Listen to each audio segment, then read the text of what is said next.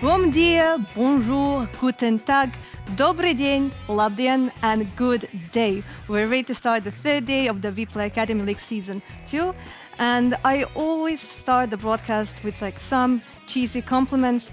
I'm kind of out of material, so unfortunately for analysts and luckily for me, I know how to use Google. So you probably like already know what to expect because like yesterday I complimented your style. Look at this matches my style. It does. You do look like a guy who likes bowling. I definitely do look like a bowling guy. You look like a I mean, this makes sense for you actually. Yeah. You got a baseball guy. I'm pretty good with a bat, you know. You even got the New York shirt too. Yeah. You got this actually really works. Dude, we're really themed up right now. This is good. We're going like really international. Yeah. Yeah, but like Maui, like I need to still like do the compliments, okay? Like, Okay, of course. Like yesterday, that's the Renault show. My bad. that's kind of rude. Yeah. But like yesterday, I got to compliment like your style. But today, according to Google, I should say, when I look into your eyes, I see intelligence, humor, and kindness. Wow. You know what? I've never seen that. That just made my day. It's crazy that Google is complimenting me. Let's go, Google. Let's go.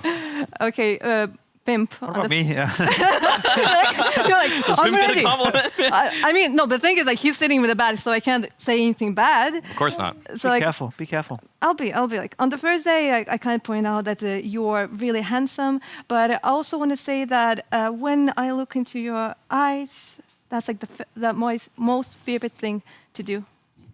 Wow. I get lost in your eyes too, Pimp. Most people do. They can't look straight, so. Oh my God. That was not like that. Well, you said it, not anybody else. All right. Yeah. Okay, well, Google kind of failed me. We still have like 2 more days to, actually 3 if you include this day, so like it will be a pretty interesting broadcast.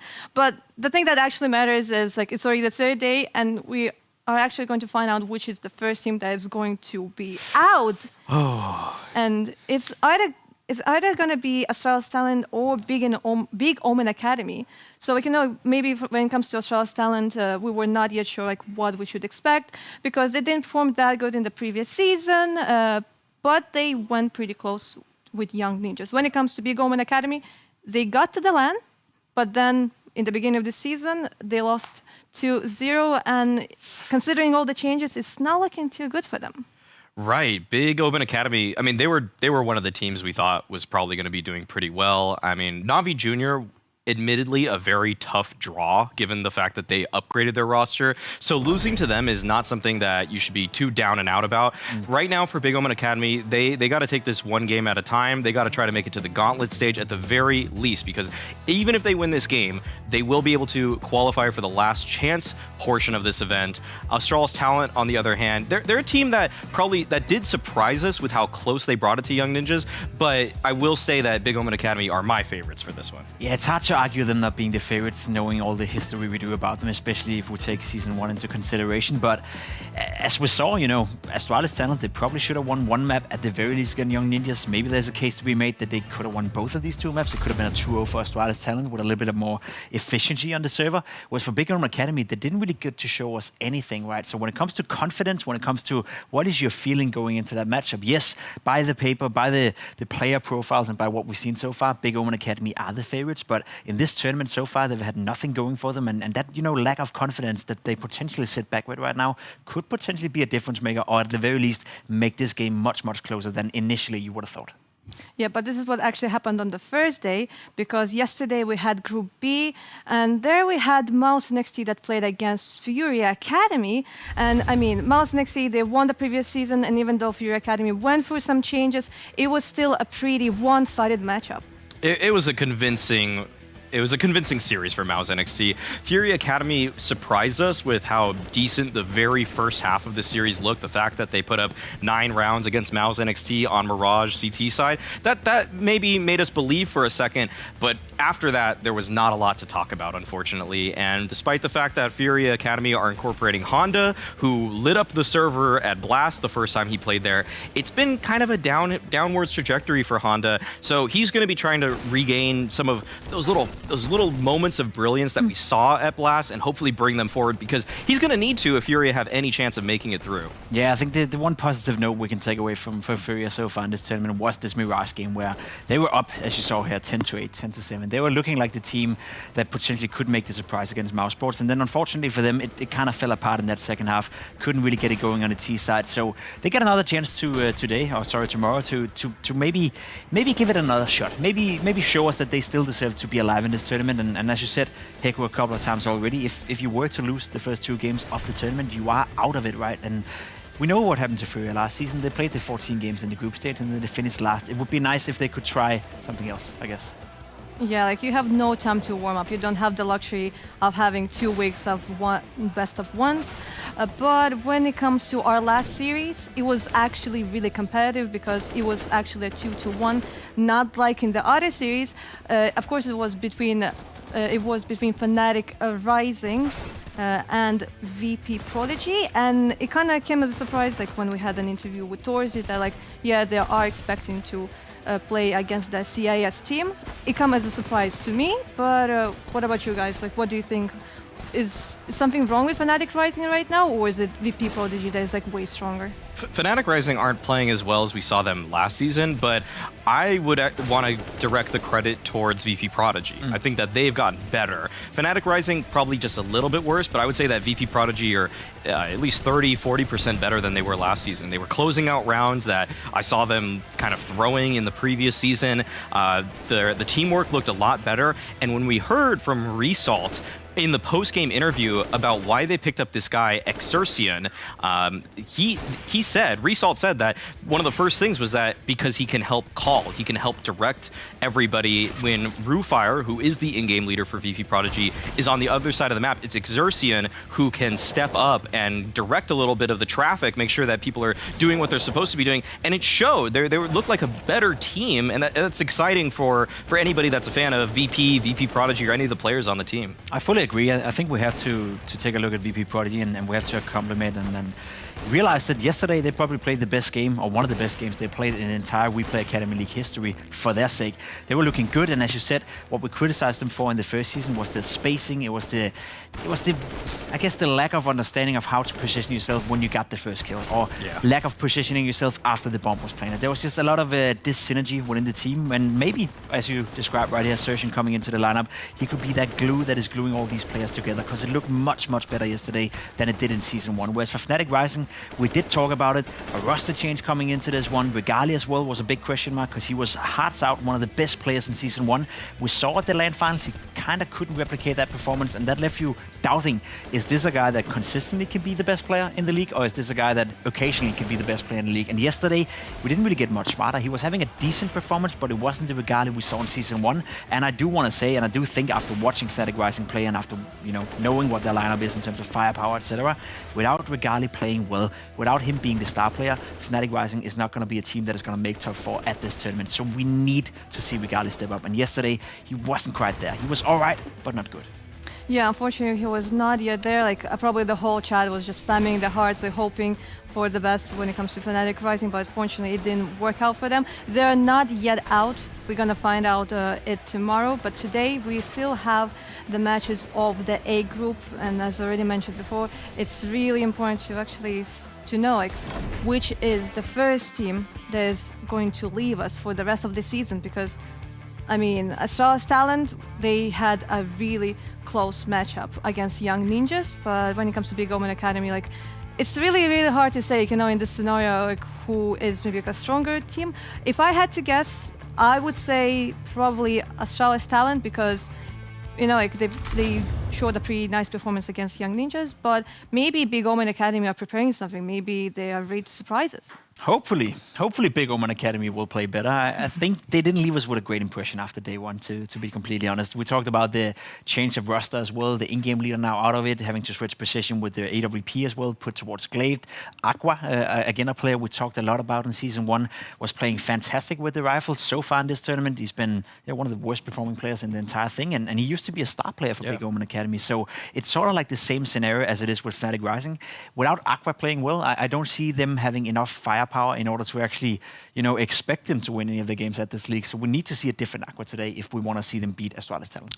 I think we will. I think we will see a better Big Omen Academy today because let's not forget that the team that they lost to are looking like one of the heavy hitters in NAVI. Like NAVI right now looks so sharp that it's easy to pale in comparison to that force. When you play against a team like Astralis Talent, though, I think we're going to see the skill level look a little bit higher for Big Omen Academy. I think some of the players like Lave, like even Prime Taps, that's when they can shine a little bit more because it's going to be Vigo Investor against them as opposed to Monacy and Flamey. Like there's a huge difference. A little bit. There's a huge difference in terms of the caliber of some of those players, their opponents. And so Big Omen Academy today, they have a chance to prove to us and everybody else that Navi loss was kind of a one-off, something that you should write off because Navi are looking so strong, and today they can prove that Astralis Talent are a team that they can handle. Yeah, but probably one of the most important things when it comes to this series is actually the map video, because in the previous season we saw that when it comes to Astralis Talent, they struggled to get wins on maps that were not vertigo. And it's already out. That makes sense because Big Omen Academy during the previous season, in the online phase, during the LAN, we did not see them on vertigo. So that makes absolute sense. And then Astralis Talent, they're just copying Astralis, they're just banning Mirage, it's like out. So those are the two maps that we're not going to see here today. But what do you think Mouse will go for? Oh, not Mouse, like Big Omen Academy. I'm sorry, he's going for it. I think Big Omen Academy could go for a couple different maps. I wouldn't really mind seeing Nuke. It's something that I thought last season that they looked a little decent on, but I think Overpass is probably what they will go with. Overpass seems like something that Astralis Talent have been wanting to avoid, and Big Omen Academy showed some promise on it before. Like whether or not that's their game plan, though, is a totally different question. Yeah, it is a good question. I do think that Overpass would make sense also, considering the results Astralis Talent have had. They go for Inferno, and I think that's it's not a risky play. You know, if you feel comfortable on Inferno yourself, usually if you're the favorite, you feel comfortable picking into that map. You know that Inferno is a very 50-50 map, everyone plays it, but if we're supposed to be the better team, most likely the better team ends up winning on Inferno. There's not a lot of risk taken with that, so in that sense that makes sense, considering the Big Omen Academy probably consider themselves to be the favorites. Whereas for Astralis Talent, you know, Nuke, they could go with that one. Overpass as well, you said they were trying to avoid it. Okay, cool. They probably should, considering the results in Season 1, but they even said, and I saw that in some of the interviews after the games as well, I think they lost to Fnatic Rising, they lost to was VP Prodigy as well on Overpass. They lost a couple of games, and they always said like, oh, it was these couple of rounds that just ruined the entire game for us. But we should have done better. They would have had a couple of those rounds every single time, every single though. game, yeah. So the question is I wasn't convinced by that. That's the thing. Is it something that happens occasionally, or is it something that consistently happens every single time you play the map? Yeah. Maybe they've had time to practice it, and maybe we get to see a new Astralis. But I mean, Overpass is in my book a bit of a risk, at least when you go up against Big Omen Academy. I think we might get a Decider Nuke here then. That'd be good for Astralis, though. Yeah. Did they look good? Yeah, I think, well, they looked, oh, they just banned it. Well, that's that. Okay. We got Decider Ancient. Yeah. Okay. Well, I guess to shift it back to the beginning of the video, Vito, Inferno is a map we've seen both of these teams play. Big has been getting better on it from the very first time we watched them play it. They looked pretty lost against Fnatic Rising at the beginning of last season, but they slowly kept chugging along and they got better. Astralis Talent, we just saw them play Young Ninjas on that. Mm-hmm.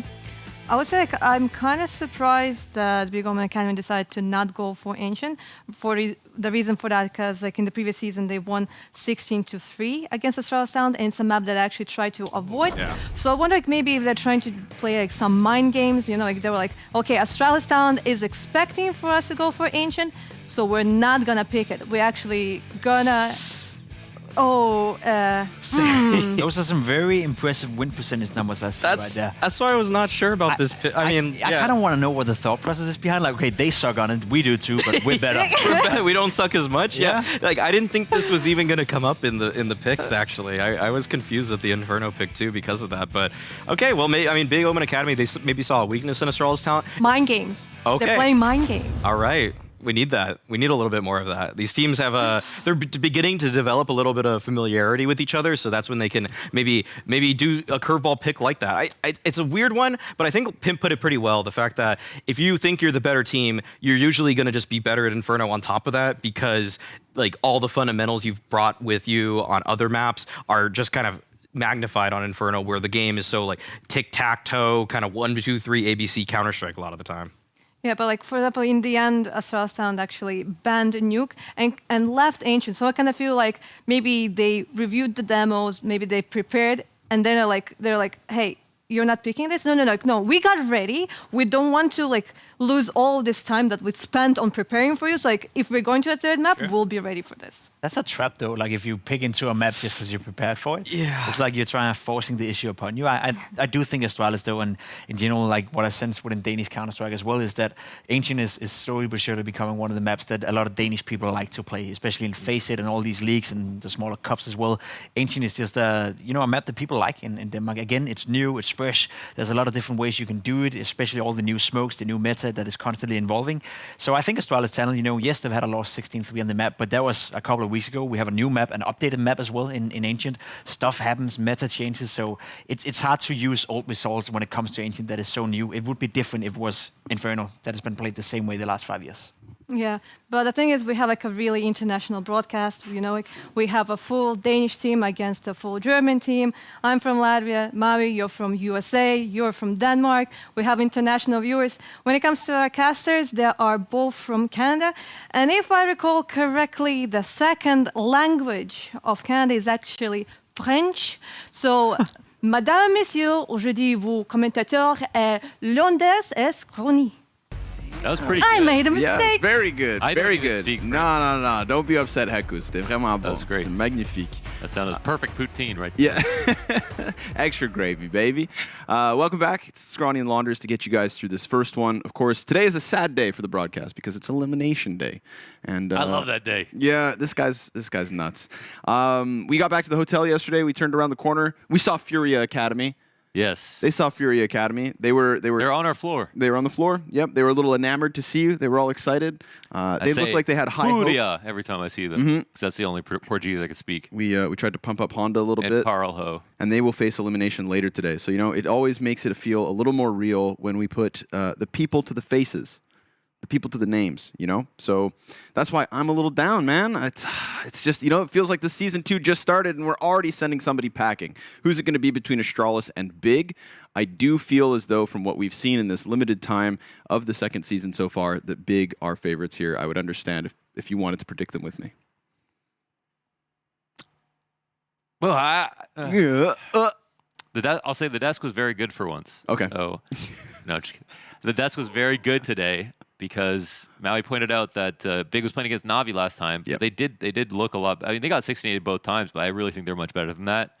And Astralis Talent, they didn't close the maps they should have closed. So I think that's marks off for them as well. Yeah. Even though they came close. So I really have a hard time seeing who is just going to be clearly better. I really feel like it's going to be a 6-map day just because of the teams that are going up against each other right now. Do I have to make a prediction? You don't have to, but I mean, okay, it I'll seems say- like a general. I'll say route. Astralis Talent. I'll say Astralis Talent in 3 maps. Okay. Well, you also predicted Furia to win their opening game 2-0. So sometimes, Launders, I know you're a madman. I was trying to Zika the predictions. Is today one of those madman type days? You truly believe in the Astralis Talent squad? Yeah, it's slightly leaning. Okay. 55% confidence. 55. I would say, yeah. That's fair. I like that. Yeah. Don't ask me. All the pressure's on you. What's your confidence in your big pick? Like 55%. 55%, yeah. Yeah, let's split it down the middle. Let's separate some hairs, and let's see who stands at the end of this best of 3. Opening map, of course, Inferno, the pick of Big Omen Academy, who take to the T side to begin the show. Settle in, everybody. We got 2 BO3s here. Yeah, this WePlay Academy League. This was kind of actually a surprising pick because Astralis Talent did get a lot better on it, and they looked really good last time. Well, he's going to have some pressure put on him inside of the pits. Will he find any shots? No. No, not at all. He had a chance, right? Multiple chances there to at least shave off a player or two, but ultimately it's that pressure from the Omen Academy to get beyond and inside of the site. Full retake from Astralis Talent using mid-control, double flashbang, and the kit on Vester, and they split up a little bit. So those utilities I just alluded to need to be picked back up, and as the counter-terrorists go to grab them, that's when Prosis comes out from Boiler for a kill of his own. And now Big, they feel that. The blood in the water, they swarm for the final kill.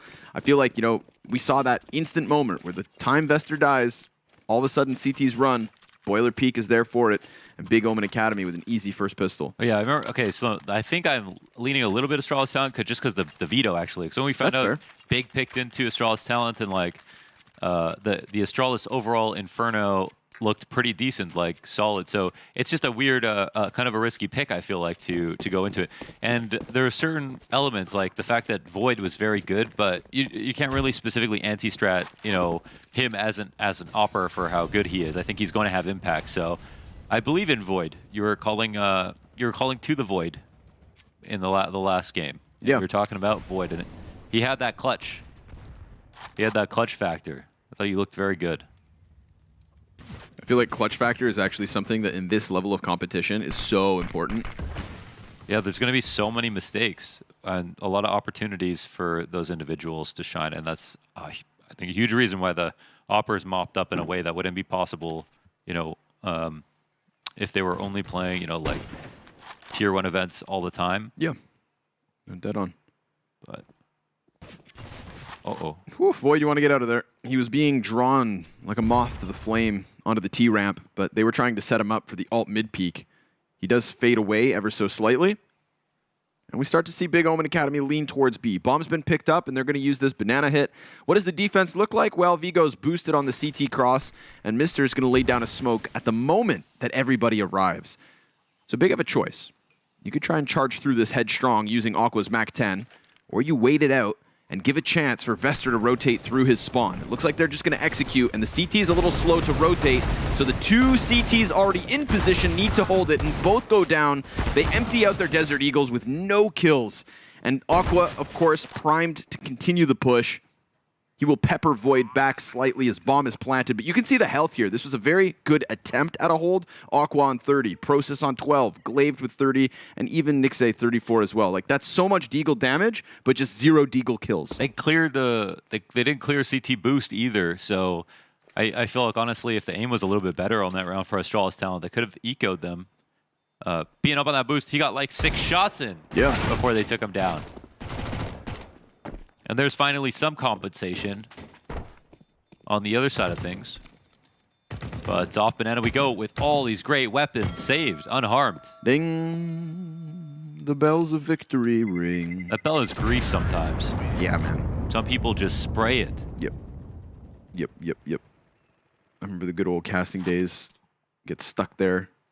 Get 3 guys shooting it. You can't escape. There's nowhere to run. Yeah. Those are the players that I immediately am more critical of. Yes. If you shoot that bell every single round, I will make sure people know. As a human. Yes. I will make sure people know when you whiff. You're the bell ringer, and yes. In this case, Big Omen Academy don't whiff anything at all. Nice, clean execution. We're going to jump into the team speak to see what Big have to say. Molly und Flash. Ja. Seid mal auch wieder ready, Hol ich Flash nicht, wenn er swingt. Jo. Flash kommt. Boom. Hier oben frei. Komm mal. Nate. Kurz low. Ja. Warte. Pass auf, Ja. Haus auf. Einer kurz. Nate B. Nate. Ready? Go. Könnt ihr wieder B einfach zurückkommen? Ja. Ich bin B schon sehr Go weit vorne. kurz. War noch? Ja, war tief kurz. Er piekt nicht mehr. Ja, hol mal die Bombe dann auch. Ja. Können wieder B gehen. Ja. Kann sein, dass die Scout auch jetzt B rotiert. Habt ihr...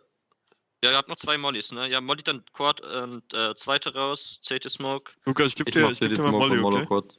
Okay, Ich Mollo Dark. Smoke, ich mach ruhig Smoke. Gib dir mal Molly dann noch. Hier. Smoke jetzt mal C. Bleib Warte mal. stehen. Bild.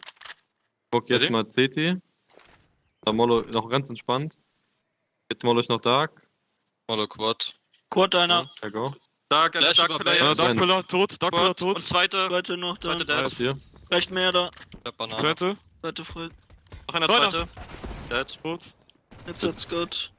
Jetzt hat Low auch. Minus 60. Seh nicht, Banane. Nice, good job. Warte, Scout. Nice. Ja, jetzt hat er nichts mehr.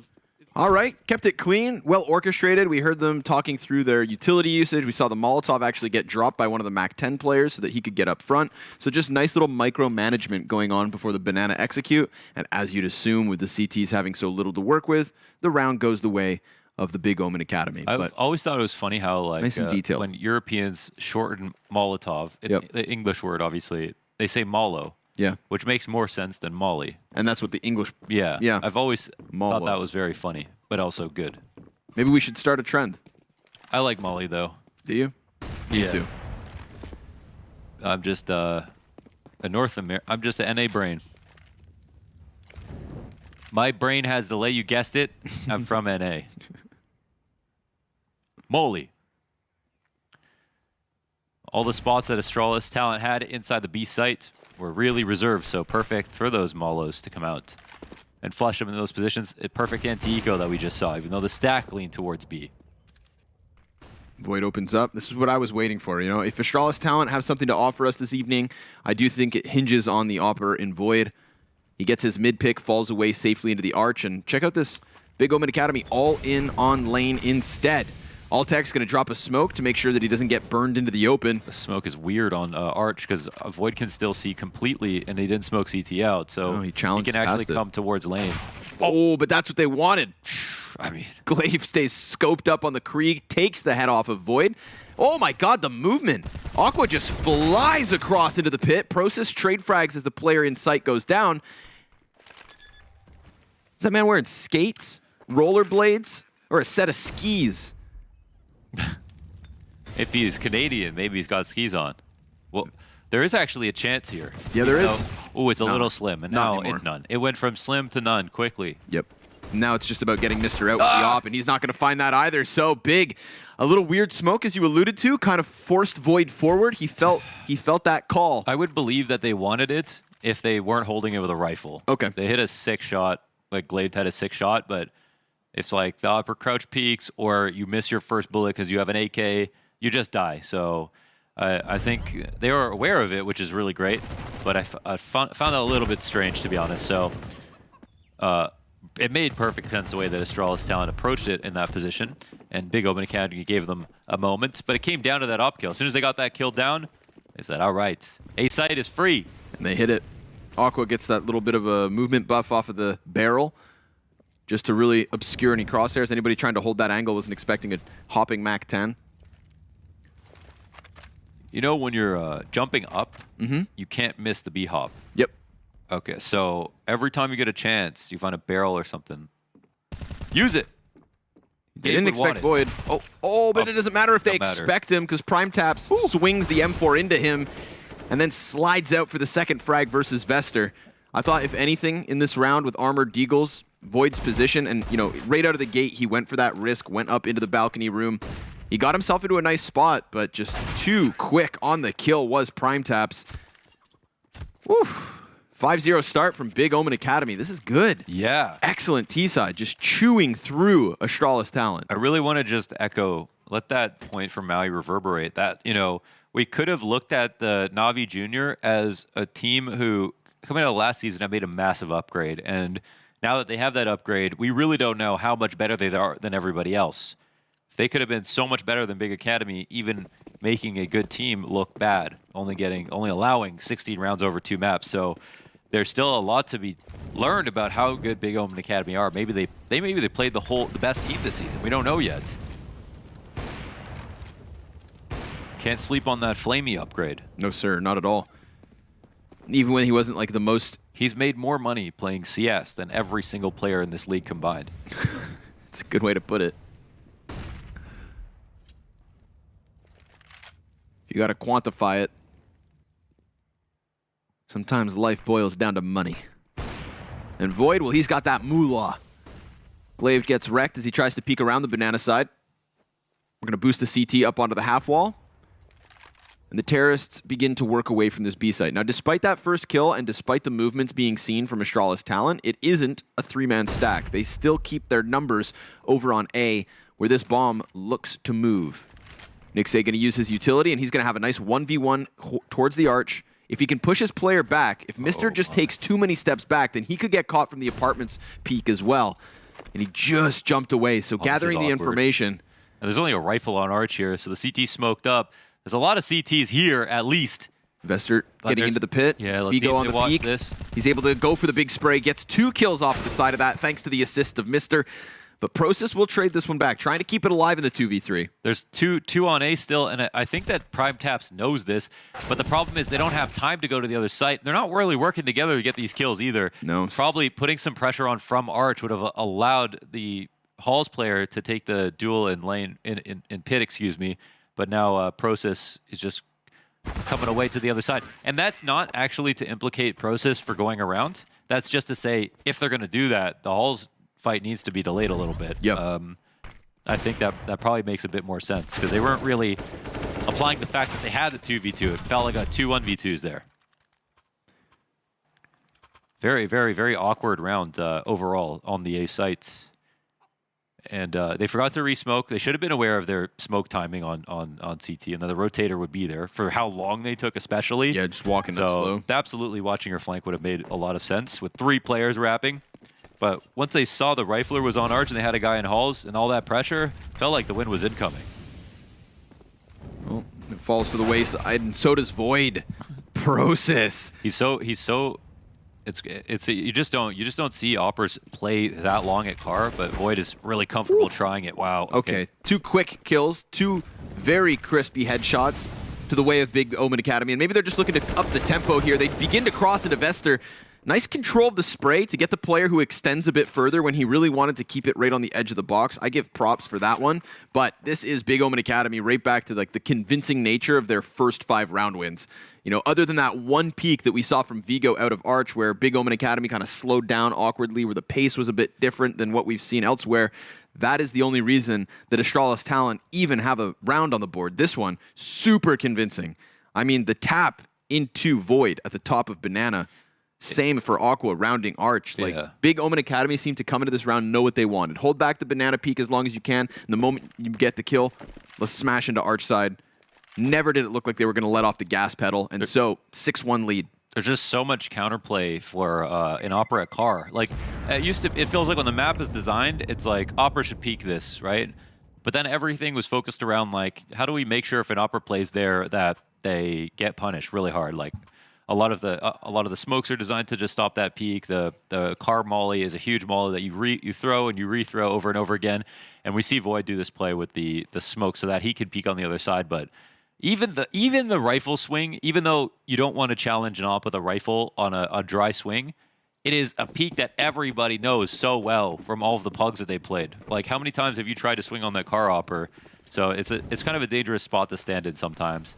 I'll give credit to Void, though, that they try to make sure that he's safe if they miss a bullet. Oh, that's the push. It gets shut down off of timing. Just a straight timing spam up Banana. 1 free kill. Highway robbery. No, Highway's on A. This is like one time my mom walked out of a store and she had like a jacket with like a metal thing on the sleeve. Okay. And it got attached to a pack of Altoids and it like magnetized, something like that. And then we walked out of the store and she had the Altoids on her sleeve. Like a thief. Yeah, and I was like, oh, sweet, you got free Altoids. She's like, no, we have to return this. I was like, oh, damn it. And then, but that's what it was. That's the same thing like that spray up Banana. It was just really for free. Ooh, yeah, I just did that flash. whole analogy just to... Great. I mean, it's an excellent story. Thank you. It's nice to know that your mother has morals. Yes. I didn't learn much. I already knew you didn't. Is that smoke underneath the ground? Vester, 2 kills. Really? Comes out of the cubby. He's going to smoke himself off. Counter-terrorist now trying to pressure over on Arch side as well, but Vester gets blown out of the corner eventually. Glaive's going to take a ton of damage off of that nade. So 2 versus 2, 9 health for Altex. He's just got to stay alive, and he gives up a position to come back into this peak. Yes, I love this. You could see that Glaive was hunting for him, but Altex comes at this very unassuming angle. Oh, the smoke is so good. He doesn't risk getting slowly cleared by Aqua, which would allow the plant to come down. And he has the smoke to even play off. And Aqua might want to go for the spam, but look at that.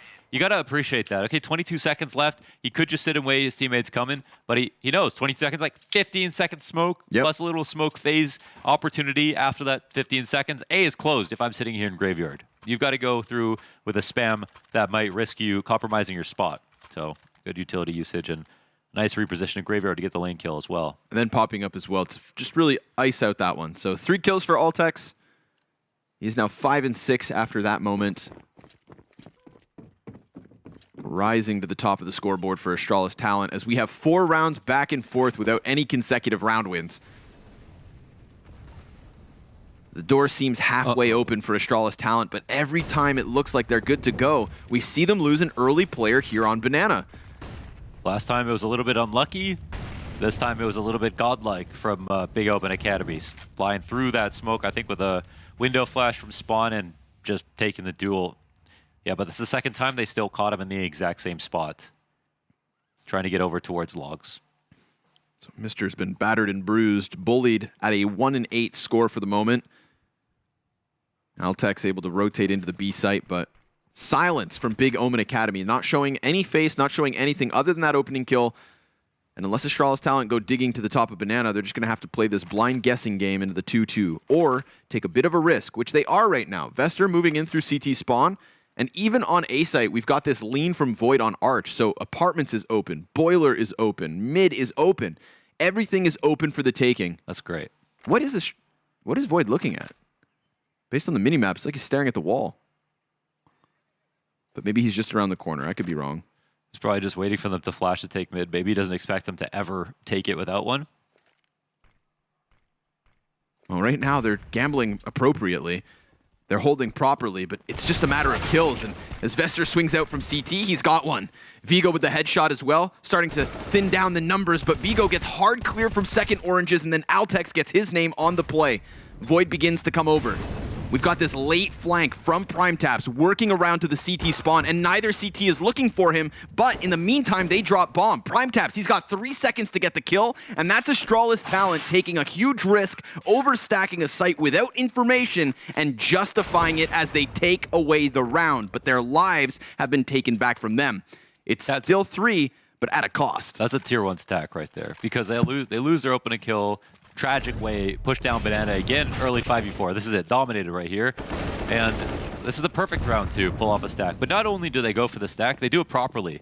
They actually use their loose piece to flash through as the early push, then leave 2 players on site to play off each other, you know, and build a connection like you normally would. And it still comes close because, of course, like Big still have the player advantage, but ultimately they close out, and I love that. I love the adjustments. You know, in their mind, it should be looked at as a necessary play and not so much throwing caution to the wind idea. It's something you just need to do in certain situations. And of course, if it ends up being the A play, the Opera is also at Arch, so he can save. He can save if it ends up being an A play as well. And then they save 4 guns. So far, I mean, Astralis talent haven't looked as good as they did on day 1 on Inferno so far. Especially these A setups. It feels like they're not gelling as well today. And I felt like I was talking a lot about some of the good connections they're making on the A site. Here, it looks like Big Open Academy are just way too ready for everything they do. But that being said, at least signs of life. There is a heartbeat on the side of Astralis talent. We see Big Omen Academy kind of lingering with that op posted, hoping that maybe somebody from the CTs would extend into Banana and offer them another 5v4. It doesn't come straight out the gates, but now we see the utility get thrown over, and Mister has a tough job of challenging this with the MP9. Frag grenade soars beyond him. And that's got to make you think, man, huge risk to stick around in that spot. So instead, they're going to fall away slightly, go for the boost. And they're so down on equipment value and everything right now. Yeah, they're not. I don't know if they went around this way. There was a point where Big Omen Academy didn't clear them in CT, so there's a chance maybe they make a similar mistake. But they're certainly not going to win in a 2-3 passive, not an op on the board, just literally 1 M4. But they are holding the right site for the time being. Apartments being gathered by Big Omen Academy. They've got 30 seconds to spare. More utility being thrown at the A site. And because they were silent at B, this rotate back over has just completely drawn the counter-terrorists onto A. And as they try to find little positions inside of smokes, they're soon going to realize that it is, in fact, the B hit. Vigo tucks behind first orange. Counter-terrorist on boost, and Mister is going to have to do a very good job of softening these players up and drawing their attention, but they've softened him very nicely. Void, only 1 kill through the smoke grenade as he rotates in. Both of the players who were here from the get-go find nothing. And had the bomb been dropped by that spam, then there would have been no time to plant. Just goes to show the desperation that Astralis talent are relying on. If it wasn't for Void's rotate, this would be a straight-up 5 versus 3. But maybe the CTs still go for this retake? I mean, it's hard with no utility. They don't have a single kit. No, they need to concede. They need to just walk away. They didn't have those advantages. And they have to give up a 7th round to Big Omen Academy. We have to understand, like, they didn't have the luxury to play around like this, right? So as soon as they don't hold the site, they lose. And to hold the site, they have standard spots with MP9s. Like, they have to rely on Big to make a mistake. And when we draw a comparison to the last round where they make a really nice adjustment in a 5v4 where they lose a tragic opening kill, but then they actively, take a gamble that's informed. They have flash plays and tactics to make sure to get those kills and put all their pieces to work at the same time. Look at this round. They survived that, and then they come into this round with absolutely no idea. It's a very flat CT side, Yep. Or a very flat CT round over on the B site, and they were just like, they were even happy to play with the 3 rifles on A. They were like, please, like, bless us with your presence. Like, come to A. We're not going to give you any signs that we're anywhere. We're just in a passive setup. And once Big Open Academy cleared out both sides of the map, no rotations are coming. They could do no wrong.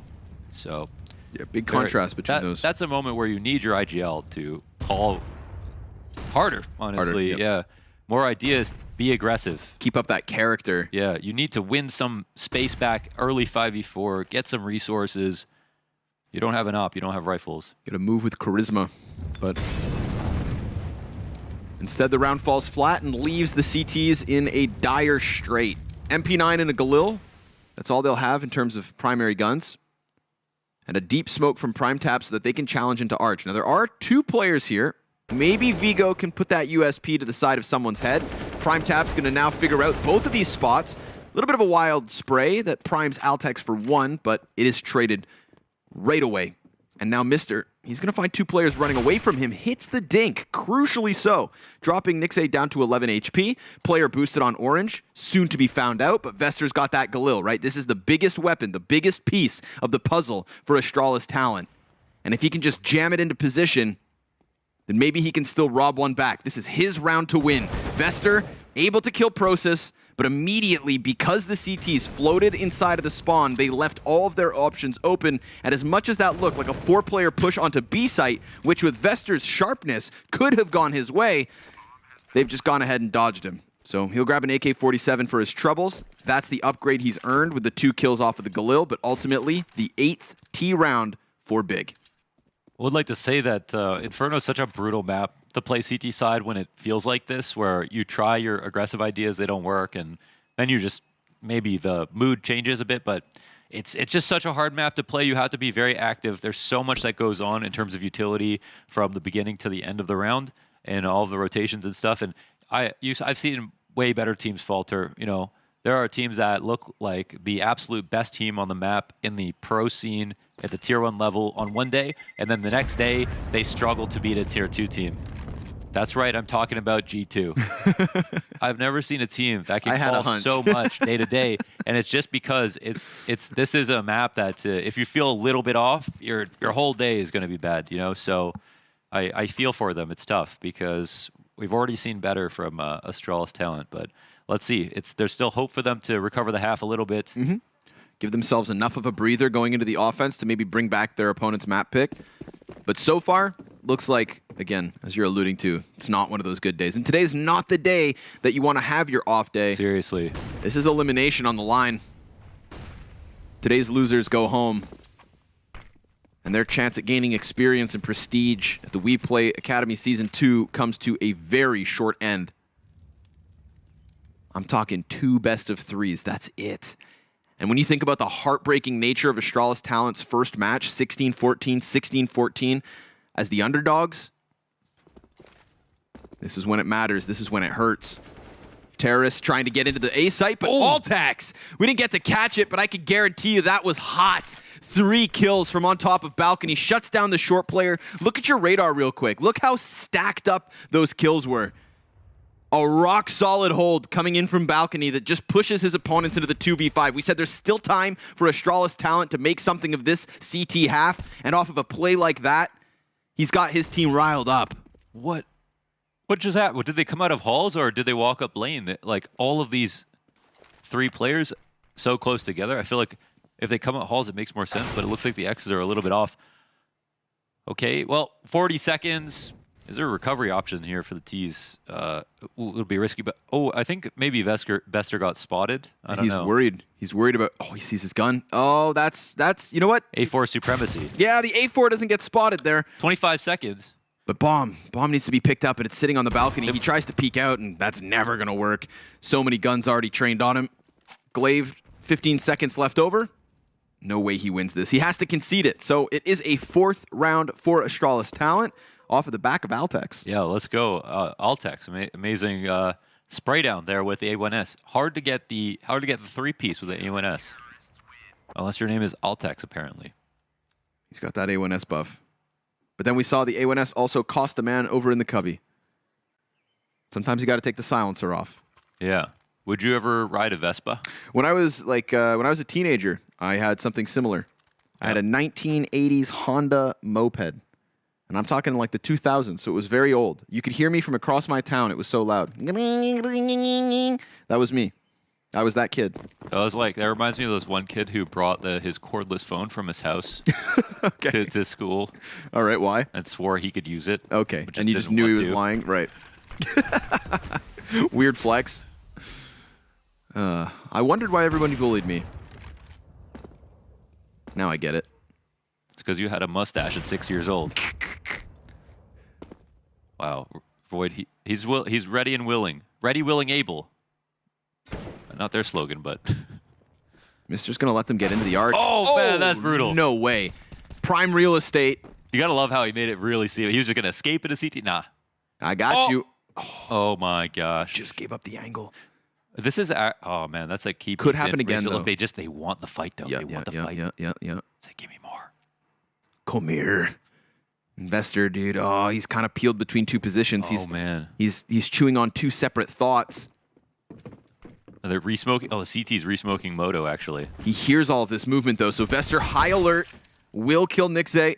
Prime Taps is still a threat, but Vester falls through his teammate's smoke and gets into cover, gets into the site, lays down fire at the feet of the Apps push, and they're just going to charge out by the looks of it.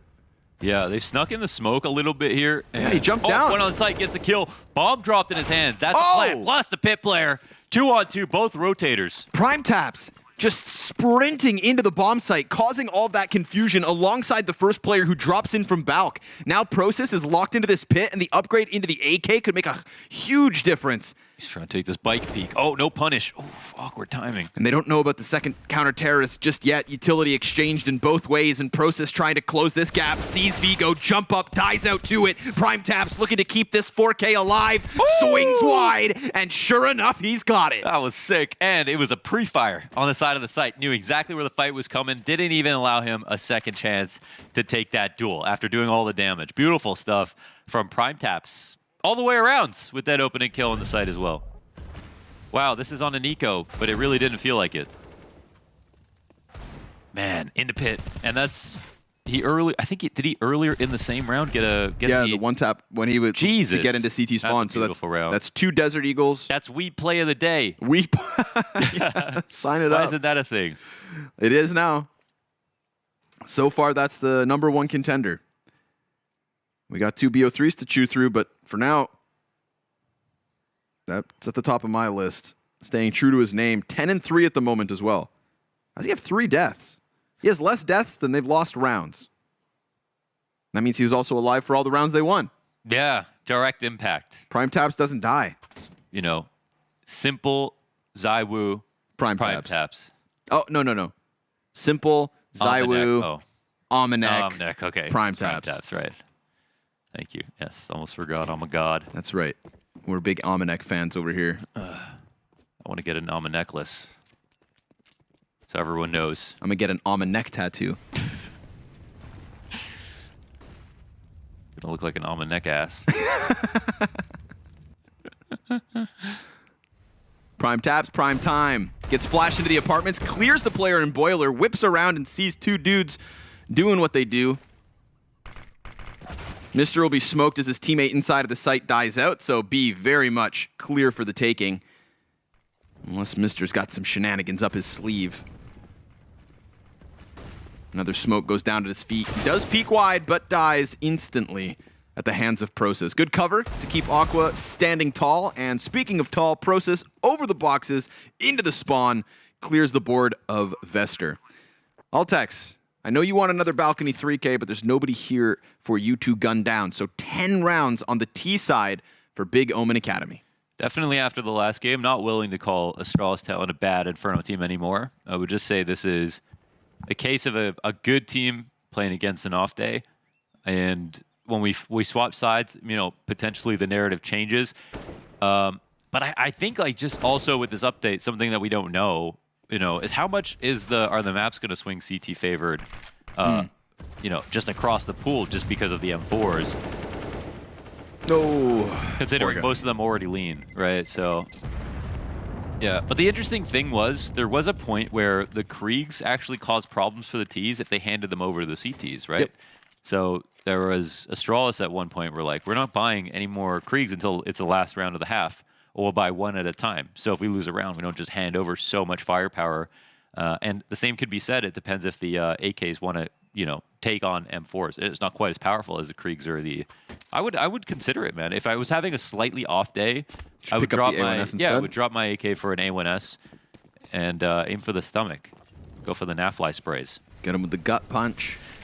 But yeah, Omen Academy, big Omen Academy, very nice T side so far. Establishing very well on both sides of the map, looking like they got their opponents scared and confused.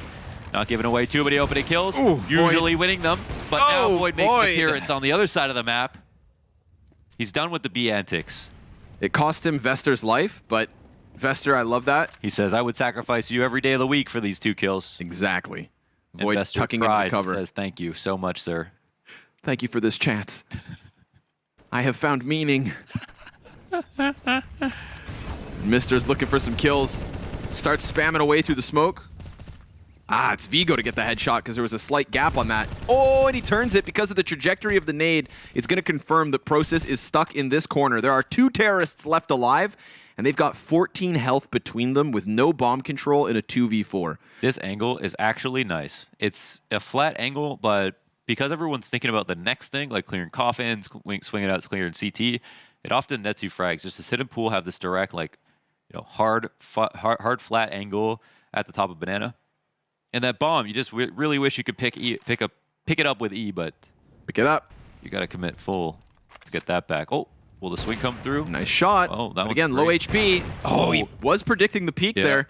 I like the call out. Vigo's going to eat the flash. Process ready for it. This is a 10 HP 1v3 with 10 seconds to spare. Not an ideal position, but imagine if he had wished in for that second.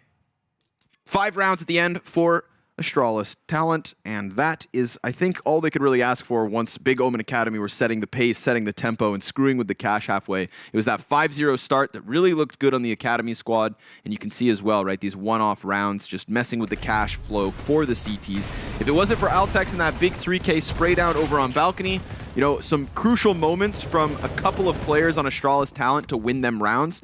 This was Big Omen Academy's have to take. Yeah, super solid game overall. And it also just speaks more to this Navi storyline. Again, you know, Navi literally dumpstered them on this map, 16-8 in their last series. I think they played once on Inferno, if I'm not mistaken.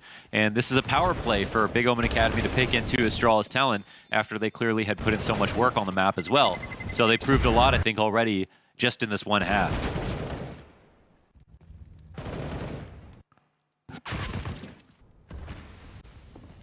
This Astralis Talent will take to the T side.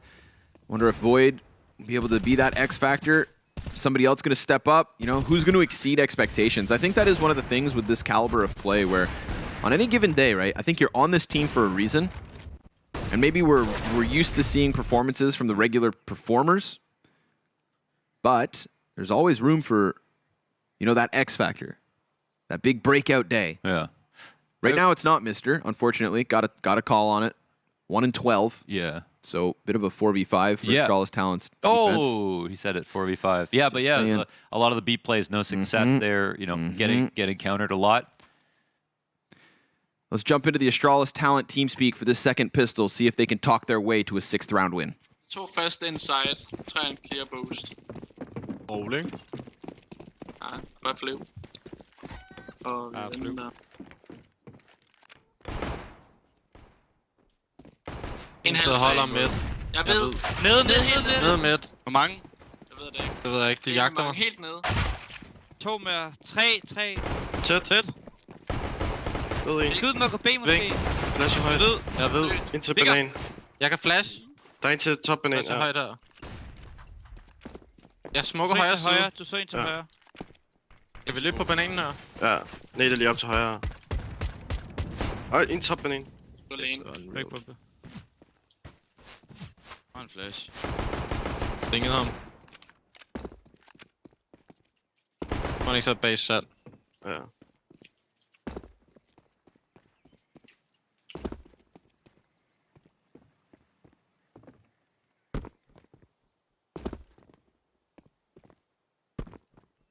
Så en CT der, du så en CT.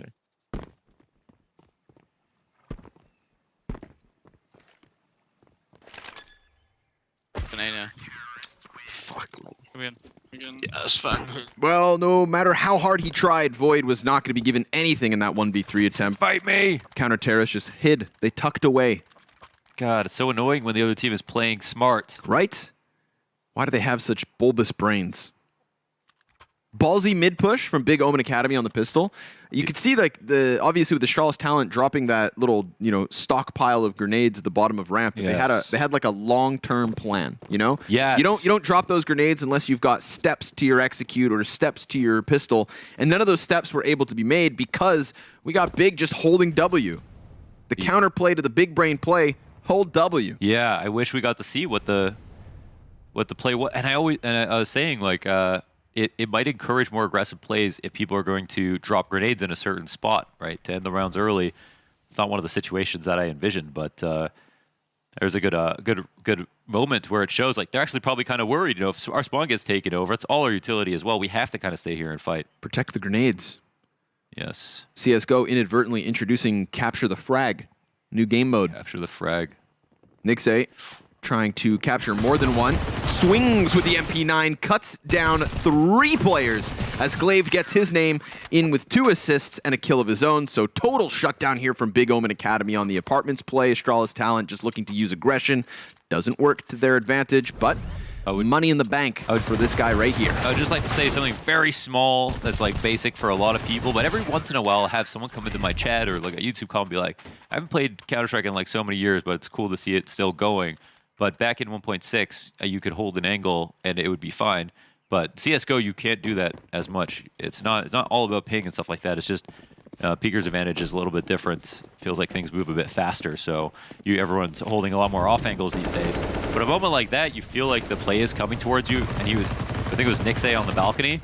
He unpeaked as soon as he heard those footsteps and peeked again to really just reinforce that like they're not going to come out pre-firing him, and that's an important thing to do. Sometimes you don't just want to be holding the angle, even if they're running right into you and you know it, if you can find that perfect timing. Relatively quick one from Astralis talent, already taken to the bracket side. Vigo was burned into the open, and he still delivers a headshot.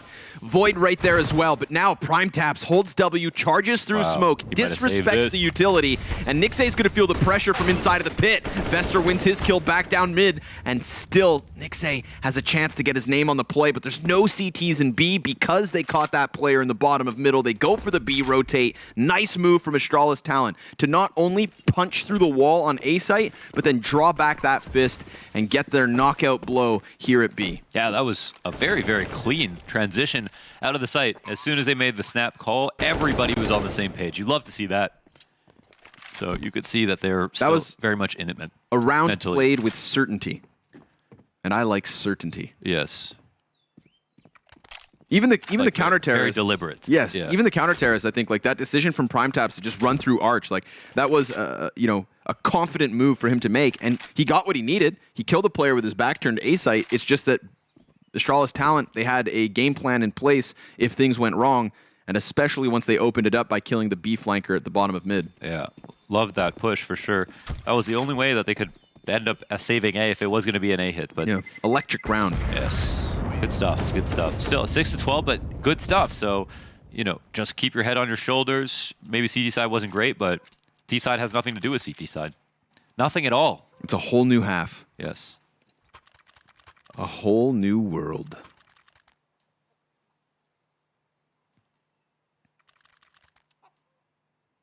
We won't have an op in this on these T rounds, and yeah, we know like we saw Torzi buy the op on T side Inferno, and he was actually extraordinary with it. But not everybody's got it like Torzi, honestly.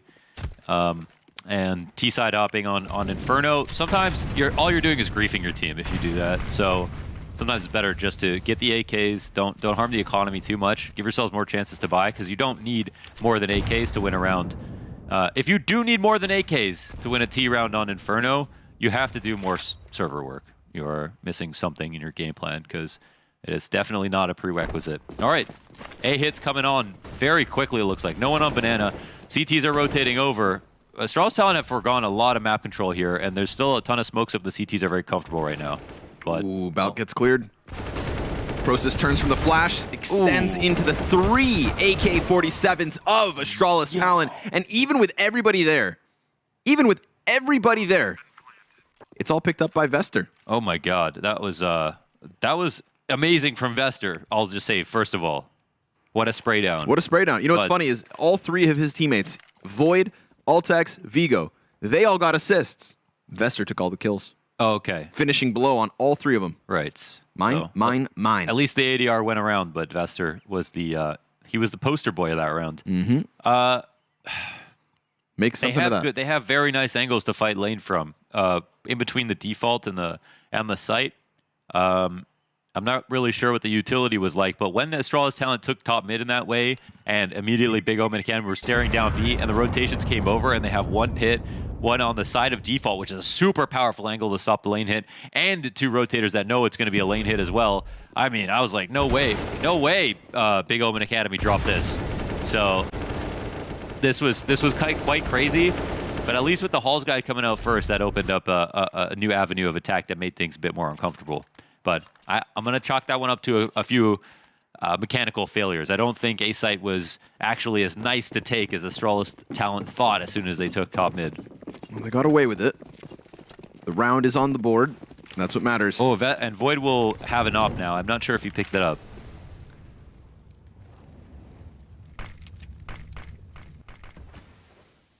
Little cheeky boost trying to get that Famas, but now you can't see. Process? Hello? Make sure they find each other in the smoke. Still looking over top of the gap, but you're not going to get anything here. It's all in on B from Astralis Talent. Trying to play with conviction.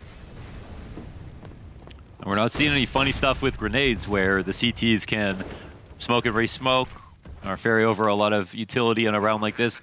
Seems like the perfect opportunity to do so.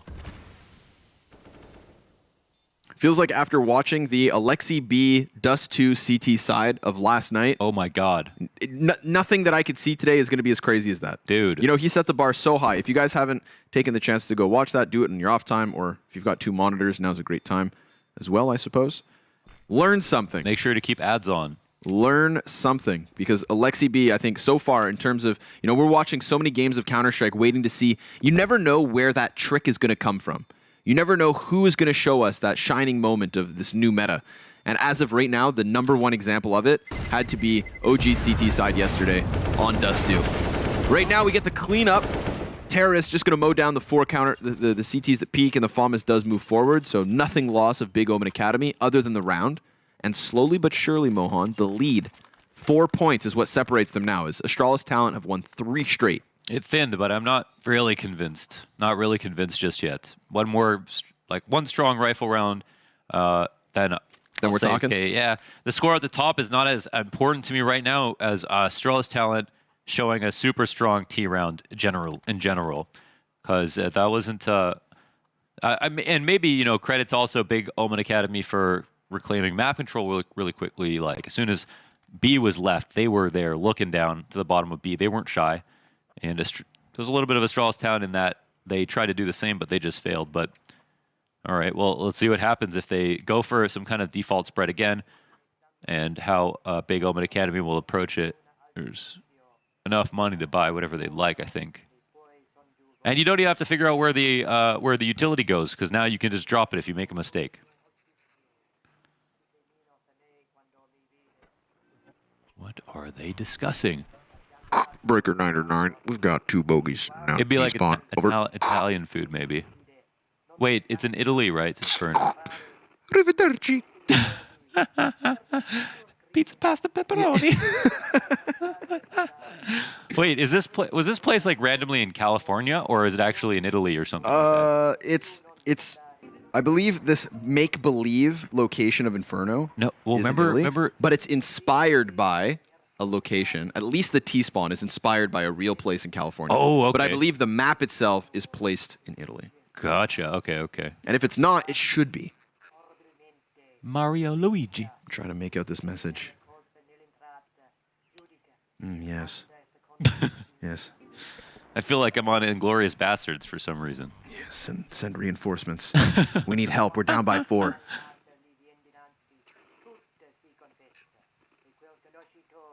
He did say arrivederci there. Yeah, I just heard I speak the second best Italian. You know, so I heard no. I heard a Inferno. They're talking about the map. They're definitely talking about the game. right. You know, maybe WePlay Academy, whether we know it or not, is actually broadcast out on this radio as well. You know, if you tune into what looks like 94.3 FM, and you're somewhere in the somewhere in the Italian region, Yeah. then you guys can watch WePlay via radio. Well, you can't watch it because the radio doesn't have anything to watch, but you can listen to it. You could stare at the radio while you listen to it. I would suggest you stay right here at twitch.tv/WePlay. Now you're telling people to do all these things while the game's going on. Go watch the Alexi B demo. Watch the stream. Go to California. There's just not enough hours in the day. That's the real problem.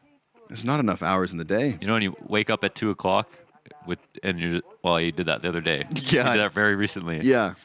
That was a good one though, because you're catching up on sleep. Man, I feel like $1,000,000 today. I woke up with a smile on my face today. I was like, more WePlay? Elimination games? The season's underway. I'm comfortable. I'm settling in to Kiev. It's very having exciting. a great time so Every far. day because you come to WePlay and you don't know how they're going to dress you up. Yes, I have to say that the Very happy with your outfit today. The costume component of working a WePlay event is so far one of my favorite things. It hits different. I've never had this experience anywhere else. I wish the thing is that we're commentators, so nobody sees our socks, but they've been giving us different socks every day. Yep. We also get to keep the socks. I was trying to find a way to like pose here on the casting desk with my shoes up. Maybe you can after, yeah. But I also don't want to be rude. Like, oh, hey, thanks for hiring me. Let me put my feet all over your desks. Yeah. Well, it justifies the investment. That's true. However much they had to invest in my socks. They're nice socks, man. Yeah, these ones are Don't red. sleep on They've socks. got little like geometric hearts. And I'm all about that. Yes.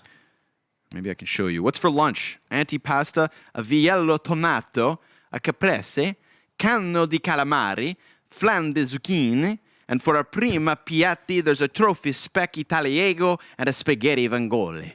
It sounded delicious, first of all. What are you going to order? Also, it sounded very authentic. I'll take some antipasta to start. I'll have the caprese, and why not throw in some calamaris? I'm super down. Yeah. You can order everything if you'd like. You know what? That all looks very good, actually, yes. We can share. I'm about to get a 6-course meal up in this bitch. Whee! All the bells and whistles. What else you guys got hidden? This is the beauty of, I think this is one of those things with video games is sometimes, and I noticed this, I had this moment when I was playing Mirage one day, and I was in Palace. And I was in Mirage Palace. And when you're in Mirage Palace playing Counter-Strike, you never really look up, right? You never look up. There's nothing above you, really, all too often. You go look up inside of Mirage Palace, it's a beautiful building.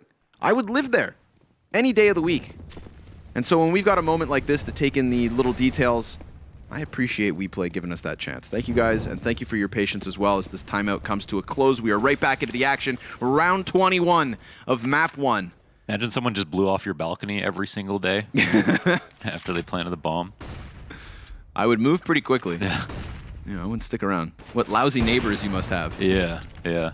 Missed off shot from Glaive as he tries to challenge down Banana. Vester looks to punish that with an AK peek, but it's not an all-in because they've also got some presence towards apartments. Speak of the balcony. Good. Let's see if Nixay can blow the top off this place.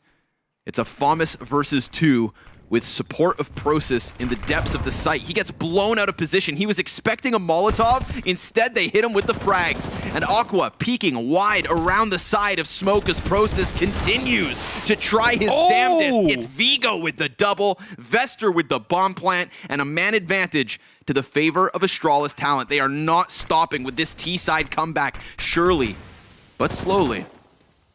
Round by round, they'll claw this away, and the save is on the cards. This op too valuable to offer away. Astralis talent with the double frag pit pop for the 9th T round win. This is a thing about that Alexi B demo was that with HEs, if you're in the position that they land, you get hit. It's undeniable damage. It doesn't take some time to get to that full spread or any this instant impact damage from that utility. You double nade pit that way. Even if he preemptively smoked for the molly or whatever, those nades are going to go right through anything he puts down. So that was a nice targeted attack from Astralis talent, and they did that without getting an opening kill on Banana, but did put some work into shoving someone back. And they also moved quickly into their next move, which was very cool to see. So okay, starting to believe. Starting to believe a little bit. That was very, very nice. And honestly, even the other day when they played their first match, I thought something that was cool about their T-sides was those very, very fast transitions into what they wanted to do next. It's harder than it looks to be that organized and on the same page. I do think that is a feature of their game, however, so I also think that that's why Big Omen Academy were very quick to go ahead and disrespect their initial bout of map control, but that doesn't mean that they'll win. Well, you see, that was a perfect example.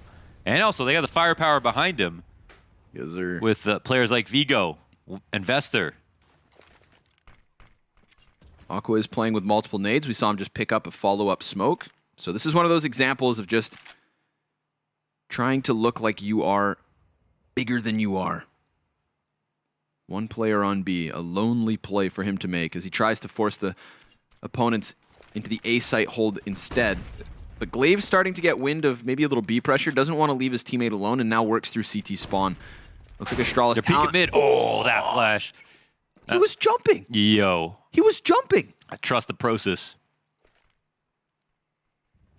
How are you going to pluck a man out of the sky? Oh, with the up. Glaive rotates in just in time. Denies Void presence on B, but Vester looks to fight back for it. Glaive's going to hear that cross into the backside, takes a shot through smoke to just remind them that he is here. Frag grenade on the mark. Vigo left marked and scarred. But Big Omen Academy can keep this retake at bay. They'll leave Astralis talent scathed. Prime taps. Playing close smoke and waiting. Vigo, he's going to peek. There's no smoke to block his vision, just the fire that continues to burn. The flash is going to blind him, but he sprays right into the head of Prime Taps. Vester also across the kill feed with 2, and it's all on Glaved. They know he's close, but he just wants to save. Yo, shout out to Vester. He is not playing around. On for the 4K. Glaive just showing him a little skin, jiggle peeking around the corner. It's a fight for the 4th. He gets shut down, but the bomb pops. 1 HP. He barely survives this onslaught on the B site. Astralis talent with a 10th and a T side that has 5 round wins in a row. Strafed out of there like he had a cape on. Nicely done.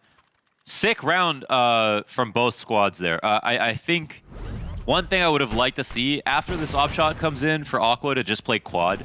But he's just sitting really out in the open on the fountain because Glaive can actually, come in and actually make something real happen in the round. But he's really committed out there in the middle of the site, doesn't have time to rotate in to help him out. So I think that there was an opening there for Big Omen Academy. They took that round a little bit more seriously and stopped playing it like an eco once they got their first 2 kills. But shout out to Astralis talent for surviving that and keeping their composure. Ooh, nice spray. Oof. Prime Taps will find a 5v4. A bit of a more aggressive stance from Big Omen Academy down Banana. Be careful with those flashbangs. They fight into the 5v4. They secure it. I like this setup. I do. I truly do. Process holding the balcony from this small boost outside boiler. It's risky because if you're not able to kill them, they could definitely jump down into pit and then use that pit position against you.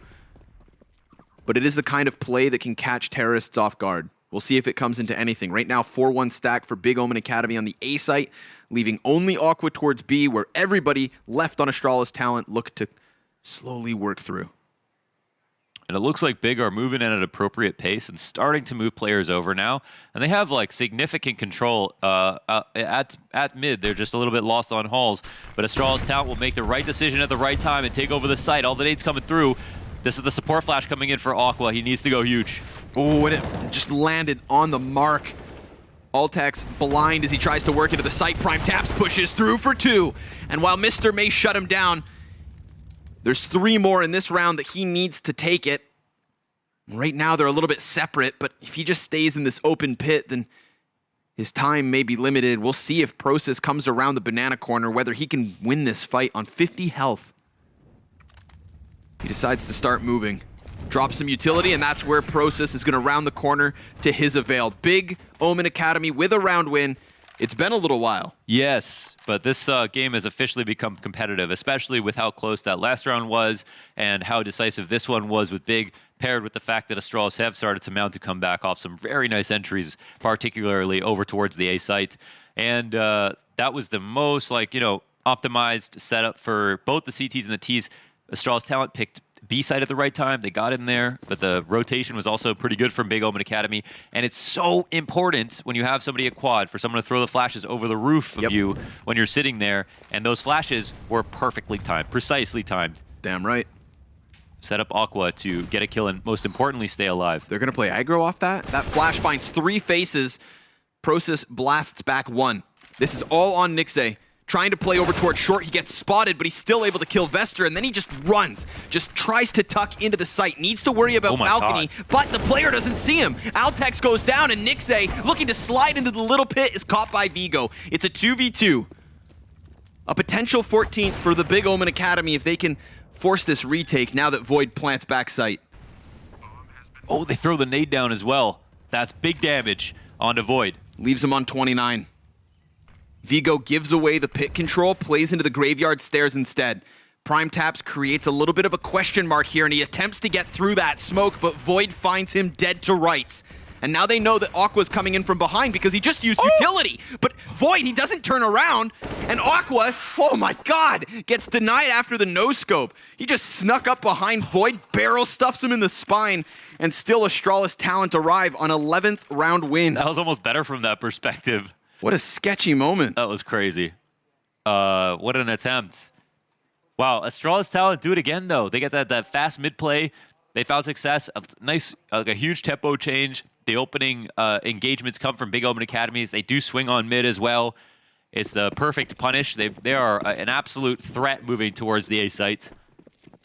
And the Big will have to respect this. Wow, it's going to be so hard to actually see what the outcome of this game will be. It looks like Nixay is still here to fight, but that flash is so good. However, Glaive will be the one to have the last laugh. He gets a kill in. He'll be able to rotate out. A flash here for Arch. He finds another kill. Look how pervasive he is. Yeah, he posts up one side, knocks a pin down, goes to the other, and does the exact same. Rinse, repeat, copy, paste.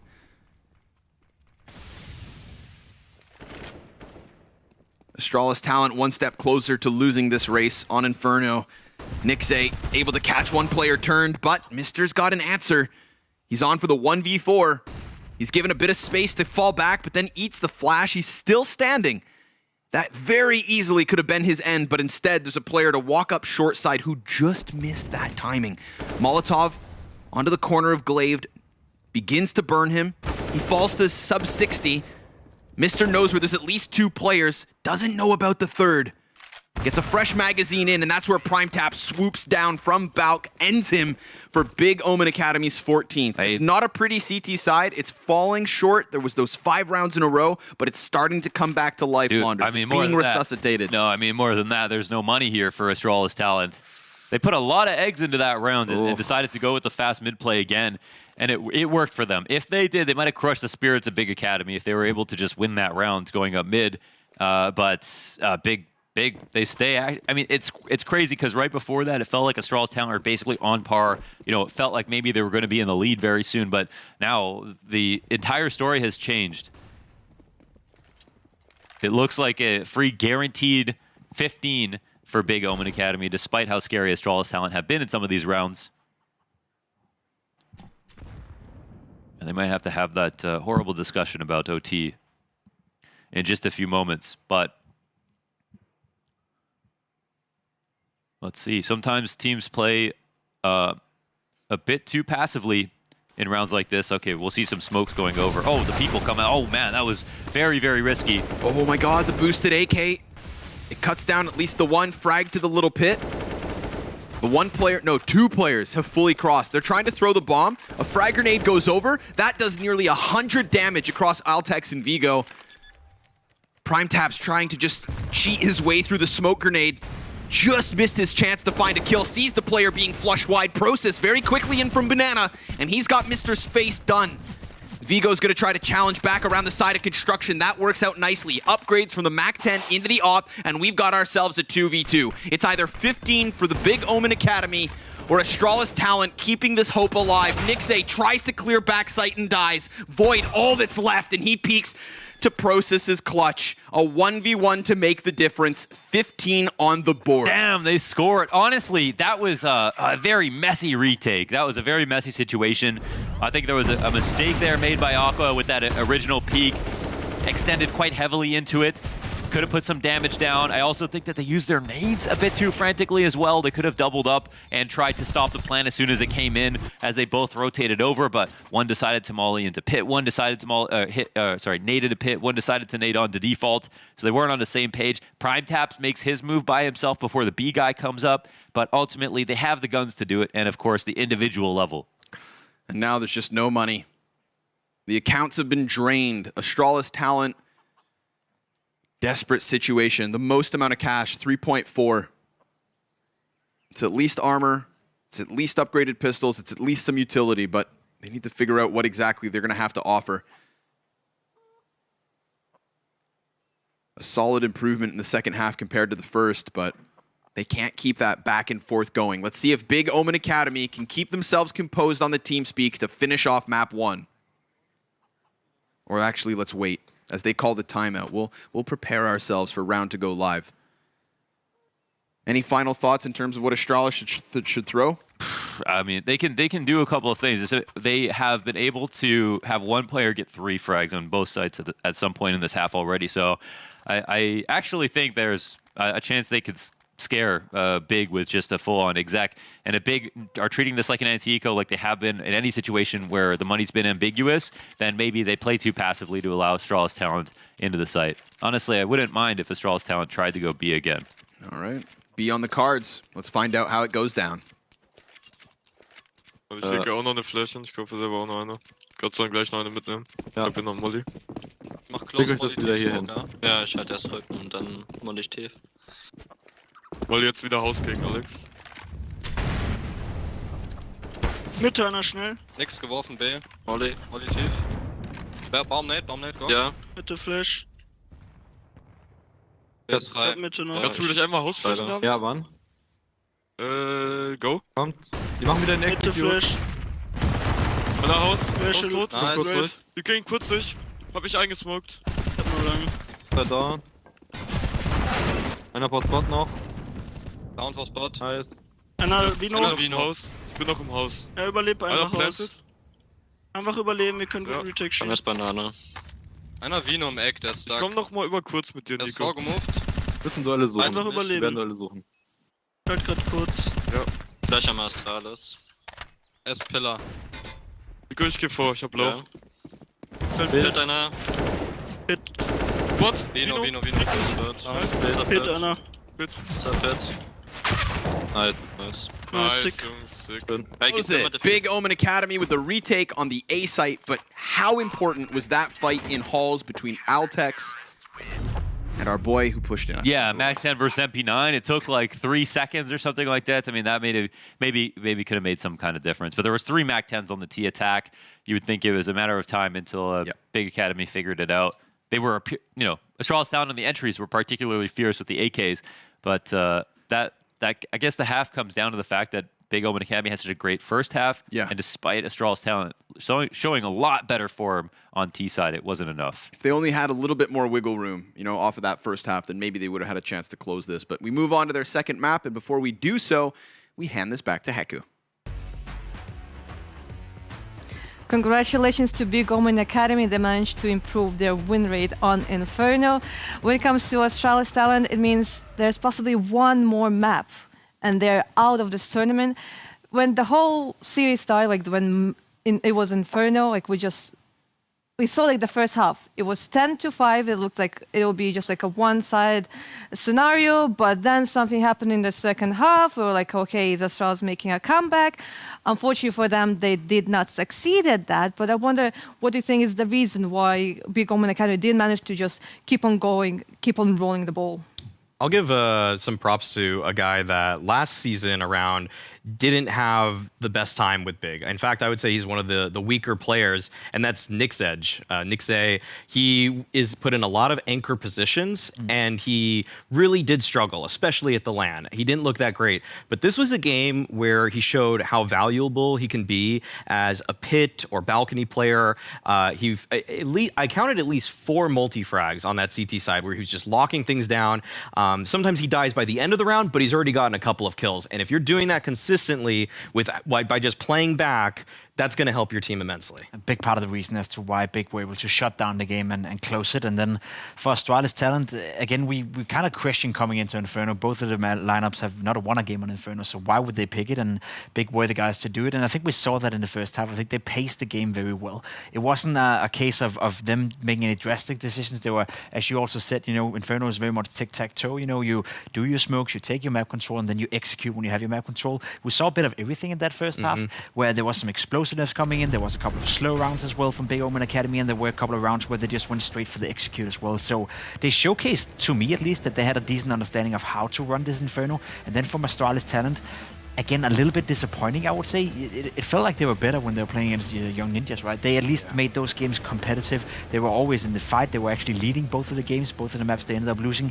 Whereas in this game, sure, the scoreline says 16-11, but it never really felt like it was a close game. It never really felt like Astralis Talent were close to winning this one or close to coming back. It was more, to be completely honest, more cosmetic comeback than anything else. It felt like Big Omen Academy had it from the get-go. Yeah, maybe I'll try to explain the situation when it comes to that is with Nixay. I had an interview with Aqua, and he explained that Nixay actually has a job, so he is playing this league as like a second, you can say like a hobby or a part-time thing. Maybe eventually he'll fully commit to it, but when it comes to the first season, he had to take a vacation for the online phase. Right. He had to take a vacation for the LAN, and in between they couldn't bootcamp because he had to just stay and work. So that maybe one of the explanations, because he cannot, put in all 24 hours a day just into CS. So maybe that kind of shows in the result. Yeah, I think that's probably why last season he wasn't looking like a totally sharp player, and maybe since then, maybe he's put in a little bit more time. I mean, I assume that he's still probably working, and I assume that he's still dividing his time between CS and working, but at the same time, if he is able to come up with performances like this and do it consistently despite that, with that adversity, then we're starting to cook with gas with Big Omen Academy. And when we look at the scoreboard, I mean, he did top frag. I'm actually surprised that it's so even in terms of ADR, but either way, I mean, Big Omen Academy on their defense, they had some troubles with Astralis. Like some of those site hits, there were Astralis members that were popping off with I would say kind of standard execs, but once Big saw those execs, it felt like Astralis didn't necessarily have a second gear beyond that. They threw their execs, they worked, they won a couple gun rounds, but then Big Omen Academy said, all right, we know what you're going to do. If you try it again, we're just going to play better. And they did. Not sure whether it's a good thing or a bad thing that Big Omen Academy were looking so good in this game, despite Aqua not having another great performance. 54 ADI is not really up there where it's supposed to be. 17-17 in terms of fracking and death, that's alright. But again, this is a player that we saw last season, and we were highlighting him to be the star player of Big Omen Academy. Yes. They were the surprise, I would say, of last season. The fact they even qualified for the LAN finals, no one really expected that coming into it. That was based off, at least a lot of it, from Aqua's performance, individual brilliance. He was the best player on many of the games they played last season out of the 14 group stage games. So to see him now bottom frag 3 games in a row, again, sample size is relatively small, but we're starting to see a picture now that with him being the in-game leader, he's not in that fracking position. And yes, maybe you can beat Astralis Talent. I'm sure Big Omen Academy now at least are to be considered heavy favorites to win this matchup and send Astralis home. But when we move on into deeper to the tournament, you need a guy like Aqua. You need to unleash him again. You need to see the productivity on the server from this guy, because he was the difference maker last season. Yeah, but when it comes to Inferno, there was probably not a lot of things that we could expect, because both teams had a 0% win rate. Both of the teams played only twice. When it comes to Big Omen Academy, they actually both times played against Fnatic Rising during the online phase, then during the LAN. But now they, as I already mentioned, they managed to improve their win rate on this map, so that's really nice for them. But the next map will be actually Overpass, and it's the map that Astralis Talent decided to pick, which actually, now that after I looked at the previous season is a surprise because when it comes to Big Omen Academy, they won against Furia, VP Prodigy, Fnatic Rising, Furia, and then they lost to Young Ninjas. When it comes to Astralis, they lost all 3 times. Yeah, I don't think I've ever seen a team go into a matchup in a best of 3 where both the first 2 maps they record a 0% win-win. That is insane. that is absolutely insane. You're going into a veto, and yes, you can control what your opponent is picking against you. In this case, it was Inferno, but you ended up picking Overpass, a map that you never won an official on, at least not the last 3 months. How does that even happen? I'm just shocked. Yeah, going into the veto, I was thinking, okay, Big should probably pick Overpass, and they have an 80% win rate, and they look pretty good on it last season. Like there was a lot to like. I will say this one thing: even though Astralis talent picked this, I'm just gonna throw this out there. A huge win condition for Big here is that one of the best wins they had last season, they temporarily switched Lapex and Glaive, where Lapex was the opper, and then Glaive picked up the op for 1 game of Overpass, and it was like, they found it. This is the CT setup I want from them moving forward. And then they moved back to Lapex opping, and it was kind of a little bit flatter in my eyes. But now that Glaive is the primary opper for this Big Omen Academy side, I feel like they're just destined to win this series because this is the way I wanted them to play after seeing that first performance, and this is just not going to be getting any easier for Astralis talent, frankly. Like they need to have a lot more depth on their T side if they want to make this happen. I'm going to have to see Vester, Vigo, and Void, the triple V. I need them all to step up here if they want to have any shot at taking down Big. Yeah, when it comes to Big Omen Academy, the situation with them was that like Lapex was the opper and the IGL, and it's pretty hard to have both of those roles, like if you're like one person, because like in one situation you want to just sit, hold an angle, in the other one you just want to keep an eye on what is happening, what is popping on the radar. Then they tried to do some swaps. They gave the op to Glaive, but they've understood that like actually Glaive is like so good on the rifle, so they actually they took away the big win from him, gave it back to Lapex, and now with the addition of Process, they're like, okay, Glaive, you can now have your op back again. We have like this strong rifle, and we can actually afford to have like everyone on those like positions. But the thing is that I really want to point out that this is like WePlay Academy League. We have a lot of young talents, and when it comes, for example, to really experienced players, one of the problems that they can have is that they are not that good at adapting. They have the experience, they know how to react in different situations, but once there's like a super big patch, it is like really hard for them to change the things that they're already used to, because it's way harder to relearn than actually learn new things. And now with like all of the dropping grenades and stuff like that, like even yesterday we already saw the things that Alex CB did on Dust 2, was like 1k HE damage. Like it was absolutely insane. And Overpass can possibly be one of those maps when like maybe like a young IGL can try to replicate. Maybe Apple will be like, okay guys, did you see that demo? Did you watch the Launders video? We're gonna do the same thing, but like on the A side. I mean, there's a potential for that. I mean, we'll have to see it play out, and I do, buy into your point that when you're experienced, right, you have your own ways of doing stuff. You have your own ways of playing Counter-Strike, and all of a sudden, if there's a map change or a change in meta, then you have to readjust. And some players are just not good at it. Some players are better than others, and some players have that curious mindset, where they love when something is changing, when they love that you now can drop grenades, when they can get a little bit creative. I don't really know what to expect in Overpass in terms of like smoke and dropping grenades. Maybe you could play around with the monster smoke, leave a smoke in CT spawn, and then you can have an extra smoke being thrown from CT spawn towards monster. Like these small minor details, but again, we'll have to see it play out before we can really make any conclusions. But I'm always welcoming creativity. I'm always welcoming new ideas, and as long as it's not me on the server having to do it. Yeah, I think that it's gonna be interesting to see. We did see on Inferno, Aqua got dropped a couple of smokes at B on one of their stack rounds where Big Omen Academy stacked 4 players towards A. Aqua cycled through a couple smokes to try to slow down that B pressure. I can't remember if they actually won that one, but either way, like they're clearly trying to experiment. It'll be cool to see if Big Omen try to go into something like this and experiment if they did theory craft.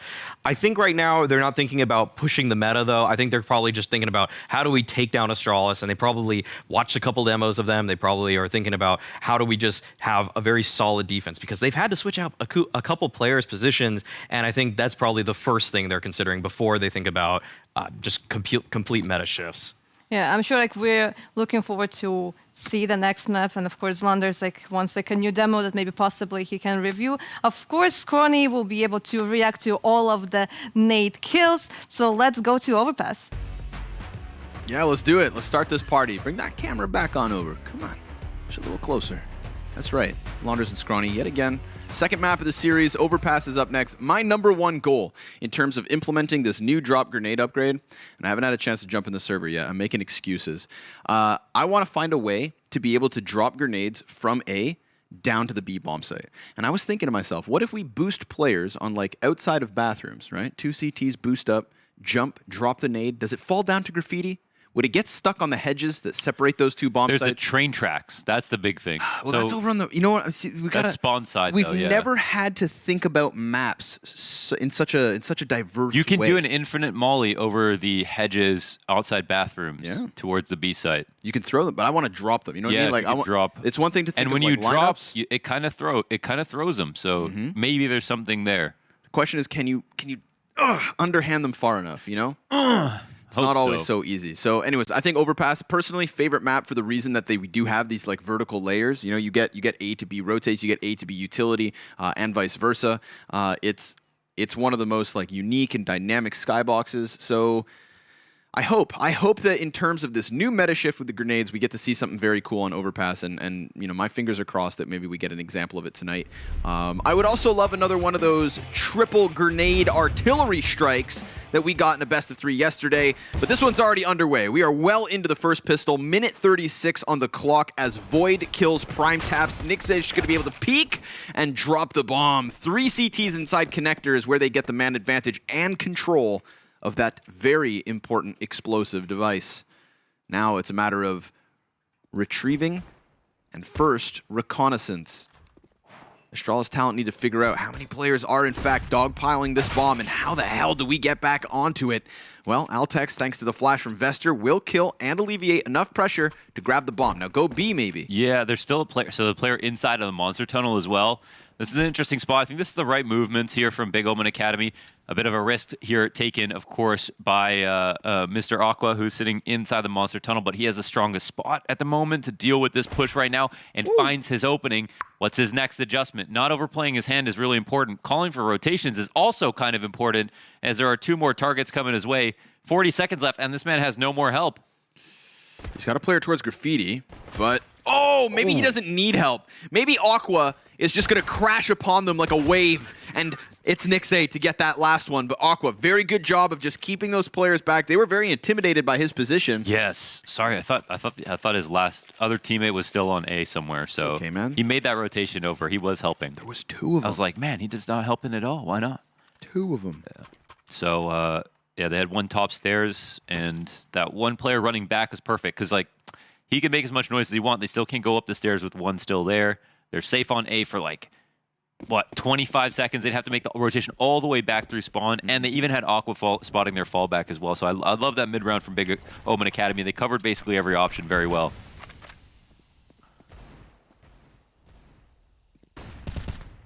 Process gets aggressive onto the party. Got to be cautious here. You are risking the possibility of offering the M4, so I do appreciate the fact that he gets out of there. You don't want to overstay your welcome. You don't want to be a rude guest. And that part of the map does, in theory, belong to these Ts. They've got armor and some better pistols. Process doing a very good job of just attacking and falling back, attacking and falling back. Prime Taps is actually the CT who gets caught, but then Vigo will double down on the round with his deagle. This is an M4 picked up, and nobody from Big Omen Academy in line to stop this A plant. The bomb's a little slow to get into position, but Altex will plant behind default. And now, funnily enough, the best weapons from the CT side are in the hands of the post plant. And they're going against armored opponents here as well. So, you know, they actually have to think about this for a second. What guns did we give up? But, man, do we want to let this go is the other question. Altex not able to spray into those 2 CTs. Actually dies out to it. The MP9s prevail. It's still a 2 versus 3. Astralis talent have a chance at keeping this defuse off, but we've got a stick sticking inside of the smoke. Aqua gets it all the way down, and Glaive will find those 2 kills in the end. But damn, you're playing with fire. Yes, and they want to go and grab the second M4 if they can as well. They've got FAMAS M4. Which is not bad, all things considered. I don't know how I feel about that one because when we're watching Process that entire time, you know, we had the Process narrative. It looked like it was kind of good. He had a good feeling for how to take every next fight, but then he ends up dying. Okay, let's go ahead and listen. I think it was to the big team speak. Yes, sir. And see how round 3 goes. Noch auf den Luca. Ja.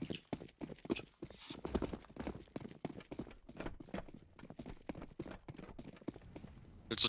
Ah, du machst ohne Flash, ne? Kurz gemeldet. Ich hab nichts gesehen. 2 Con hinten. Geh kurz mit dir rein contacten. Ja, ist fein. Anti-Flash. Gang Black. Con einer zieht den kleinen Holz an. Bei AK. Immer noch 2 Con. Gehen Con hoch, offen? schieb hoch. Ja, Con ist offen. Gut, Conan, ich schiebe. Schicke das jetzt wohl noch. Schiebe leise Ich hab A A. lang für dich. Ja, ich spiele von Zeit. Irgendwo geflasht. Lass mal Gambit-Setup spielen, Nick. Geh du auf die Sandsäcke und halt kurz. Schiebe, was soll ich für euch haben? Ich hab First Da Contact. bald an, ja. UMP, ich weiß Ist nicht. fein. Ich piek Drop jetzt runter, einmal dann, lang. dann sobald du Pick Kontakt mal hast. lang, ist okay. Schmeiß Komm, wieder in die bitte. Barrel Smoke. Können close sein, aber Smoke dir ne? Inside, Alex. Du kannst gegen links halten. Gegen Straße, okay? Ich bin dann schmeiß die, close oder? field.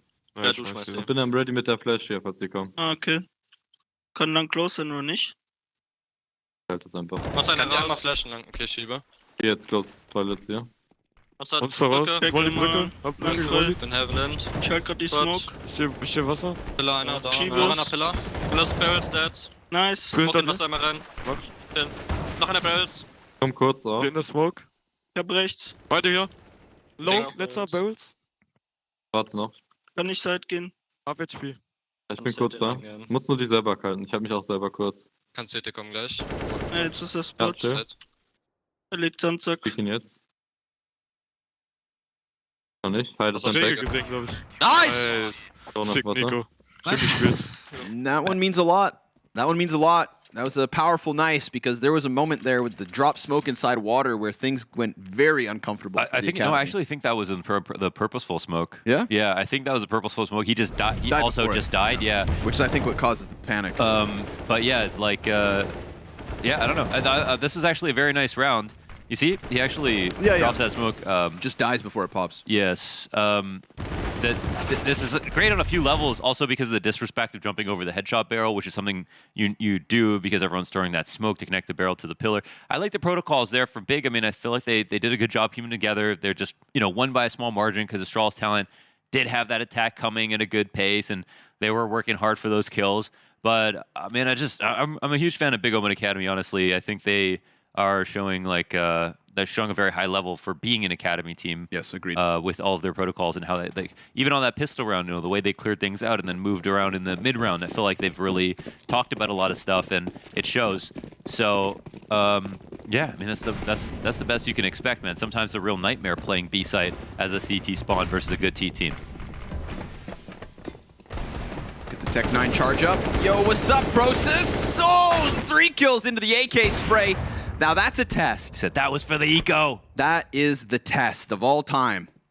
The 1v5 pistol armor type situation gets 3 players down, and then Glaved just wipes away those other 2 players. Solid stuff to deny any real chance. A round like that can get crazy if Astralis talent can take down a player. We saw that literally happen earlier, right? When they were chasing with Deagles. That's why sometimes you don't want to fall back to the site, all the way to the site. Hold that ground. At least right here, like look at this. There's no one on the site right now, right? But if he dies up here, we've got Glaive making the rotation in time to kill them while they're still near the stairs, because the kill comes in so early.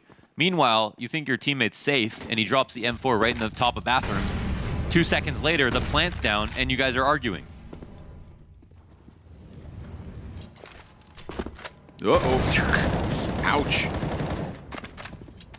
That's a very, very specific lineup to get that over the Prime taps over the actually- rim. He got dropped to 74 Oh by my that. god, yeah, it was a nice nade. It's like, excuse me? You got a problem? Settle this outside the Oh server. my god, he dinked him 800 times. Aqua's gonna settle it in. Kills Void, traded by Vigo. Nixe, who I appreciate that Maui gave some props to in terms of improvements, is now floating between the push of both Short B and Monster.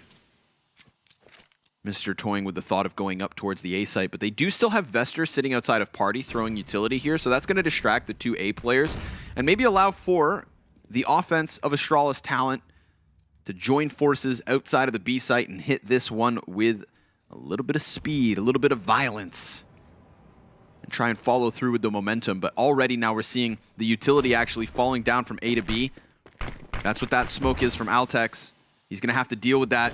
Now the barrel's been spotted, though. Nixay with the perfect timing around the pillar to get the first one. Vigo and then Vester. The AK headshots connect for 3. Prosus left alone.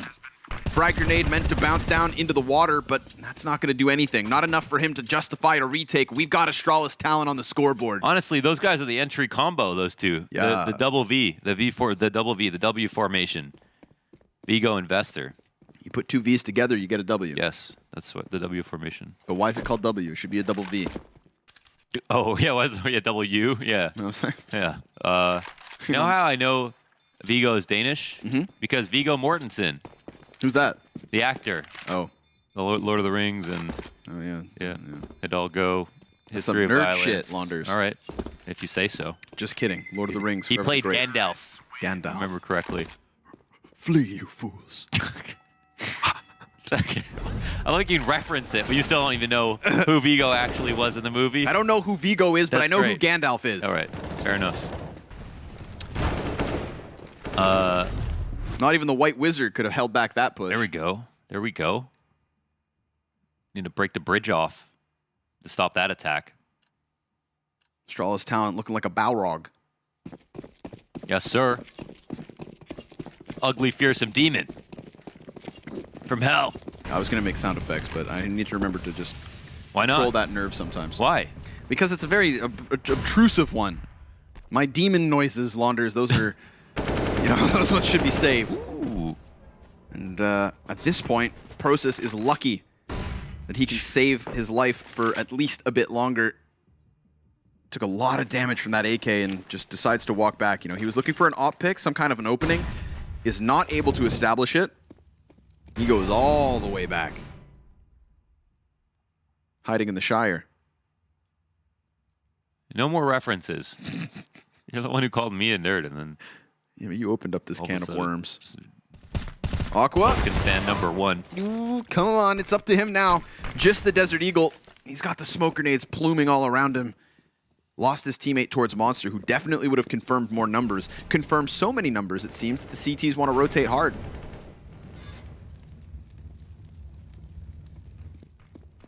I'd like to play the game right now of who would you rather be? I would rather be Astralis Talent because they're, I think, a little more proactive with their play. They're rotating up before Big Academy have realized they need to rotate back to A site. So I think this hit gets them at least an A plant. Glaive softened up from the start of the round, remember? Oh, that's Prosus. Excuse me, I'm wrong. The other Opper. Oh, but the outduel. Wow, right into his exact scope. I mean, that was Glaive's duel to shoot, but he got outgone. That was huge. Imagine if he stays alive. But instead, 3 CTs will save. So, yeah. You juggle them guns. Read it perfectly. The proactivity is all they needed. Our next update, you should be able to hold a gun in each hand. Okay, now. That's... But you can't shoot no, either. No. But you can't shoot either? Yes. Oh, just literally carrying? Yes. Okay. Ah. Oh. Okay, all right. Interesting. Literally like a carrying mode. Yes. Okay. But you can hold 2 grenades at the same time and throw them both. But one falls at your feet. No. Imagine a man running through Monster with 2 frag grenades in his hand. That's like every stream sniper that's run into Shroud in PUBG. Yeah. It's the second time we talked about Shroud on this broadcast. Well, he is one of the GOATs. We're missing you, Shroud. Shroud? Shroud? Banana Man. Shroud? Did you see Pasha's family fun gamer camp? Yeah, dude. Looked like a blast. That was... You know what? Actually, I was playing Face It with Harry and Hugo the other day, and we played against one of a 5-man, like, Pasha Academy team. Oh my God, he hit him. Oh, in the leg. How is he not dead? In the leg, man. That's unlucky. That was center mass. He set up so beautifully. Yeah. That was right above the waist. Good thing there's water underneath him, or else Prime Taps is a dead man. That's true too. That's true. That would have been better. Yeah. Would have hit the ground and looked like a pancake. Would have been funny as hell. But yeah, those rising Polish talents. It's just a matter of time, maybe, before we have a Polish 5-stack here at the WePlay Academy team, Academy League, a team in the league. I want to join the Canadian one. Yeah, when's NA coming over? Can have one old guy, right? It's just you. I'm just gonna be the roof fire of Canada. All right, why not?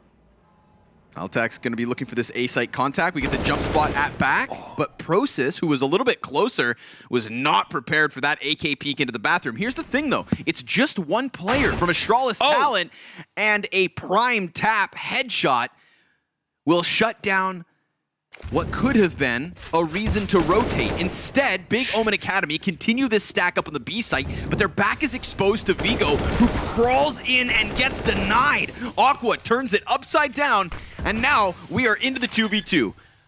A few seconds to spare on that bomb plant. Mister is going to be looking to give cover, but Aqua has flanked around the monster. Prime Taps is drawing their attention, and Aqua is going to be poised to shut down these players. But with the smoke blocking sight, they can't see him until now. He's been dealt with, and they don't know where Mister's gotten off to. He's worried about a graffiti peek, turns back into Aqua. That's when the Heaven Man's going to find him and shut it down. Big Omen Academy take it with 20 health to make the difference. Goddamn, that was beautiful. That was a really, really rough spray from Vigo as he turned around off short. He had an opportunity to get that kill. Couldn't do it. That would have changed the course of history right there. But what was nice here, that flash on the short had Astralis talent convinced that there was a player flanking short, which opened up the flank from Monster. Nice timing on the Monster play. And again, another mid-round from Big Omen Academy to survive this. And look, it's even with the opening frag on the op on the A site and a Deagle to respond on the A site. Very far away from all the action. Good thing they had short control in hindsight, Big Omen Academy. And additionally, good thing they're able to keep it with that like 180 whip around. I swore Vigo had him dead to rights. He really did, it felt like.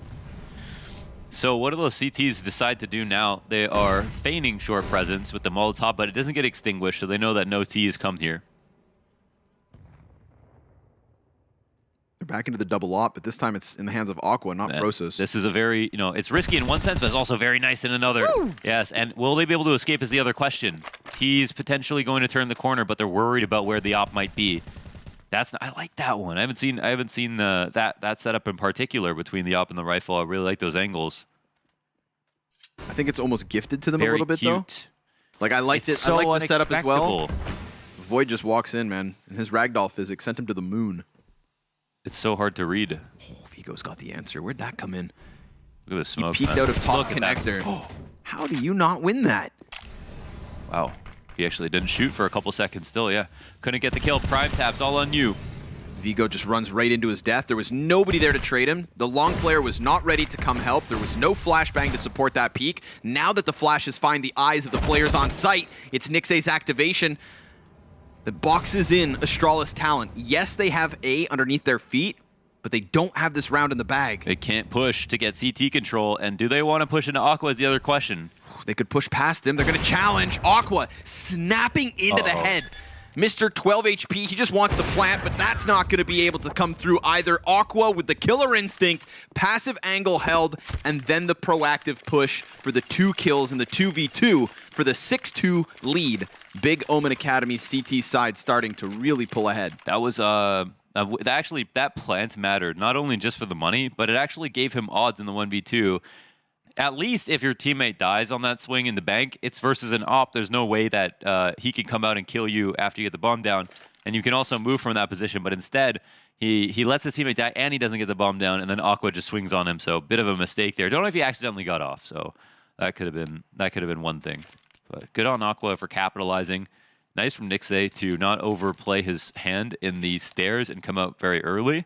Because that guy who flanked around from B could have also been the guy to slowly walk up and kill him as the rotator from the stairs.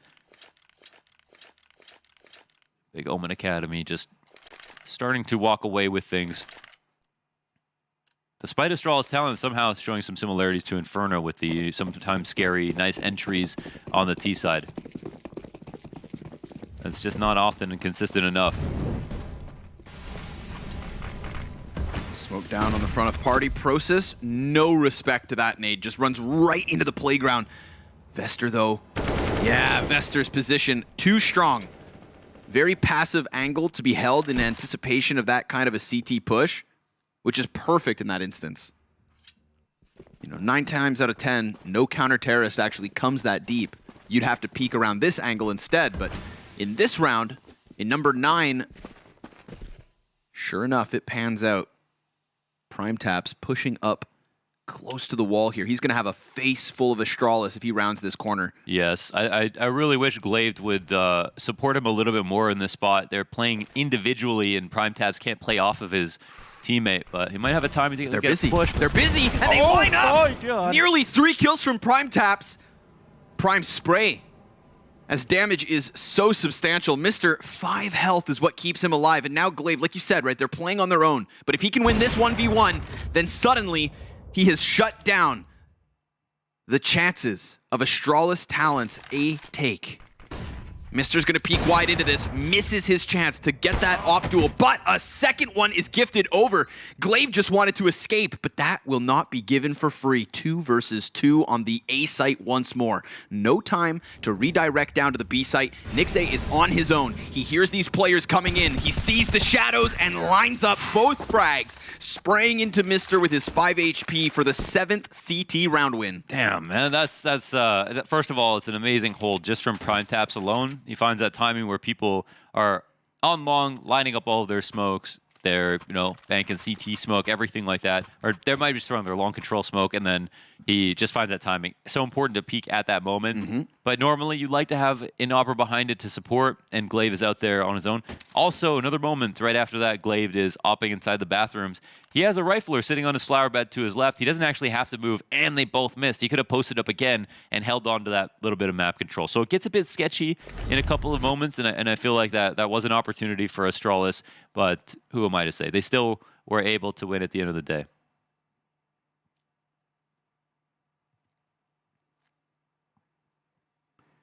Now that dark thought starts to sink in ever so slightly. Elimination looms above the head of Astralis Talent. This is not their map choice. This is not their comfort zone. But they definitely still have their chance to equalize these rounds. I've seen openings to this T side. I've seen promise to this T side. But I'm also watching Big Omen Academy rack up the round wins. And at the end of the day, it's the score that counts most. Flashbangs go over top for Fountain. We've got a Tech 9 armored charge, prime for the taking, prime for the push. Vester's gonna go down first, and Prosis just using this headshot as a nice little bit of cover. He comes back at it alongside Glaive, who now has to make his escape. And he will find a slight sanctuary inside the bathrooms. He's got a teammate to help him. Nice flick down into Mr. Prime Taps. Slips by with the 2K. The A1S ready for the attack. Holds off the assault and keeps this lead growing. Yes, that was great from beginning to end, honestly. It got a little worrisome with the first Tech 9 rundown, but apart from that, the op in Glaive hit some nice shots, fell back in all the right spots. This time did trust his rifler outside of the bathrooms, or maybe he was just aware that he was there. Maybe last time didn't know that he was there. This time also played a spot, hit some great flicks, and they survive another eco, and they don't play it too timidly, which is something you don't like to see teams do. Astralis Talent spreading out a little bit here. Looks like they want to either take or pretend to take short water control, which hasn't been contested too often here from the CT side. Got one in stairs, so it looks like they're going to enclose on it. The smoke will go down for everyone top stairs, so this will be a little bit of map control gained. Free up, clearly the perfect angle right there from Aqua. Just deep enough. Yep. Now Glaive's also got one in connector, so don't be surprised if... Oh, but he looks away! And sure enough, Mister's gonna pop him. Altex, 2 CTs turned away from him, and he just wrecks face down on the B site. Oh man, imagine not clearing sandbags in that position. How dare you? This definitely lets Astralis Talent back into the round in the big way. They teleported to the site. CTs are here to try to fight them, but they're in retake spots. And they don't have any perceptible advantage. So they're going to give this one up. The money's not amazing. Nixay has $0 in the bank. So sure enough, Astralis talent, they've been keeping Big Omen Academy close enough to that breaking point that now that they finally get this 3rd round win, they're priming themselves for a 4th, a 5th, a 6th, and maybe a 7th. Man, if that's all true, and they actually flashed the guy on sandbags for that peek and didn't clear him, then that's an unforced error that'll really define things. I've been on the treadmill a lot, too, these days. Yeah. It's really good, actually. So you get a lot of benefit. I used to run a lot, but now I'm walking more. And You also dangle a frag grenade in front of you like that guy? I'm a little crazy with it when I get on the treadmill. Because honestly, I'm going to die from boredom one day from walking on the treadmill all the time. Yeah, One of the most boring things I've ever done. Read a book. Multitask. Got to keep yourself sharp, Launders. I can't read and do things. Look at these young talents, man. They've got everything they need, okay? You gotta keep your game up. Okay. Keep your edge. What, you're saying I'm not as good as them in I'm life? saying they're catching up. You like them more? No. Okay. No. At least I won't admit it to your face. Okay. That was a drop grenade, I believe. Yep. Somebody just did a little drop freak. Maybe? I'm going to get excited about that for the next whole year. Anytime anything happens. Wow. Oh, the flash right through! Wow. That's so good. That's all you need. That is so good. That's like a 3-man setup because you needed the first guy to spam, the second to throw the flash, and then Process extends in for the further damage. 3 players from Big Omen Academy, all used for that one initial setup, and it nets them both a frag versus Mr. and damage against Vigo. Very cool. Very nice initiative from the Big Academy. Give him props. Oh, but the Shadow gives away the position of Nixay. Altex challenging this B site. He's got supportive flashbangs to bounce over the top of Monster, and he's going to slowly close in on this distance. Now he's not alone. 2 other terrorists look to join him. This is an all-in from Astralis talent, and they're met by utility. The resistance is significant. This comes down to the smoke being phased right here, and it'll actually favor Vigo. He's been big on the entries. Aqua falls back into the pit. His teammates die around him. 2-on-2 situation. He has a strong spot, but it might be a headshot fighting duel. Oh my God, Void, the other V, joins into the party. Glaive from above, but in a 1v2. Can he manage this? This misses a timing. He just looked away. Ever so slightly. More concerned about the guy planting bomb, and No Glaive way. to the save. Astralis talent cheesing their way into the B play. I mean, first of all, the shadow advantage for the first kill, then you got to give the props, man. The boost behind the pillar to get the barrels frag, that's the one that unravels it all, it seems. Yeah. Yeah. Oh, wow. That's such a shame because honestly, Big Academy brought some great ideas and execution to the early round. Beautiful opening. And on top of all of that, with the 3-pronged attack on stairs to get the opening kill, and the perfect escort to Stafey out of it, the right read on Astralis talent. They even had a long push in there, and had the rotations coming. We saw so much disturbance from the nades on the CT side as the T's came onto the site. But dude, it's Astralis talent. They have a strong entry pack. Run this back. This is a couple rounds ago, of course. It didn't happen twice. But that, like you're saying, can tell the story now because this is Astralis talent winning 2, then 3, then 4 rounds. Then 5, then Connor, 6, you said it. Then maybe 7. Keep these rose-tinted glasses on just for the sake of this series delivering all 3. Big Omen Academy not out of the depths just yet.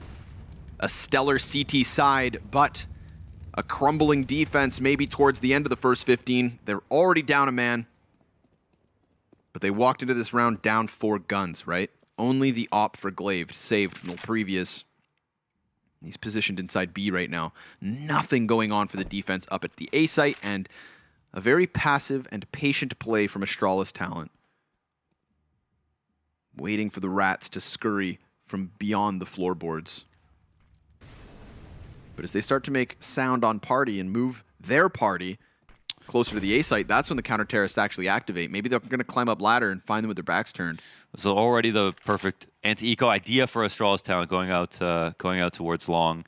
There's no fight here at the end of the site, and even if they get back to the site, it's not going to be sufficient in the spot. So we'll see if they go and clear up bathrooms, or I think they just need to commit through long like they're normally doing. But I guess, I don't know, I guess they know Glaive has an op too, so they might be worried about simply taking this. But for what we can see,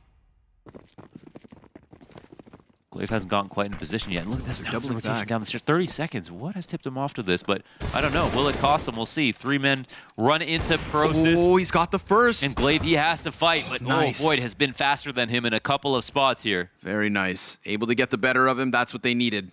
Vigo gonna hold off on the flank to execute prime tabs. Glaive had a chance though. That was crazy to me. Astralis just again, what served as the trigger to go for that crazy connector bolster down to B? Yeah, they took, I guess, because maybe they had 30 seconds and then the off, maybe something they only realized later. I don't know. I don't know what it was. Oof, nice graphic. I like that. Nice graphic. MVP of the round 13. He's a beast opper. You pointed it out over on Inferno the other day. And dude, he peeked into A site and killed Glaive a couple rounds ago. That also had a huge impact. If I had to guess as to why they go down to the B site, like you were saying, right? Only 30 seconds, and the op of Glaive just floated towards A more often than anything else. Prosis is going to hear this. He hears this. Yeah, his teammate flashes for him here, but he doesn't take the first peek, so... Follow-up smoke grenade. Prosis versus Void here on the fountain. This could be a very smart move by him. Yep. He's got it. Oh my god. And he knows that they're long as well. Go. Oh, this is risky. Prosis. Oh, he's got... Oh, no way! This... Void snaps into him, eats the damage off of the headshot. What could have been the 2K is instead a robbery from Void. He literally shit his pants. And you know what? Me too. No. Me too. I feel for him. It was a beautiful play, though. E for effort. It's E out of Z, though, so pretty good. The AUG spray gets there. Altex ends. Don't get me wrong. Void could have still set up the team. They've got what they need with the damage, but Mr. starts to bring this back ever so slightly. Glaive has revealed himself, and not only is he being held in this position by Void, but he's got a rifleman walking in on him. Mr. with the second kill inside of the bathrooms. Nixay just getting into position behind the dice. They are not ready for this peek, but Mr. snaps back. He is the savior of this round. 3 kills, and it's 13 HP combined for what's left of Astralis talent. Both of the terrorists in the post plant working towards bank. No nades here for Aqua. No kit either. Man. But he's going to silently work his way up onto the site. And based on that bomb plant, he should be able to piece together the fact that they are back here. However, it's the op in bank to keep him on this angle. So very tough way to peek in deep. He's going to go for it, and Void lands the shot. Mr. saves it with those kills inside of the bathroom and that snap back onto the dice box, because it looked like Big Omen Academy had done at least enough damage and had so many players up on A to stop the possibility of that plant. I said they could get a 4th, a 5th, a 6th, and maybe even a 7th. And ladies and gentlemen, here we are. Astralis talent shooting for that 5-round streak to close out this T side when it looked like Big had it in the bag. That's crazy, man. Honestly, there's a lot of positions where if you press pause, I would literally bet your mustache that Big Omen Academy were going to win. And each of these times Astralis talent have found a way to entry their way out of it. Don't worry, Connor. I would bet your mustache for far less. Yeah, I feel more comfortable shaving that than my eyebrows. No, it's not up to you. Noob tube. Face full of buckshot into Vigo. When in doubt, pull it out. The XM 1014. Vester's patience down here in connector is going to get him the frag versus prime tabs, but he's not able to get that second one because the scout connects. What an assortment of weapons we have here for the Big Academy. 2 MP9s, a scout, and the XM. Prosis has already flanked T-spawn. Your wall hacks do not trick you. He is in the T-spawn. And Altex is able to get Aqua removed from this bomb site. Are they walking back off the short? Yes, they are. But there's a CT with an upgraded weapon. Oh, they're going to Monster. And they're going to catch Prosis now. No way. He lines up bodies for damage. But they know now that it must be a stack towards Swing the site. this door. But they don't have time to clear everything out. Oh, but the shotgun with 2 players tagged up this low, this shotgun could go huge. He's got a good spot. Glaive kills Altex off of the short side, XM for the second, and maybe even the third, but it falls to Mr. to clutch, and we saw his impact last round. His final chance at it, and the shotty makes a difference. Hot shotgun on the B site, laying down the lead. 3 kills for Nixay to give Big Omen Academy at least one. But what could have very well been, seemingly, a 12-3 half is instead 9-6. That's so true. That is, I mean, yeah, again, I loved Big Omen Academy this half. I think the X factor for Astralis was awesome and dragged them back into the game and at least put up a respectable scoreline for them. I still give Big Open Academy so much credit overall, and I think just a couple of mechanical errors, honestly, and they're having that super dominant one side. So I'm still doubtful here for Astralis talent, because I think so far what we've seen is their T sides have been incredibly potent. We look at Vertigo, their Vertigo stats, they were scoring 66% of their rounds on the map that they win the most on T side. So they lean on that. And it's obviously quite impressive to be able to lean on your T side so heavily, but it's not enough. It's not enough. The CT side should be the gift, right? The T side should be a little bit harder, most of the time at least. And I mean, you called it right there, but like that's a small mistake. Open things up here for Astralis talent, at least confidence-wise. I'm very happy Big Open Academy finally win a 2v2 in the last round of the half. Right? Felt like all those moments were sliding the opposite direction. Look at the I mean, it just feels like they were so far ahead. But again, it's the round count that ultimately matters. Only score that matters is the one at the top. That's what everyone should always tell their teammates, whether it's true or not. And we're talking about the top of the screen, not the top of the scoreboard. Okay? Yeah. We're going to jump into the Astralis TeamSpeak for this second pistol, see if they can continue to close this distance between them and Big.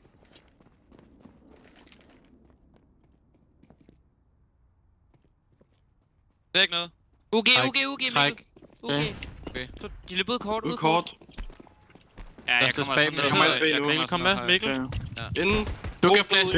Du kan flash ud kort, Alex. Nej, lad os bare liste.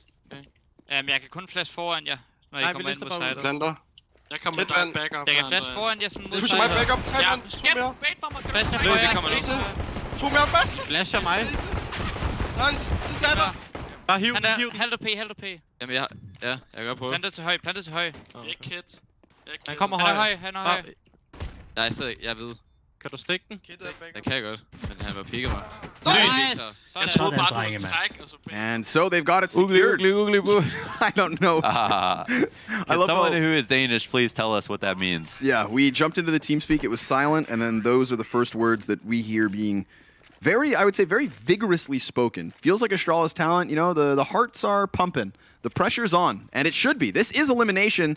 Big Omen Academy have a map win in their back pocket, and they also had an edge coming into the second half. But that pistol win right now from Astralis Talent's retake could make a world of difference. If this was real Astralis, they'd win from here. So if this is, there's no lesson to be learned from that, I don't think. But maybe if they've learned anything from their big brother team.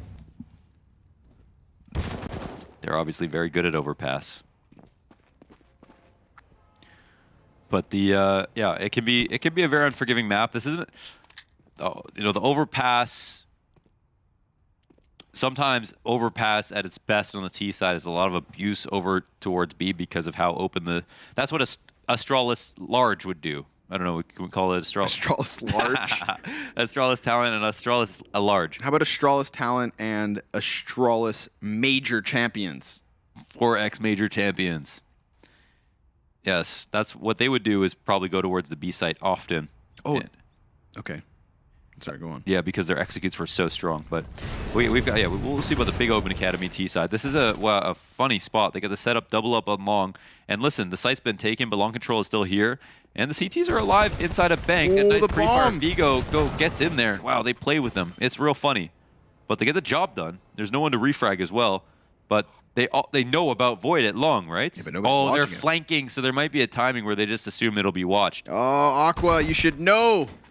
Void, he didn't He's still just a flank, though. disappear. Oh, what? He is still here, omnipresent. Void turns back, deals with the flanker. Prime taps in with 2, but he just falls shy of a clutch. A 1v3 attempt to the 1v1.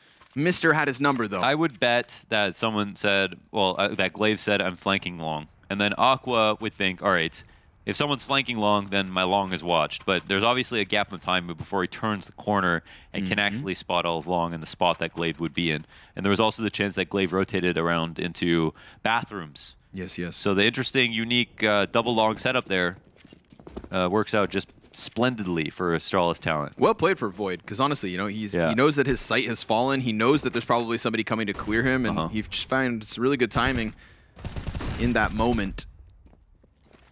Now we've got the talent squad looking to tie this game at 9 rounds each, to justify their overpass pick with a stellar CT showing. That's the game plan. But everybody's got a game plan until they get punched in the face. Michael Scott. Wayne Gretzky. Mike Tyson. Process peeks down long. And it's the Void. Oh my goodness. Wow. Process is a problem too. In a good way. Yeah. Like the problem. Was that like Nick Diaz's? Well, Kyo, I guess Kiyoshima. Wait, what? Nick? Yeah, it was Kyo. Yeah. Yeah. It's also UFC fighters. A nickname or Jake Paul, the problem child. The problem child. Not a very endearing name. I want to be like the lawnmower. The launders mower. Launders mower. The lawn chair. Process, another chance here. Yes. He's going to hear this. He's just going to walk up now. Come on, man. Pop a head off. They're entering into B, though. This attack is coming on fast. One down in heaven, one graffiti, and one inside of the water. Hold on. Mister, going to be challenged. Luckily for him, Altex, good job at alleviating pressure. 3 kills from Altex inside heaven. He is the guardian angel of this B site. And for Astralis talent, Deagle at a distance can't quite connect. It's 4 frags from Altex. We saw it on Inferno one time when he was playing Balcony with the 3K spray down multi-kill. Every once in a while, Altex good for one of those multi-frags, and this is obviously made easy by the lack of armor and weapons, but still very crucial, right? That bomb plant was coming closer and closer. The likelihood was there, but yeah, it got a little scary. A little spooky. Yeah, there is that interesting thing of like, all right, sometimes players, ultra super pros, get criticized for taking too many eco frags. Oh, they've had their stats, but there is also the argument to be made that, I mean, if no one kills those players, that they have a chance to win the round against you. And it is true. We've seen a lot of ecos happen, so not all frags are made equal, but sometimes those frags, even if it's on armored opponents, could mean the world. So another unique setup here from Astralis. How? With this push. And it works out beautifully, actually. Did Void get the first kill? Yeah, through a wall, through a smoke, through the face of his opponent. Wow. Probably had his eyes closed as well. Why not? He probably turned his mouse off. Aqua going to be bested by Altex, who, instead of playing inside of heaven, was much more forward on the bomb site. This was a gun round, folks. I would like you to be reminded of that. This looks like less of a gun round than what we saw in the last. And they got melted like butter in a pan. Butter does melt in pans. That is very common. Like a hot knife through butter. There you go.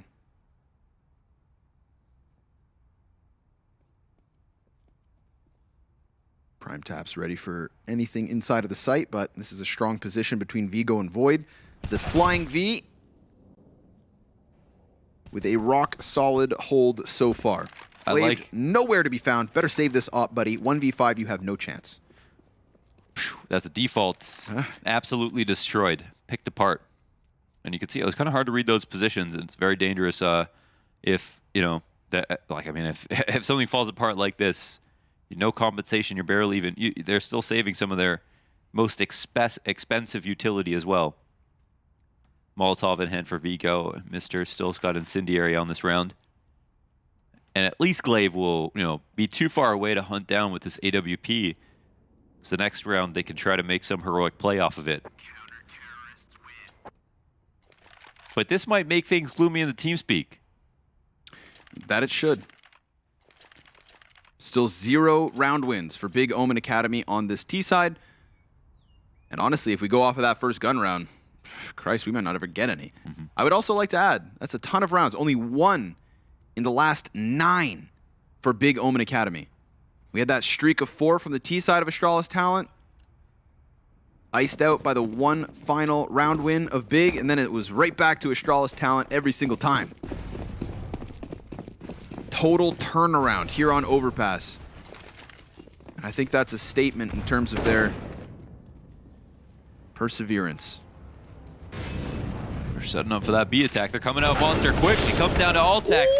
Good spray down from him. The boost gets dismantled, or at least just falls apart. Doesn't actually get knocked down. And the op last up, looking for a final duel. Now, I think just wants to try to escape if possible. Oh. Get peppered down through the help of a nade smoke, and that's Astralis winning another round. Last round, 5 alive. This round, 4 alive. When will it end? And Altex, I mean, if he doesn't cut down those first 2 players, then I think the possibility of killing the CTs who were going for that boost is just, it skyrockets. Him chopping off those first 2 players as they tried to come inwards, well, that just allowed the other CTs to get that 2 seconds they needed to kind of find their bearings, scramble into what was, of course, the all-in monster hold, and keep this flawless defensive half rolling. Damn. Astralis talent shining on the CT side. Wow. Of course, Astralis talent to pick Overpass. Into Big Vester. Ooh, Phil, come through, look for the opening kill. And at this point of the round, this is it's not a clear victory for the T side, but it is nice to win both to at least refrag and get stairs control. It takes the edge off a bit because we saw how powerful Astralis were playing from the front with the 5 players alive.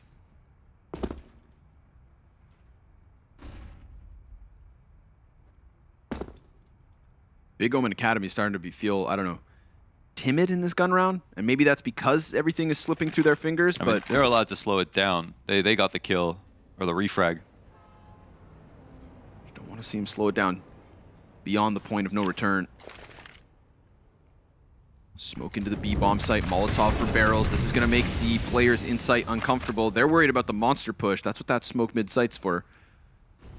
But really, this one hinges on Void. Just been some important duels between Void and... Oh! There's another one versus Glaive, actually. Oh, man. Light him up, Void. He's going to put down his smoke grenade. He has done his job already. Now he can really justify just tucking and staying alive because he cuts this from a 4v4 to the 4v2. But Aqua's got a double headshot of his own.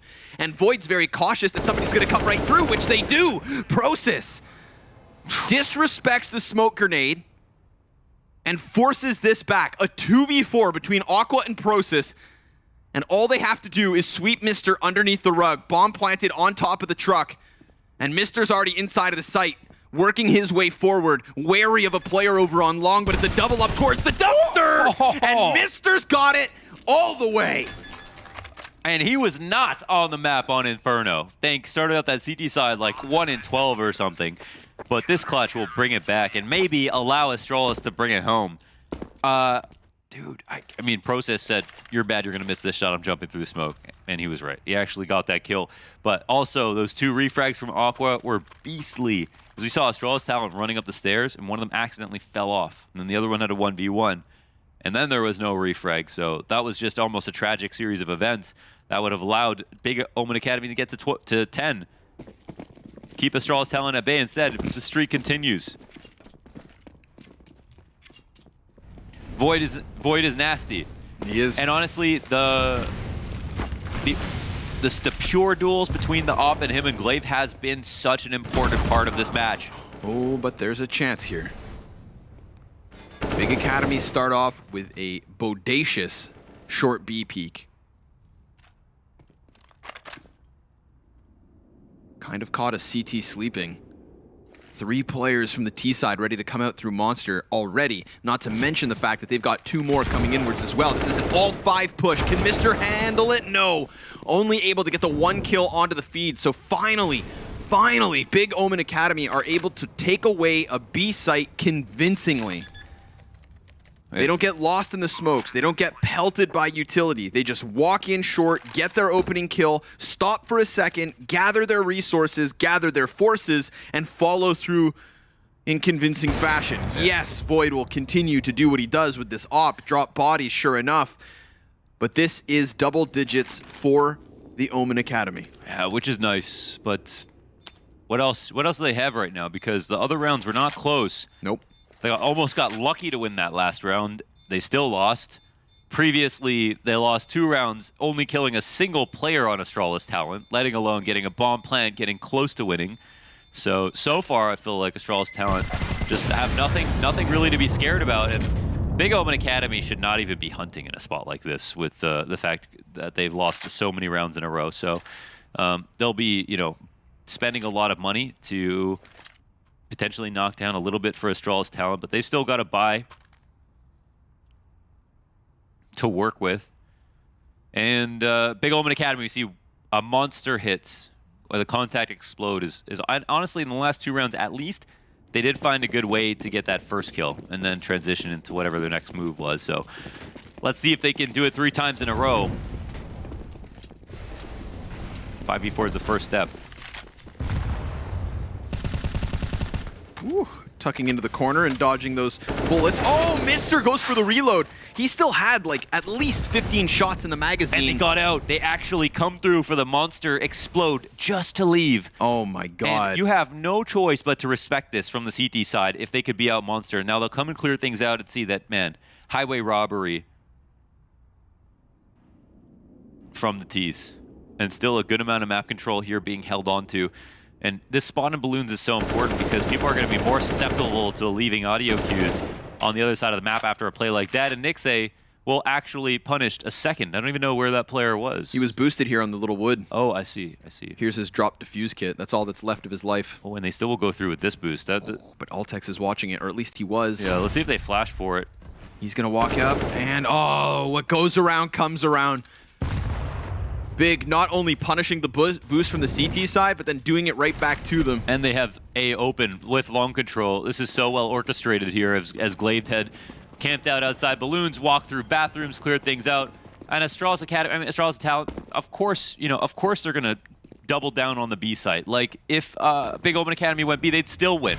But here's an even cleaner option. And so the game goes on. What felt like Astralis Talent's overpassed ticket to Ancient.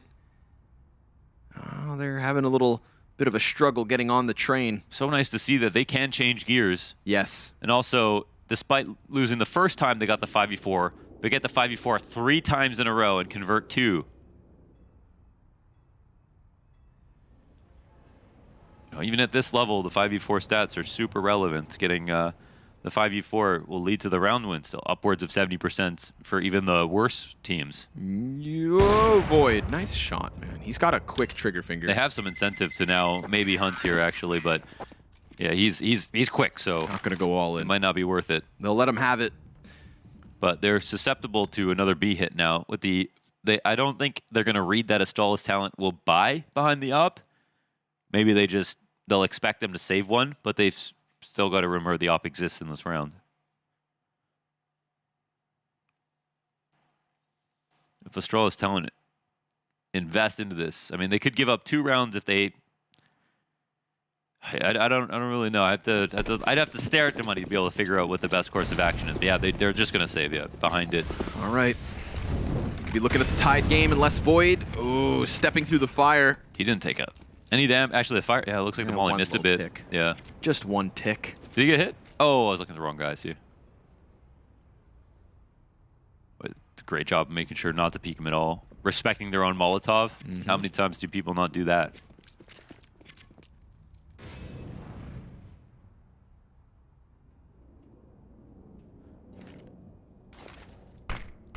And this is a very nice spot to be in for Big. You avoided the opening opportunity for the op. You're very safe about it. You know what his favorite pick would be. Now you're working your way up to boards, bathrooms. The CTs, even though they don't know it, haven't pushed much. And look, you're so close to the site. If Vigo gets spotted, they can be open here. Void, oh, he'll take his mark. Will he get away? No, instant refrag, tight spacing. Vigo up to the plate, can't do enough. Not with just that pistol. That was nice, very nice spacing. Yes. If Glaive gets away and Vigo still exists on the back of the site, that might slow things down too much. But Big Academy staying tightly tethered. Hit him with that aggression. You know, when they made that decision to commit, they all did it. And that commitment, that connection, Well, that's the reason we're going to be tied at 12. Perhaps a parting frag or two, as we do have the Deagle pushed out from the bank. But it gets cleared out by PrimeTaps, who is going to fade away with another. Taking everybody down other than Vester, who just wants to stay invested in this AK. Damn. 4 alive for Big Omen Academy, 12 rounds to each team here on Overpass. And what we got out of Big Omen Academy that I want to praise yet again is a shift up in gear, a shift up in tempo, and I would say a cleaner connection between those players. We gotta praise it. You know, if you give Void that space where he can just cock back the op and go for a second peek, then you could be losing a second player on these attacks. Those pistols would have a chance to kill you with your heads turned. Oh, that's 4 rounds in a row. Opening duel 1. And even though this is versus a half buy, the big thing was that Void did come to their location, had a chance, but they were very, very careful with their utility usage. So things get extremely scary now. Big have taken it to a new level. Can Astralis Town keep up? Or are they just going to try to lean on Void to win these rounds for them? Their A players have done a fantastic job, at least a little bit earlier on. It's actually the B that's shown the most weakness. But Big have to be finally feeling good. This will be a defining moment. We're all tied up. This screams to me like a fast play. We've seen them utilize this to go in, kill Mister, and then leave. Again, shooting 2 shots and reloading. That's punished a player in this exact same spot. You got to be careful, but at least he does have support from Altex. They're going to phase this. Oh, it's obviously very risky to be up here, but they all can be huge. And the A1S from the side of it, able to get one. He was expecting the flashes to come in a little bit faster. Instead, he turns his head away and will not get an additional kill, so it's a 3v3. Man, this is big. There's no push on the A site, no big flank coming in, and all the while, it's still just a tactic. It looked like a contact explode, but they maintain one in stairs. PrimeTaps waiting to see if anyone rotates down. It is Astralis talent that are clearly guessing more here. They'll spread themselves thin. It's in the best interest of Big Omen Academy to sit and wait and see if they can punish. And look, the push is coming off of short. And here's actually a spot where they can combine to try to crush this. If PrimeTaps even stays by the door. He's looking behind him right now, but he can also support his teammate on short. Like the movement so far. Look at Astralis just guessing, unsure.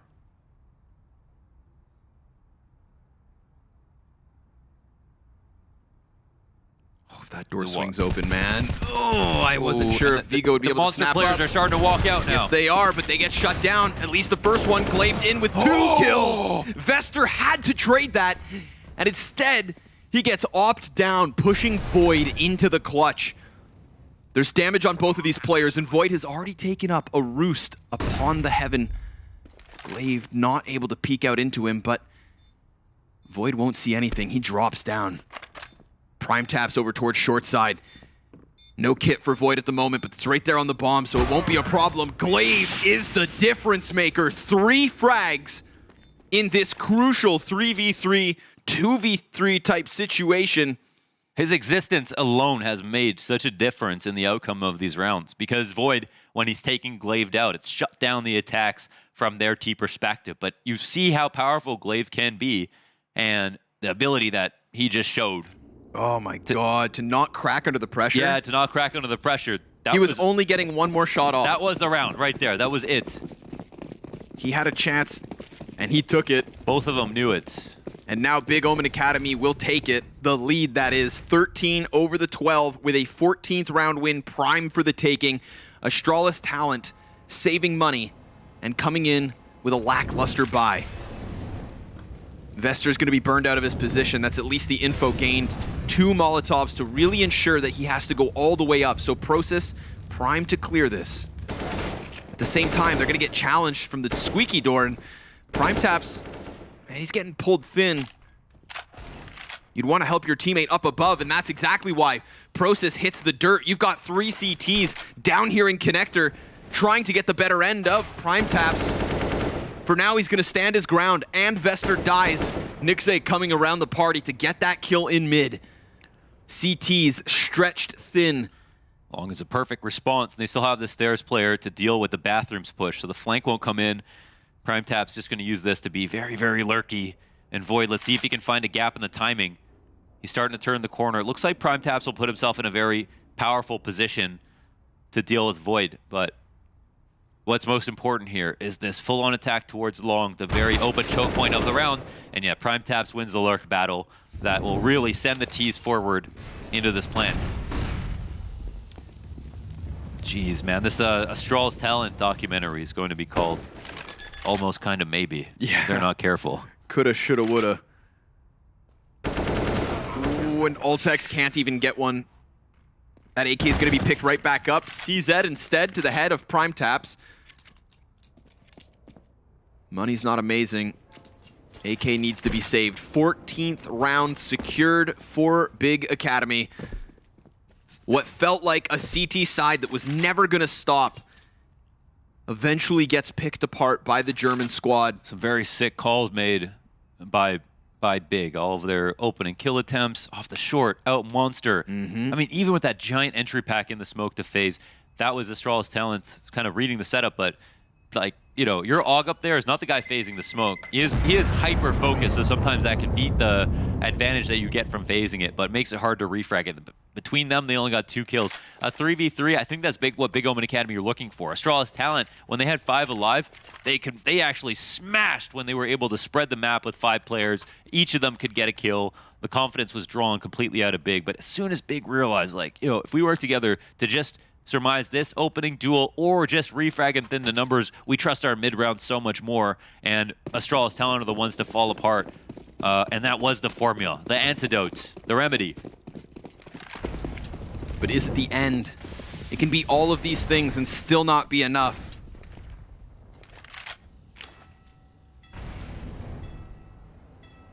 Altek's about to be tested. He has been one of those multi-frag potential type players, and sure enough, he shuts down Nixay without taking any damage of his own. They burn the double molly. PrimeTap's gonna hear the play from Connector, and he cuts off Vester. There is still 2 CTs on short, and PrimeTap doesn't die to that. Void's off, misses, and falls.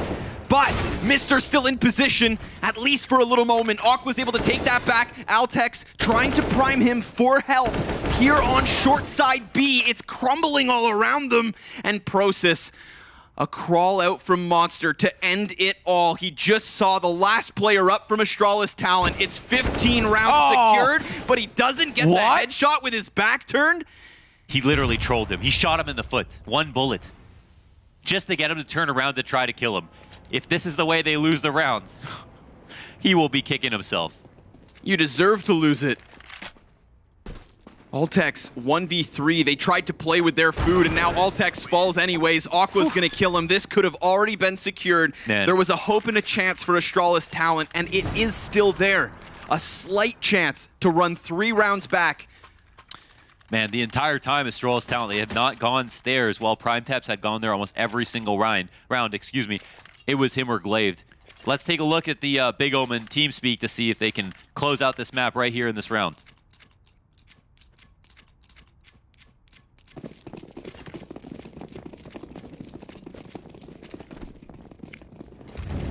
Molly wieder Con am Anfang, ne? Komm noch mit euch, ja? Ja. To smoke. Und sag gesmoked. Con fliegt auf. Das ist okay, der wird wieder wegrennen. Geht einfach weiter contacten. Der ist Was gerade hinter oben mir? stehen geblieben, ne? Naja, einer ist weggerannt, aber kann sein, ja. Jetzt.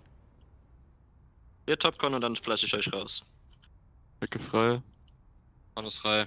Hier kurz. Ja. Okay, dann ist. Seid ihr ready? Ja, warte. Lang da noch. Ich flashe jetzt. Boom. Kurz rein. Der Monster nachgesmoked von ABC. Ich glaube, er war alleine A. Ey, kommt mal bitte dazu. Trotzdem wieder Ja. Monster Ich einfach smoke Lurk, smoke A. Ja, komm, Alex, komm dazu. Einer Du Brücke gibst, gesandt. du gibst uns einen Nasenflash. Halt grad Jumper, ne? Komm bitte noch 2 zu mir, Ja, Monster. wir kommen. David bleibt einfach solo kurz. So, passt. Pass auf Boost auf. Einer hat mich Logis beim 2B. Fein jetzt. Ich hab Nasenflash ready. Ja, wir contacten jetzt, warte. Lass einfach erstmal contacten. Ich flash da nicht Nase. Achso, kannst du uns jetzt eine Entry-Flash geben? Ja, Flash liegt. Boost, die haben geboostet. Boom. Rechts Smoke-Spot. Zwei Wasser, 2 Wasser. 2 Wasser, hier noch einer. Einer Wasser da gegen tot. einen. Smoke-Spot nach. Ich hab hinten Leg gehört. in der Smoke. Danke, Homie. Da kann Wasser drin sein. Ich hab 1 AP. Kann auch was. Monster. Monster hinten. Cool bleiben. Jo. Mit einer AP. Flash einmal gegen. Alles gut. Ich komm zu Ich dir. heide einfach Barrel, okay? Jetzt kannst du vielleicht mal vorhin flashen. Das Monster raus. Flash vor dich. Boom. Links Was das ist Monster. Ich geh vor die Smoke. Ich geh vor die Smoke. Muss durch 2 Smokes gehen.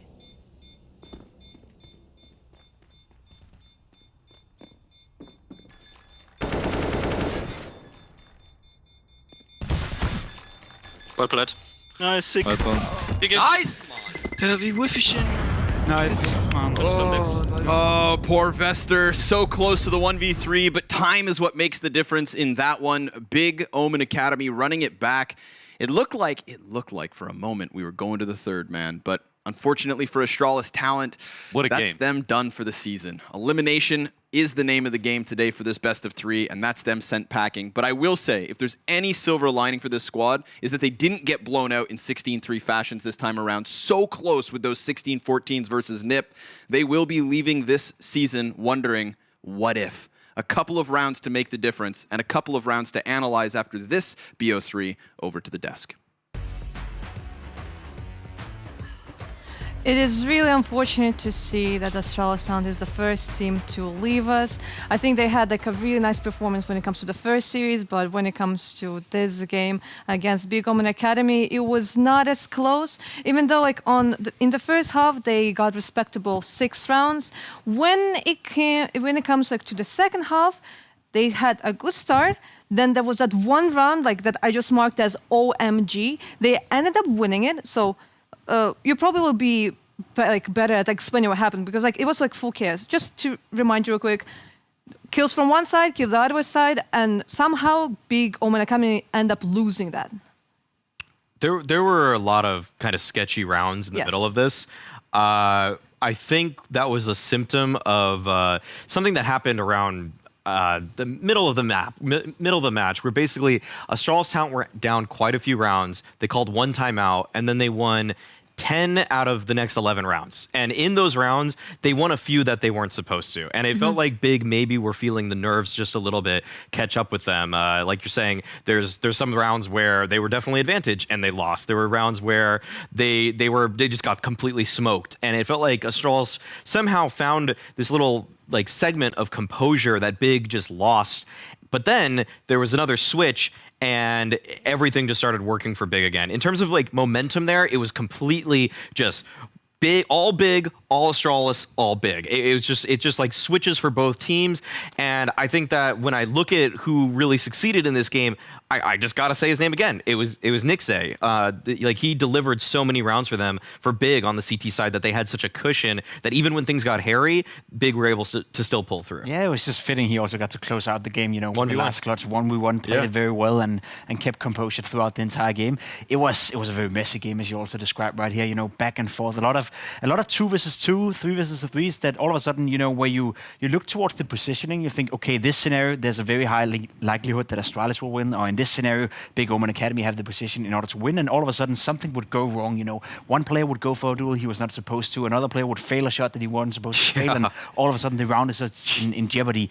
It was not a game where Big Omen Academy controlled it like they did in Inferno. I feel like there was a little bit more room here for Astralis to exploit and capitalize on some of the mistakes. But at the end of the day, and I think that's a tendency we have to now, you know, progress and look towards for Astralis talent. Whenever they get those chances presented to them, whenever they get the opportunity in order to capitalize, they don't, right? They don't win the maps they're supposed to. They don't close out the game they're supposed to. They don't have that finesse to them. They don't have that efficiency in order to close out a game like this that is up in the air, that is open for the grabbing for them. So if you're Astralis Academy at this point, if you're Astralis talent, you gotta be a little bit disappointed. You're out of the tournament again, and as Londers and Scrawny said, you know, what if they were just a little bit more clinical? What if they were just a little bit better on those clutches? Maybe Astralis talent could be a team that we actually could have hopes for. Now they're just out. Yeah, unfortunately they are, but we have an opportunity to talk to Glaive, who is the member of the Big Omen Academy. Glaive, do you hear us? Yes, I can hear you. Hello. How are you doing, Glaive? Congratulations. You are not yet out of the tournament and you still have an opportunity to get a direct invite to the LAN. I kind of like want to know what is actually happening in your team because you went through quite a lot of changes. For example, I had an interview with Aqua and he said Nixay in the previous season, at least, he was still working. He had to take a vacation for the online event. Then he had to take a vacation for the LAN event. In between, you couldn't bootcamp. What's the actual situation right now on your team? Yeah, it actually hasn't changed a lot. He's still working. For example, today we couldn't even have a warm-up ruck because he was at work coming home and we went into the game. And yeah, I mean, we went through some roster changes. We switched out a player, but he was our caller and AWPer. So I don't know. I think everyone in our team has new roles. It has been really challenging to play since we have 3 prac days. Nixay has no more vacation, so we can't start early. Yeah, it's a bit rough right now, but I think we are making the most out of it. So, yeah. Speaking of making the most out of it, Glaved, you took over Lapex's opping role. Right now, how are you liking that? Because this series, I think you really did deliver. Day one, you did well, but it was definitely harder. Yeah, I kind of like it. In the beginning, it was a bit rough since I don't know. I've played 10k hours rifling, so it was not actually challenging to play the AWP, but more the role. I still think I'm not doing the best on the role, but yeah, I don't know. In other officials, I've been pretty consistent with it, so far I'm satisfied. Okay, yeah, I think you should be. You did pretty darn well today. You had some actually really cool multi-frag rounds on the T side, especially. Other thing I wanted to bring up is that you guys switched IGLs, and if I'm not mistaken, it's Aqua that's calling. Is that right? Yeah, that's right. He's. Sorry. What do you want to say? Well, so how does he compare as an in-game leader to what you guys getting from Lapex? Yeah, I would say he's. Of course, it's his first time calling, and I think our system has changed a lot. Actually, we play more reactive than before. We don't have a lot of strats. We default almost every round, and if we see something, and especially if he sees something on the map, what we can abuse, he's calling around that. So yeah, it's pretty reactive. Pretty reactive, and I kind of like it. It's I don't know, something new. I've played with Lapex for a long time, so I was pretty much used to his calling. Glaved, I see that you're at the big bootcamp facilities. How much are you spending your time there? Like, are you sparring with the main team? Are you getting help from them, or is it just to feel more the LAN environment? No, right now it's just to feel more of the LAN environment since the main team is in Sweden, I think. Mm-hmm. They play IEM. And yeah, we pretty much play all day. Even though we can't practice, we practice individually, we prepare, and try to make the most out of the time here in the big office. I'll have one short question. Our next series will be between let me check. That will be NAVI Junior. Yes, they're going to be NAVI Junior and Ninjas. Glaved, who are you expecting to play in your next series? Oh, after playing NAVI yesterday, I think they will win pretty convincing since Ninjas also changed a player one day before the tournament. So I think they will also have a hard time playing them. I think they improved a lot since Flamey joined, and who's the other new player? Headtrick is playing instead of Headtrick, Pogger. Yeah. He was the 6th man, I think, before. So I think they are really good, actually. Okay. Thank you very much, Glaved. Thank you for your time. I hope you will enjoy the rest of your evening. Don't relax too much because you still have a really important series in a few days. But see you back again soon in the server. All good? Yeah, thank you. See you guys. Thanks a lot. Yeah. Thanks. I kind of like the atmosphere that they're having at bootcamp because, Glaved, he's like sitting, trying to be all serious, giving an interview, and then his teammate is like, are you making an interview? Oh, that's cool. Yeah, okay, like I'm gonna go for a lunch or for something like that, you know? I mean, I'm just trying to do my job over here, and Pimp is just constantly. Every time it goes off camera, Pimp is just hitting me with the bat. Actually. He's just slamming me with it. So yeah, I have to work through it also. And next time I'll hit you. I got this though. I got this. Keep bowling, man. Okay, let's try to keep the props like to ourselves. Let's like try not to destroy the set because it's. Oh, damn it! They switched. They know I'm lying now. They weren't supposed to do that. Because like the atmosphere here like looks really nice. But we are done with the first series of the day, and the next one will be between NAVI Junior and Young Ninjas. And Young Ninjas, yes, the CIS team and the Swedes. And the Swedes. I'm kind of blanking out today, but hopefully you are more stable than my thoughts, so you'll come back here pretty soon. We're probably going for like a short break because, you know, like this was a 2-0, but we'll be happy to see you back again for another best of 3 because I think that will be like a really intense and a very interesting best of 3. Mm-hmm.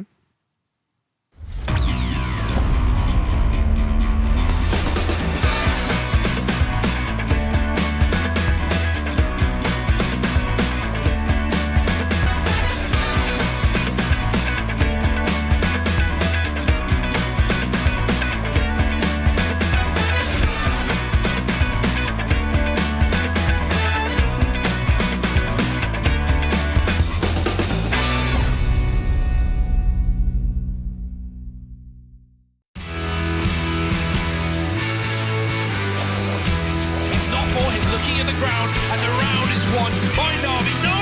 Stolen in the final seconds. Down these remaining players. And in cancelled. Oh my god, he's going to win the round! That is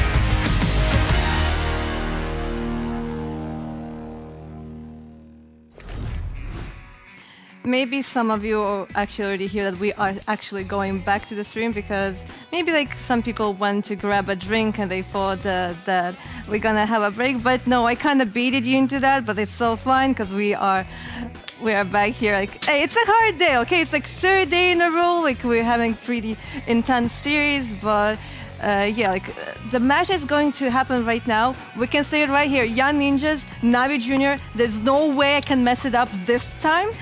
You can try. I mean, you can. I can try.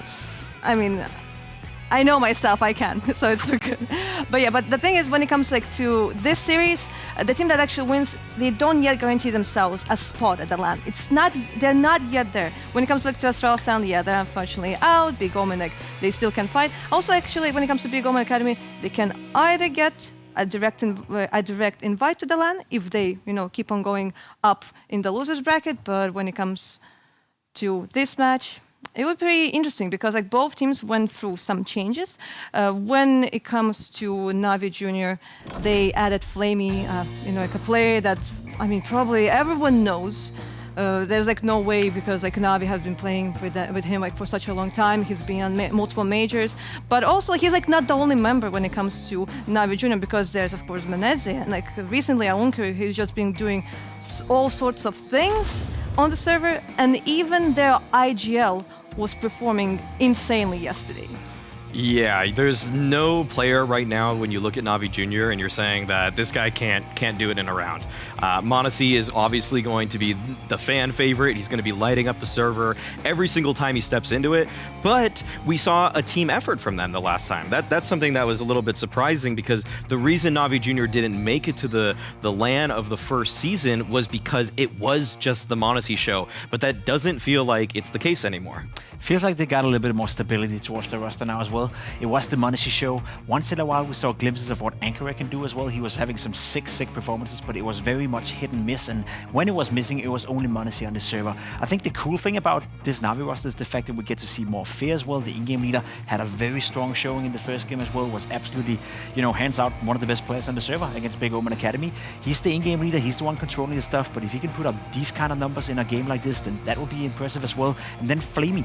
I think Flamey is the key to success here for Navi, because we didn't see him play well in the first game. He was bottom fracking on both the maps, and he didn't really get into the groove, but it wasn't needed. Sometimes when you're playing the positions Flamey are in right now, when you're the B-app player, for an example, on Mirage, you're only needed if you need to retake the A-bomb side, but if your teammates shut it down, then there's nothing really for you to do. So I think the fact that you have Flamey in the bank right now, the fact that he wasn't even needed to step up in that first game, is just another layer to this Navi Junior lineup. So I don't think we've seen the best from him, and what we've seen so far, I think Mouse NXT and Navi Junior are the two best looking teams out of everyone in this league at the moment. So if you're Young Ninjas right now, I'd be a little bit scared. Yeah, I'm kind of really liking the fact that they're putting Flamey on those positions when you don't have like an incredibly huge influence on the outcome, because this way, like for example, like younger players, they get maybe like better stats, and it gives them the confidence. Flamey, when it comes like to this tournament, he doesn't need this confidence. He already has been playing for such a long time. But those players, they are the ones who will open HOTV and be like, oh no, like my rating today is below below 1. Like they'll go so sad. Like Flamey is like, well, it's like below 0.8, like I don't care, like it's another day, it's like another tournament, it's another league. But those guys, they really need, and it's like really nice to see that like Flamey is like fine to take those like B positions, like when he doesn't get the kills, or maybe sometimes he maybe needs to like exchange like his life for the KDA for like of his teammate. Frankly, if Flamey got all of his old positions, I would have been mad. I would have been like, why does Flamey need to play connector on Mirage? Like, don't take that away from Oncare. I want Flamey to play, the worst role, just be that solid anchor player and guide these guys. And on day one, I was kind of saying that I didn't think Flamey was going to give anything. I didn't think he was going to be much of a mentor, but we could see that as a team that Navi Jr. is playing better. He is lending some of his experience in order to make this team greater than the sum of its parts. And I guess we're getting the veto right now, and so we're going to see Flamey again playing beyond Mirage. Yeah, and he was doing a fine job last time, especially on the CT side. There wasn't a lot of stuff for him to do, but there were a couple of rounds on the T side where he was actually the playmaker. He was getting in towards CT spawn, he was being proactive on the server, and he was in general just being a little bit annoying to play against for Big Omen Academy, and he found his groove in that sense. So good to see them go in for Mirage again. It was a very strong performance against Big Omen Academy, another team that likes to play Mirage, so it definitely makes sense that they want to play it against Young Ninjas, even though they also played to a high level. And then we get Inferno, which makes sense. Young Ninjas, maybe the best Inferno team in the entire tournament, at least in Season 1. There was this whole discussion between them and Mouse NXT. Yeah. Are they still one of the best Inferno teams, though, with this roster change? We don't have Nilo anymore, we don't have Manon anymore, and we haven't really seen too much of Banjo, so I don't really know how much to read into this video outside of the fact that we get the comfort pick from these two lineups, and this could have been a video that would happen in Season 1 as well. What I do like about the pick of Inferno is that last time around, I remember Navi Jr. banned, because of the veto system being different and it being a best of one type of thing, they always banned Overpass, Nuke, and Inferno. So Inferno, the pick from Young Ninjas, that's a punish. That's one of the maps that Navi Jr. didn't play last season. But we do go on to Vertigo for the third, and if it gets there, that's going to be really exciting, because Fuzi and m0NESY have been both playing very well, and that can be a map that Oppers really just are able to pop off on. And so yeah, we're gonna get the match stats here. There were a few punishes that Young Ninjas actually could have gone for. They could have gone for Inferno, they could have gone for Overpass, but they side with Inferno, which we can see is one of their most played maps. It's really in their wheelhouse for ones that they love to go for. And so is Mirage, right? Yeah. That's the thing. It's a pretty good veto if you're Young Ninjas right now. I think you must feel relatively comfortable considering that you get Mirage, which was a map that they manhandled. I believe that was Mousesports in the last season. And they also get Inferno, which is the map that they used to be the best on. I don't really know what to expect from this matchup, to be completely honest, outside of the fact that we know m0NESY is a given. We know he's going to be there. He's going to show up. When it comes to Young Ninjas, Fuzi. I mean, he's having good games, he's having less good games. He was actually playing well yesterday despite making some mistakes. All I'm saying is that today, you cannot allow yourself to make the same amount of mistakes as you did yesterday, because you will be punished when you go up against the likes of Ankara, Flamey, and Monacy. So if Young Ninjas want any chance of winning this game, they will have to play better than they did in the opening match against Astralis Talent. Yeah, and if we just like look at the names when it comes to Navi Junior, of course, like we know, like they upgrade their roster. When it comes to Young Ninjas, I'm not entirely sure because like they made this change. Like they had Manon at one point, then they had Nilo at some point. Like now they just recently added a new player. So like I'm a bit skeptical. I still want to see like a really close series, and hopefully that's exactly what we're gonna see. But right now we are gonna move to Mirage. So Scrawny and Launders, we're ready for you. Just say Scronders if you want. Yeah. Laundry. Scrondog Mahillionaires. Yes. You sold on that one? Reference the movie. Reference the movie? Yes. Thorin made that for us. So, you know, it's got a little weight behind it. Yeah. Just a little bit of weight behind it. Little tummy. I'm ready. I'm ready for this one. I'm very hopeful that we actually get a good showing from the Young Ninjas and that maybe they can test the side of Navi Junior. But I still truly believe that Navi Junior, in terms of teams changing rosters between Season 1 and Season 2, Navi Junior got the biggest upgrade. Flamey did not have the most amount of kills when we saw them play that first opening series, but he did have some very impactful kills, and especially in very crucial moments. So I'm still putting stock in the Flamey train. I believe that Navi Junior should have this one pretty damn easy. He's also just, pretty damn easy. Damn. Relatively easy. Yeah. Like, you know, we're going to get some closer maps, I think, but I would bet 2-0. 2-0 Navi Junior. Okay, I'm with you on that. I still really love what we saw from Young Ninjas. I love the Fuzi plays. And Flamey, I mean, he's playing B. Yeah. Which just means like... He's playing B on Mirage. Yeah, he's just playing B. You know what I'm saying? He just be existing inside the B site. He has to be, at this point, like the most egoless player in Navi Junior. Yeah. He's just like, oh, where do you need me? Yeah, okay, I got it. What do you need? Oh, I got it. He's whatever he's just going to have to do. Sitting on like his $1 million that he's made from CS, sitting in B, chilling. His throne of money. Once in a while, interjecting, saying, no, that's not the right idea. Or saying, no, we should do this. And I think that's all they need once every few rounds to help them iron stuff out. The last time we saw Navi Junior play, my one criticism was that they looked a little stale in certain spots, especially CT side Mirage. Sure. So if they run out of ideas, I'd say, well, I'll bring it up again. Why are they playing so static? That was one thing where it felt like things weren't working that well. But then they swapped over to T side. They looked fantastic, like a machine. Yeah. So yeah, I'm looking forward to this game. A well-oiled meat grinder is what they were on the offense, and I'm kind of anticipating the same thing again. We'll have to see. It's up to these players to show us. But this is, of course, the first team to lock in their spot for Group A Finals. This is not a guaranteed spot on land just yet, but it's a chance at that BO3 that gets you there. And even though Navi were able to beat Big so badly, and Big showed us like they could beat Astralis Talent and everything like that, you know, this will be a step up in competition, and it'll help solidify their storyline. This will be like, you know, this will make it more obvious exactly how good Navi Junior, how much they have improved. Yeah. Oh, and they start on the T side as well, so. Well, this is what we wanted from them. This is where we saw them shine. Man, there's actually no one in the inside of the window. They're going for the CT retake. This could very well end in a smoke spam type bout. Not sure they can actually survive and get all the kills from the T perspective. Look how layered they are inside of the jungle. They are just an onion of layers. But who's going to be crying? Maybe the Young Ninjas, maybe Navi Junior. ZTR still sitting inside of the connector while everybody else from the Young Ninjas retake from the CT spawn. Stick it. Monacy, he's going to be able to kill that player up close. He's Defuse, he's got it. No, he doesn't. No. He got headshotted right at the last second. I think they right there by Fear. He saved it. Bro, we need a slow-mo. That was down to half a second. Dude. That's half a second at most. That's exactly what I thought was going to happen because of, like, you cannot kill all those players in jungle. You don't have the time. And I think Young Ninjas knew they were just going to dive the plant. How close. And it almost worked. If it wasn't for those meddling kids. And they're stacked inside the jungle. Damn them. Navi Junior off to a good start, but a close start. Because, again, that's a matter of milliseconds in terms of who walks away with the pistol round momentum. Ultimately, it belongs to Navi Junior. Their T side was quite good, the way that they attacked B. I think all their anti-ecos are very smart and actually well organized. And coming off the CT side, I was not expecting a lot from NAVI Junior. I thought they were just going to ride on their talent and try to just have one person get 3 kills in a round. But no, they actually were quite a cohesive unit. They were like a plate of Jell-O. A plate of Jell-O. All moving together perfectly. Wouldn't you have Jell-O in a bowl? A bowl of, yeah, sure. But you could have a plate. Remember when Jim put Pam's or Dwight's stapler in a thing of Jell-O, and it was on a plate. That is true.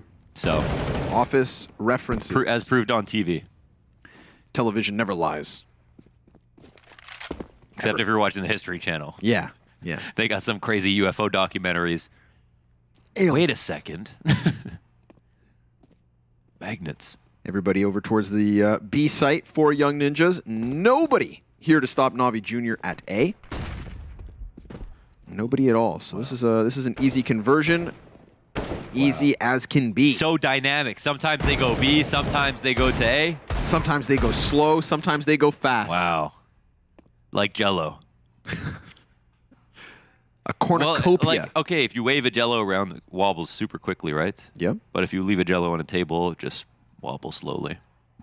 Just does its own thing. If you could be one Pokemon, which one would it be? Mr. Mime. That's what you already are. It's literally... It's like, I like Mr. Mime. I think he's really cool.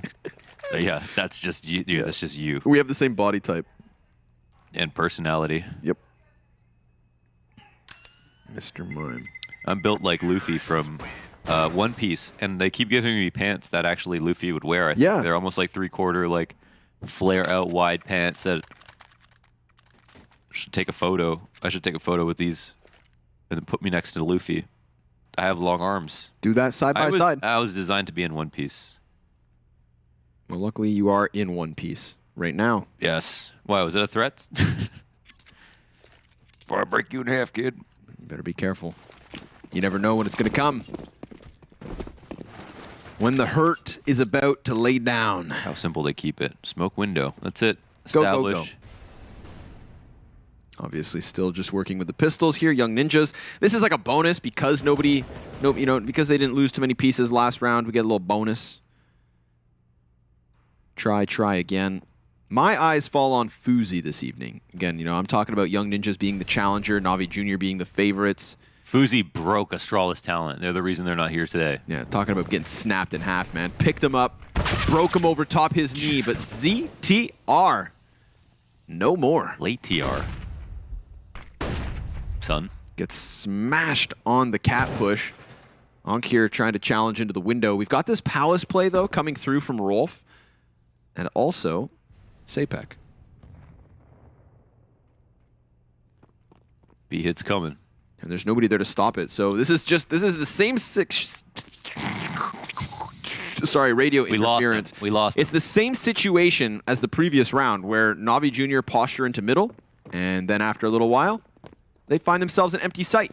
Yeah, so, and that's why I think one thing that's hard to conceptualize for people who learn the game is like, why do you take mid? And the idea is obviously splitting sites is the best way to take them because you compromise all the spots that people can stand in. It offers up all these great rotations that are so fast. It sounds so simple, but I feel like that is a really big thing for new players. That doesn't always make perfect sense. Like, we just go right to the site where you can plant the bomb. And that's just it. And NAVI Junior go through the perfect motions to establish on mid. And a big part of this game on Mirage at every level is to take mid perfectly as a T and just establish. And, late stage Mirage is basically T's being able to establish, and the CT's finding some spots to be able to put up resistance. There are some teams that find ways to be aggressive on CT side, but it always feels like a much bigger risk to take mid control back on CT side than it does to take it aggressively on T side. So it's usually just where the T's go, and they say, hey, this is our land. Our home. Nice. I've seen a very strong success rate in terms of making that jump here at the WePlay Academy League. Pull! Man goes flying over, does not get plucked from the sky. So, able to get across that scope from the Young Ninjas. Oh, that's a thick grenade. Onkir down to 74. Fear loses 50. And that's the kind of resistance you can put down. You know, the small gap there off Cat, which is, you know, it is nice counterplay versus a top mid smoke, and you have the nades that you can throw. A late incendiary to the top boxes to try to be disruptive. But then, you know, once the T's are down here, you've just really got to wait for your timings.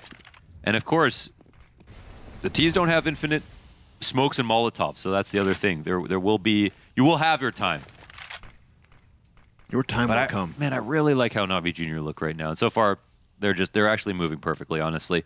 They're going to rotate back over towards A, just slightly. It's an A split with connector presence. No kills have been given up, however, for Young Ninja, so it won't just be a free round. No, sir. You're going to have to win those gunfights. And when the gunfights get rolling, we've got a CT tucked in jungle, one underneath the balk, and one back on the CT spawn. We don't have a deep, we'll have a jungle smoke out connector, surely. Not really playing down to the time, though. No jungle smoke out of connector? Oh, they got to clear this. Yep. Fear. Oh, just deletes ZTR, but ZTR did take one with him.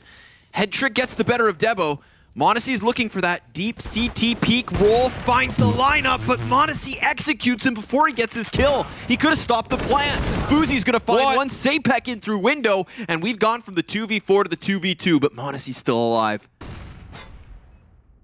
He's going to stay posted, waiting for that stairs peek. It's him versus Fuzi in terms of oppers. And Sapek inching closer towards his spawn. Molotov on the feet of Monacy. He's dead to rights, and Head Trick has 16 health. That's it. They think he's over on ramp, and the retake comes through from the Young Ninjas in the 2v4 of all things. Whew, that shot gets missed. It comes down to the wire, but they do secure the defuse. That is... I feel like it's honestly very lucky. After they get the jungle kill and the site gets taken over, Monacy stops the planter from being spammed down inside of CT. Fuzi doesn't awkwardly fall out of the window. He probably just dies. But he lands on something that allows him to displace the aim of his opponent, gets that frag, and I mean, that was just hectic. There was tight margins at that point.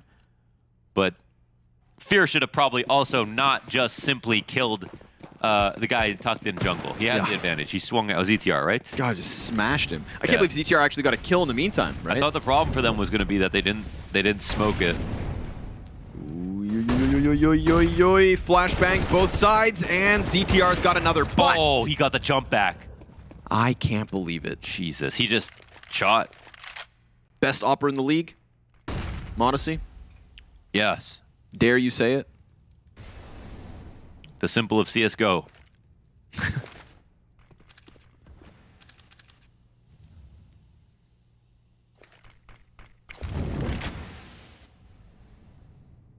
Flamey to the bottom of Con, and Head Trick peels back from Palace. Flamey. Oh, tricky Flamey. Just around the side of that smoke. You know, that's the impact, but he gives his backup. Rolf swinging out from jungle to at least try to keep this one within the realm of possibility. Debo's already pushed up towards the ramp. He's kind of faltering back. Head Trick needs to keep his head down, and that's the kill that's going to now turn this back over to the B-bomb site, which at the current moment's clear. But Rolf has to consider the risk of just running. For all he knows, there's players already inside of the site, so Navi Jr. just sprint, run the risk, and maybe you get here before the CTs are ready. It's looking like they're going to get into position just in time. Monacy with the deep Molotov. That'll prevent anything from coming out from Market. A smoke for the counter terrace. They could jump right through it. Rolf's going to challenge inside sight, but Onkir's already able to get the better of him as he peeks out wide for the 2K. Both players line up, and Navi Jr. right back to winning ways 4-1 T-side lead. Oh, you can see how nervous they were about rotating back, but it was actually, of course, Navi Jr. planning to take A that whole time as Flamey comes and clear things out, and if they beat them, he could have posted up on the window and held for Monacy to cross. And they end up having to fall back on the smoke to help them escape out. And Onkir, honestly, he stole the show from me apart from Monacy looking so damn good. He's such a good second star on this roster in the clutch. He's always making great decisions, great visualization. On it, I feel like makes very few mistakes. Super impressive player to have alongside someone of such a high quality as Monacy. Yeah, just really, I mean, I feel like every time we spectated him, he kind of never failed to impress. Well, that one right there. That mid-round was so interesting, though. But, I mean, this leaves Ninjas shredded. Like, they are now They're now down to just pistols, staring down the barrel of a 5-1 scoreline. Not a place you want to be. Nope. Unless you like losing. Nobody likes losing, Launders. Some weird people. I saw someone pay someone to yell at them on Twitter the other day. Really? Yep. Well, that's weird. Rolf gets there in the end. CZ can be a fickle beast, but imagine that. He's gotten a second kill already. Flamey dies inside of the connector. This is 2 CZ kills, a P250 frag, and now a necessary clutch from Headtrick, but he doesn't have the bomb. Throws the Molotov to the base of connector. He has very limited time to make this clutch happen as well, and it's upgraded guns for the 2 CTs in middle. That is all Rolf playing through the underpass with the CZ and catching Navi Jr. by surprise.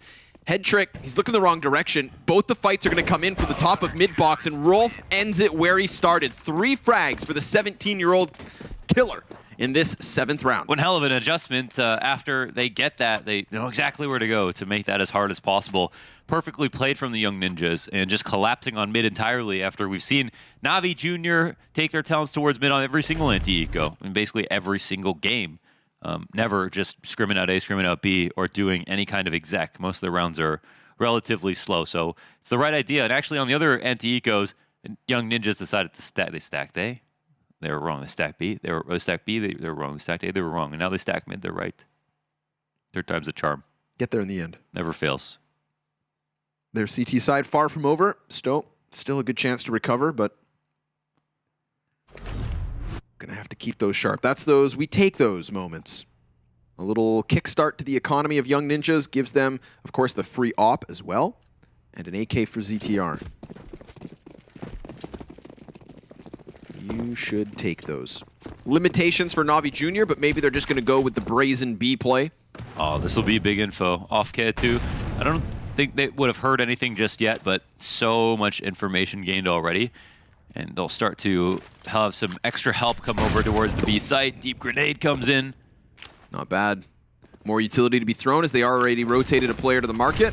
Rolf's gonna drop a smoke on his feet, looks to play around it. Tech9 gets through, but then gets shut down. And we've got this eventual flank coming in from the underpass. Fuzi's up, ready to rock shop, but Flamey will have some kind of an answer. Fear on the other side of smoke is yet to be seen. Flamey's gonna walk through into the bench side, and down he goes. ZTR gonna absolutely end this, or is he? Oh my god. Gets turned on by the Tech9. A 2v3 ensues. Lots of time left on the clock, awkwardly. Yeah, weird situation now. I really thought ZTR had this ended.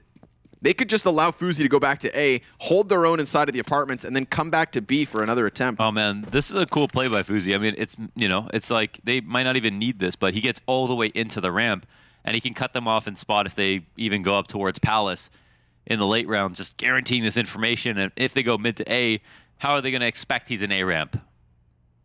You'd have to be Psychic or Psycho. Dangerous combination if you're both. Yes. They're going to choose correctly. Hit up that A site where only one player holds. Is it correctly? We'll see. He's watching the cross to bench. Sure enough. Shot into the spine of Fear. And a shiver into the spine of Modesty as he has to just accept his fate. This one comes to an end. I like how Fuzi does that. And it's just like... Whoa! Yeah. Okay, see you later, Rolf. Yeah, for one perspective, it's like the numbers are higher inside of the B, but because there's all that action inside of B, it's like one free one for Fuzi, right? They can't clear a ramp. That's crazy. So a nice one for him to make. Nice move for him to make. Kind of similar to running the underpass play when you over-rotate towards A and the T's leave. Same energy. Reemergence of success here for the Young Ninjas CT side. That's 2 round wins in a row. Now the X Factor in a solo op play. Honestly, doesn't see anybody on the cross.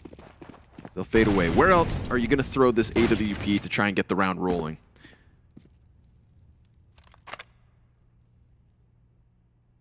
Take a chunk out of the Ninja's armor. Burrow through it. It'd be one hell of a robbery, but Modesty has now arrived at the B site already scoped in, so he's not going to give away any audio cues, and he just hopes to catch this player jump spotting. But you got to be fast if you're going to kill the jump spot. I mean, they caught their attention here on mid, actually, because they throw some late utility. So there's an opportunity, but they kind of need to run by this. There's a gap, and now that gap is closing. No kill comes down. They haven't pushed the top mid. Fuzi will catch one jumping across. Very nice shot. Clean stuff. Rolf going to drop his same smoke as last time. Again, the pistols are able to start flooding inwards, but with this smoke grenade, it is such an easy lockdown from Rolf.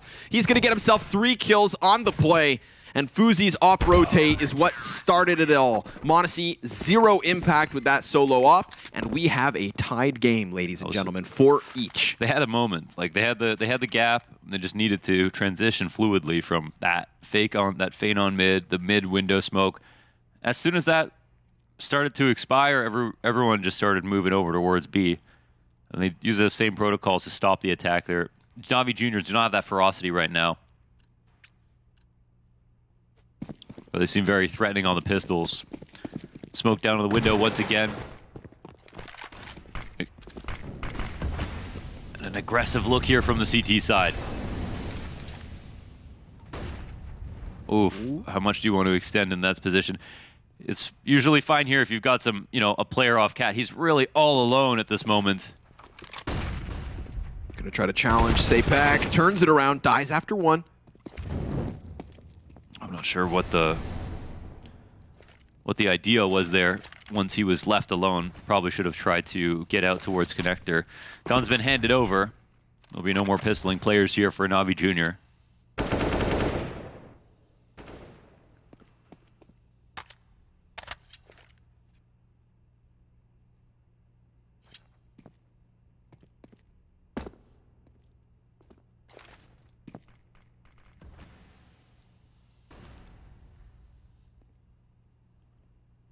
Into the A split we go. Need that final piece of the formula. Bomb picked up. ZTR is going to be committed behind the firebox and also a ticket player. Very passive hold on the jungle/murder hole. So it really does rely on these players inside of the site to offer us something substantial. Utility can look decent enough. No info here for the CT side, but 4-4, they feel comfy with their guns. That 1 smoke to ticket, that's it. It's time to... Ooh. ZTR warning shot over the bow, but it could just be the bluff.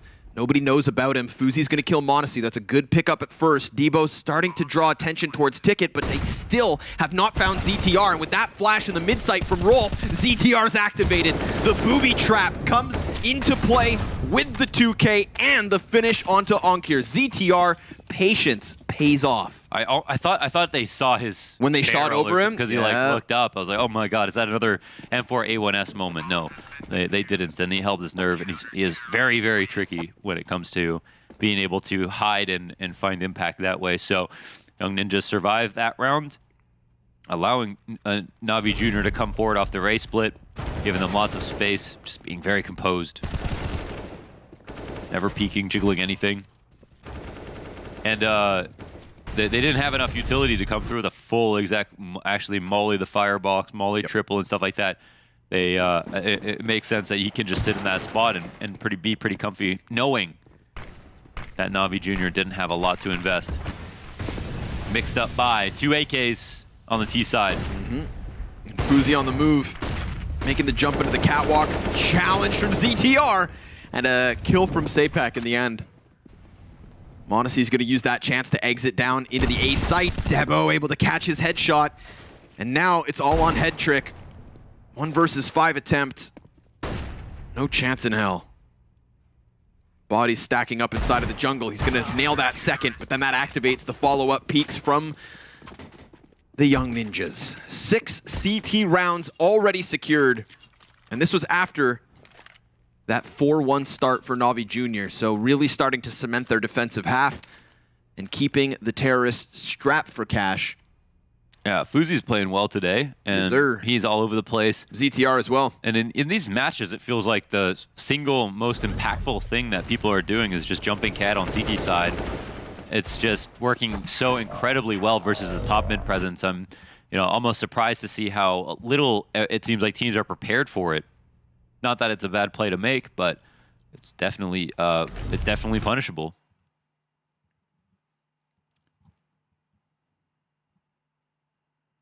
But it works out beautifully for the CT side. They do that a number of times, and some of the times nobody even crosses out to top mid.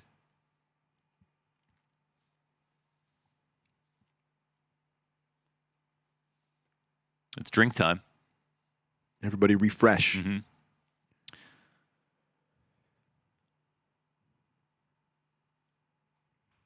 ZTR. Nice to see a familiar face. And nice to see him kind of topping the troops as well, right? He is the one with the most experience on this lineup. He was the guy who had his shot with the main Ninjas lineup. Was told he wasn't ready for that shot. And is sent back down to the Academy League, hungry as ever. With a strong playbook and a lot more confidence to play at this level. Mm-hmm. And another chance to develop and you know, grow and get another shot. You know, a lot of times there's the trap of seeing how good someone is, and then years later you always have that image of them. But ZTR, he's a whole ass human, working hard every day to improve. And it was quite a big chance he got, but it doesn't mean it's going to be the last one either. Ooh, Debo already on the kill feed here. Unfortunately for him, he's in a pretty dire spot underneath the palace. m0NESY anticipating a follow-up peek, but Fuzi's able to actually kill Flamey on the cross. Headtrick trades that right back. Look at the HP here for the 3 remaining Ts, though. They are at such a disadvantage. And this one's just kind of gone stale. They stop for a moment, pull the emergency brake, stagnate in the water. But stagnant water is spoiled water. NAVI Jr. going to use this chance to hope that the CTs go elsewhere. Sure enough, they do throw a body in Sapek underpass. And as he comes through to clear the apartments towards B, it's really going to justify keeping Rolf and ZTR in these spots. And because of the low HP here, still for NAVI Jr., you don't need all 3 of these players to be in position. But ZTR just gave up his spot in connector. Now he's going to be smoked off. Now that flash on the other side gives space for Onkir to lock in, and Rolf is respecting this moment a lot. ZTR, though, wall bang from, I believe, the connector wood onto the staircase player. Taking back the edge. Look at the A-ramp flank that's coming in. Yeah, Headtrick's dead. Wrap this one up. m0NESY with 3 players to deal with. His position should be figured out. And even if he takes one down with him, remember, 34 HP. He drops his first shot, and they're just going to close the distance to the bomb. Sapek with 2 kills in the 3v3. The wall bang outside of connector definitely makes everything else so much easier. Yeah, takes yeah, that lightens the mood, no doubt. Another buy up. Instantly, the off gets handed over to m0NESY. They'll give it another shot, but yeah, Young Ninjas are here to game. They look good. I think so far what we've seen, that T side from NAVI Jr. is not as serious as it was in their last match versus Big, but Young Ninja is also potentially a better team than them, you know. And I think Fuzi's having a great game, and he's doing a lot of work at mid as well. That helped leverage the comeback, his cat plays to get information back, and just hitting nice shots with his op. And this is half the game is getting mid, establishing it, not dying. The other half is transitioning into that actual split, and I think that's where Young Ninjas have looked comfortable, not too scared of giving up all this mid control. And look at this, they've already pushed into upper B this round.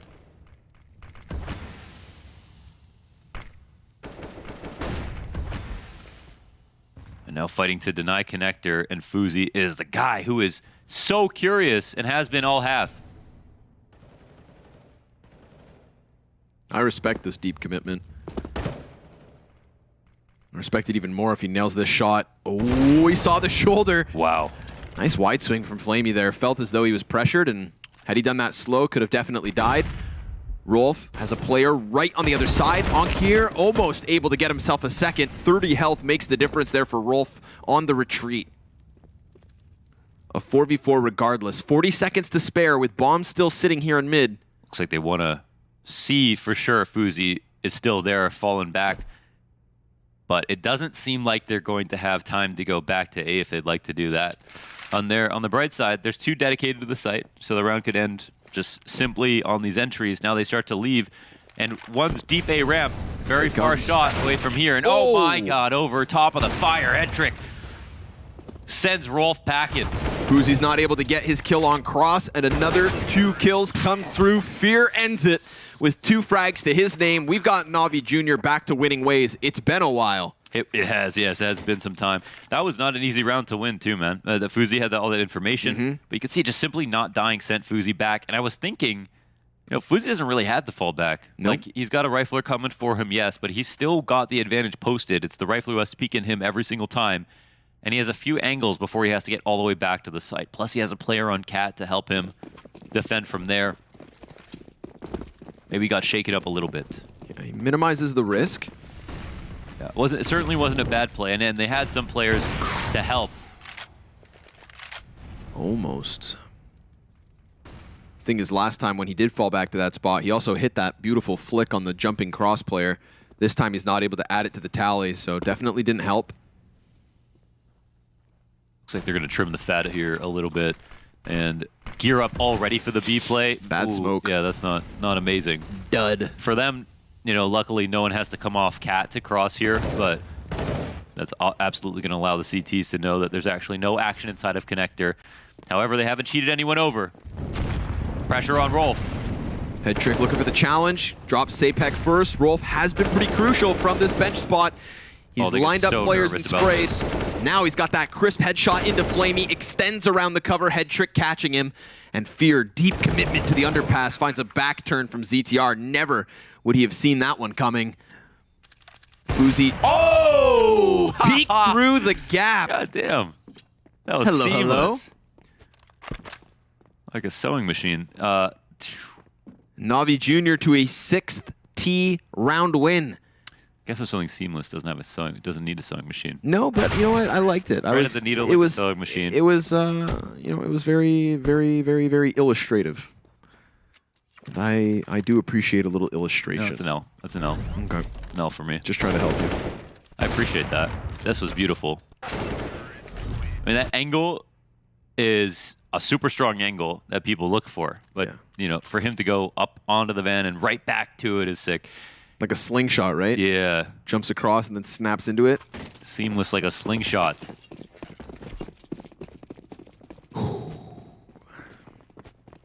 I own a slingshot. Is that why you're like this? Call me Dennis the Menace. And Sapek, just as annoying. Finds a Desert Eagle kill to kick it off. This is just pistols for Young Ninjas. They won a round similar to this. NAVI Jr. cannot afford, after all of these rounds going the other way, to slip up like this yet again. Head Trick just walked away. Timing. Now he's starting to make sound. The USP taps into his head, but also gets wrecked. It's the Head Trick. 4v4 yet again.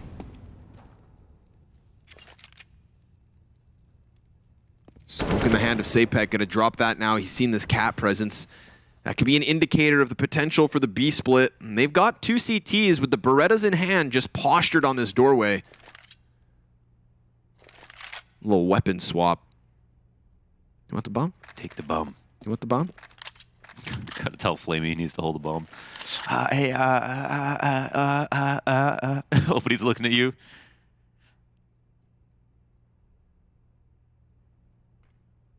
Told you, man. Flamey's selfless. What here? No ego. I think that smoke just fully missed. It looked like it wanted to be top con, but by the mini map, it's over on it's over on who knows where. Head Trick able to run forward. Sapek does get killed, and so will Fuzi. Rolf's just hiding behind the bench. He will get hard checked, but not before he gets a kill. That takes Flamey off of the bomb. Imagine a world where Flamey dies. 6 health is all he had. And then it's just a matter of Rolf tucking into cover, crossing his fingers, and maybe getting away with it. I'm not saying it was going to happen. I'm saying it could have. It'd be a little crazy. It'd be a little crazy. Never should have. So here we are, back to a tied game. NAVI Jr. have strung 3 rounds together. Not always looking too easy. A final buy on the cards for the Young Ninjas. Somebody's taking an edge as we get to the second half of Mirage, but who's it going to be? Based on what we've seen so far, hard to say. Like, both these guys have done so well, but it looks like NAVI Jr. from what we saw in the beginning of the half is starting to come back. when opening off the A-ramp play. Will they use this as a wedge to get out? It looks like yes. Pressing that advantage as strongly as possible. Still keeping Flamey up in the B hall since this was just part of the default, and he can wait to see if any push will come down and actually walks right. I was going to say, Fuzi has been known to push the upper B and has a tight angle on that cross. Wow. ZTR telling him where he is, but he finds it. Takes the legs out from beneath m0NESY. 2 counter-terrorists tucked underneath the balk. There is, of course, a few Molotovs for NAVI Jr. to work with, but it's a matter about getting them all into position. They're going to have 40 seconds to work this A commitment in the 3v3 because that 4th player from Young Ninja is still deep on B. Man, if they wait a little bit more time, actually, the Ninjas might be a bit worried about mid, this timing and window, as well as B. They're committed. Yeah, they're getting out Headtrick now. has a Molotov. If he drops that Molotov on their heads, then they're both going to get flushed right into They don't fear. even have a smoke for it, huh? They don't even use the utility. They're baiting. Now finally it comes out. Sapek actually found Sanctuary in the corner. Headtrick's going to jump down ladder, try to find him. He's just tucked inside of the smoke. Oh, but m0NESY gets the better of the angle. Rolf's able to come in through jungle. Headtrick's got him locked in, and NAVI Jr. with an 8th round on this T side. Nice recovery. They tried to go for the gimmick play, having the double under balcony, and it was a little bit awkward that the first guy peeks, and then they used the smoke from CT spawn. Yeah. They could have used the smoke first, and then had a player peek, so it at least feels like the smoke was for the player that existed. And still, the second guy gets a kill, but I feel like the novelty of the play was in the fact that they were hiding to, at the same time. And that one was a bit strange, but yes, they do their best to delay, but they get called out. Doesn't end up working in the end, but honestly, it was super competitive, I think, from Young Ninjas in this half. That it They was. put up some impressive rounds. The eco rounds for NAVI Jr. were nothing to write home about. They did well to take mid control, but sometimes their transitions to the site hits were not that special. Overall, Young Ninjas were relatively strong, and there are problems with NAVI Jr. I think they lean very hard on m0NESY to just get openings. Yep. So I feel like a really good style versus NAVI Jr.'s CD side from what we saw, and even though it's a small sample size, is to be very execute heavy because there's a lot of rotator spots being played from NAVI Jr. They don't have close A ramp setups very often, which are really good to punish full executes, and instead you just have m0NESY sitting in the jungle, and because the nades aren't always perfect, he gets opportunity after opportunity. So we'll see what kind of brand of CS they want to bring to the league today.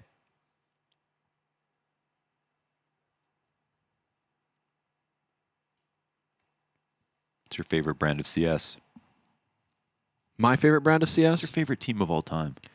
My favorite player is Shocks. Oh, okay. I don't think I've ever asked you that. Nope. That's pretty cool. We're going to jump into the Young Ninjas TeamSpeak. Let's see if they can tie at 8. Ni tar första kontakt med det. Jag lägger nu. Oj då. Jag lägger en flash upp. Ser ingen ticket, jag nidar. Jag kommer hoppa upp. Smäller. Jag är beredd. Flasha där. En CT. Oh my god. Kom. Jag är igenom. En i djungel. Djungel. En CV. Hoppar. En i djungel. Bank. En i djungel. Bank dinkad. En i djungel. Kitchen Ja, long. en är kvar i djungel också. Lång bank. Chilla på Louvre kanske, om det går. De är 2 ute B. En är dinkad. En kök. De är Banken. många ute alltså, Du sa de är bank. många ute. Jag går ut. Ute backside och bänk. En kök. Synd. Det är lugnt alltså. A little bit of disrespect from the Young Ninjas on the catwalk, jumping through the Molotov, trying to charge into the B site, but NAVI Jr. just looking way too clean on the USPs. Yeah, the nice shots. That's Nice it. shots. Nice shot. Headshot. To answer your question, Yeah, go ahead. favorite team of all time? Polish Virtus.pro. Oh, cool. Yeah. You know, that's actually one of the most underappreciated, even though they had like all the hype and a lot of fans and stuff like that. People don't realize they were one of the most tactical teams to ever play the game. They had some of the most complicated executes, a lot of like crazy T sides and stuff like that. Went under the radar because of their style is so explosive, but there's a lot that went into it underneath the wrapping. Second favorite was Major Champion Gambit. Watch Watching Zeus finally get the win. Oh, damn. Slaughter down here at the bottom of mid, just getting through the pistol rounds. Nothing all too important to talk about here. Young Ninjas trying their best at mid control and getting just chopped to bits, as you'd expect in a round where they had so little. But now, the reward of taking that last one on the chin is AKs for the Young Ninjas. They trail by 3 in this T-side. NAVI Jr. have turned this around with 7 consecutive wins. Think about that. 6. 6 consecutive. Chew on that. Yeah, the recovery is everything. It's a sandwich of rounds. It's true, right? Young Ninjas are the meatloaf. Ugh. They're the rye bread. Ugh. ZTR will be flashed through connector. Very quick rounds from Young Ninjas. I thought it was just because of the pistols and the prior, but no, they're going to try and slam into this B site. Flamey alone now with the MP9, unless Mana sees. Good for the spray. He gets himself 2. Fuzi's still coming up from Cat while Rolf exits the apartments. ZTR getting impact on the other side of the map. It's a 2 versus 3 to the favor of Young Ninjas, but some of their players are barely alive. And Monacy around the corner as he goes. Fuzi's going to drop him, and it falls on Ankir. Incendiary into the middle of the site will not stop the bomb plant, but Ankir already working his way out through market window. Rolf is holding on to this push. Fuzi's going to swing the moment Ankir's seen, the moment he's spotted, or he doesn't. Oh my god, I think he... Now he should see him. Ankir into the 1v1. It's 7 HP left for Fuzi, and he lays down the smoke in order to exit. Bomb beyond the halfway point. Kit on the backside.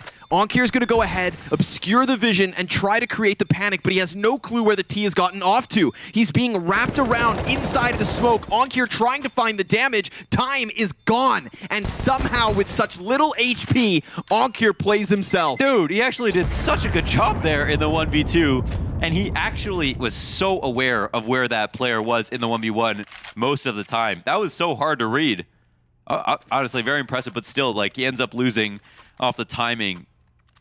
Man, what did you think about it? I thought that throwing down the smoke inside of the site, maybe he didn't realize how little HP was left over. I think throwing that smoke down inside the site's the reason he loses. Because he doesn't get the opportunity to shoot again? Exactly. Without that smoke grenade, the last player from Young Ninjas is, I think, it struggles way more with hiding from it. It's like that, or maybe stick at least. Yep. If you do smoke, but at least if you tap the bomb and cause the fake, if the terrorist pushes in, you've got him. But the fact that he had that smoke to run into, right, you lose him. Potentially makes it longer. Yeah, man. I think the smoke is the problem. He also got a little unlucky when he came to the side to spam, but it was also into his own smoke, like you're saying. Oh, okay, Rolf. 2 quick ones, and Palace control. CTs, nowhere to be found. They're far away. Okay, this is Navi Jr. playing close A ramp this round. Didn't see that look very often previously, but maybe this is why they don't like playing it. Uncomfortable with it. Yeah, it didn't work out to their avail. This will be a tough retake, and they just lost the last round. Oh, man. Okay, well. Well, that's something. Keeps the numbers even. 3v3. Fuzi has another smoke to work with on the side of jungle, but he also has to keep his eyes on connector. It's a double up from Navi Jr. on the jungle smoke. If they push through, they could very well line up, but Fuzi actually uses this chance to push blindly into the connector, smoke fading away from him, and now he has these 2 CTs primed for the taking. Plump for the popping. Flamey trying to come clear corners, gets wrecked by Fuzi. Debo in with a headshot, and Navi losing another round to the Young Ninjas as they continue this clawback to the 9-10 scoreline, still trailing by just the 1. Yes, yes. Working hard for it every single step of the way. But they are doing it. Listen, like, there was a moment there where, honestly, a save is probably should be pretty tantalizing. Like, they find the opening, but the 2 refrags instantly, the bomb plant going down so cleanly, but then Monacy has to hit this nice shot, and they're like, oh, there's hope. We got to try it. We got to try it. Go, guys, go. Go, guys, go. Go, get out there. Get after it. Good luck, team. Remember, it's not all about winning. Shut up, like, Dad. Hear you in neon short shorts saying that. Anybody want a refreshment? Okay, this is gonna be hit coming in, and there's a lot of CTs here. Yeah, but they all sit behind the smoke. Are they gonna explode? This might be funny. Launders, they have nothing. They knew the exact. Are you still doing the accent? They've got USB. No, this is Okay. that's how I sound. They've just got USBs. Oh my. I thought, they sat behind, oh, they did a boost behind the smoke. Yeah, cheeky.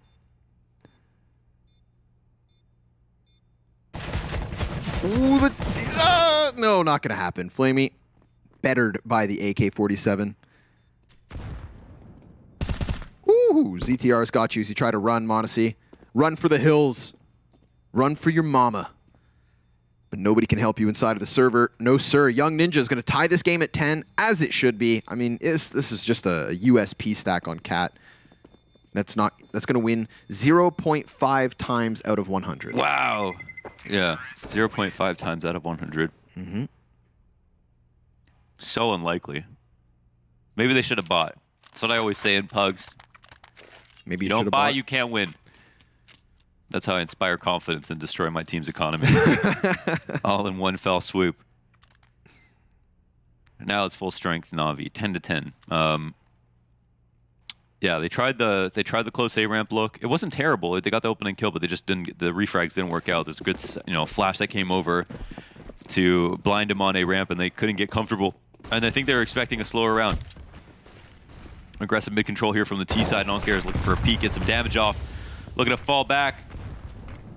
Lots of players here, all posted up, waiting for someone to come off of Cat. We can see it. Headtrick will wait. ZTR's right down here. Oh, we got the double CT connector setup. I'm so ready for the Monacy just southward flick. Smoke's going to fade. Someone's going to challenge. And he's going to snap him.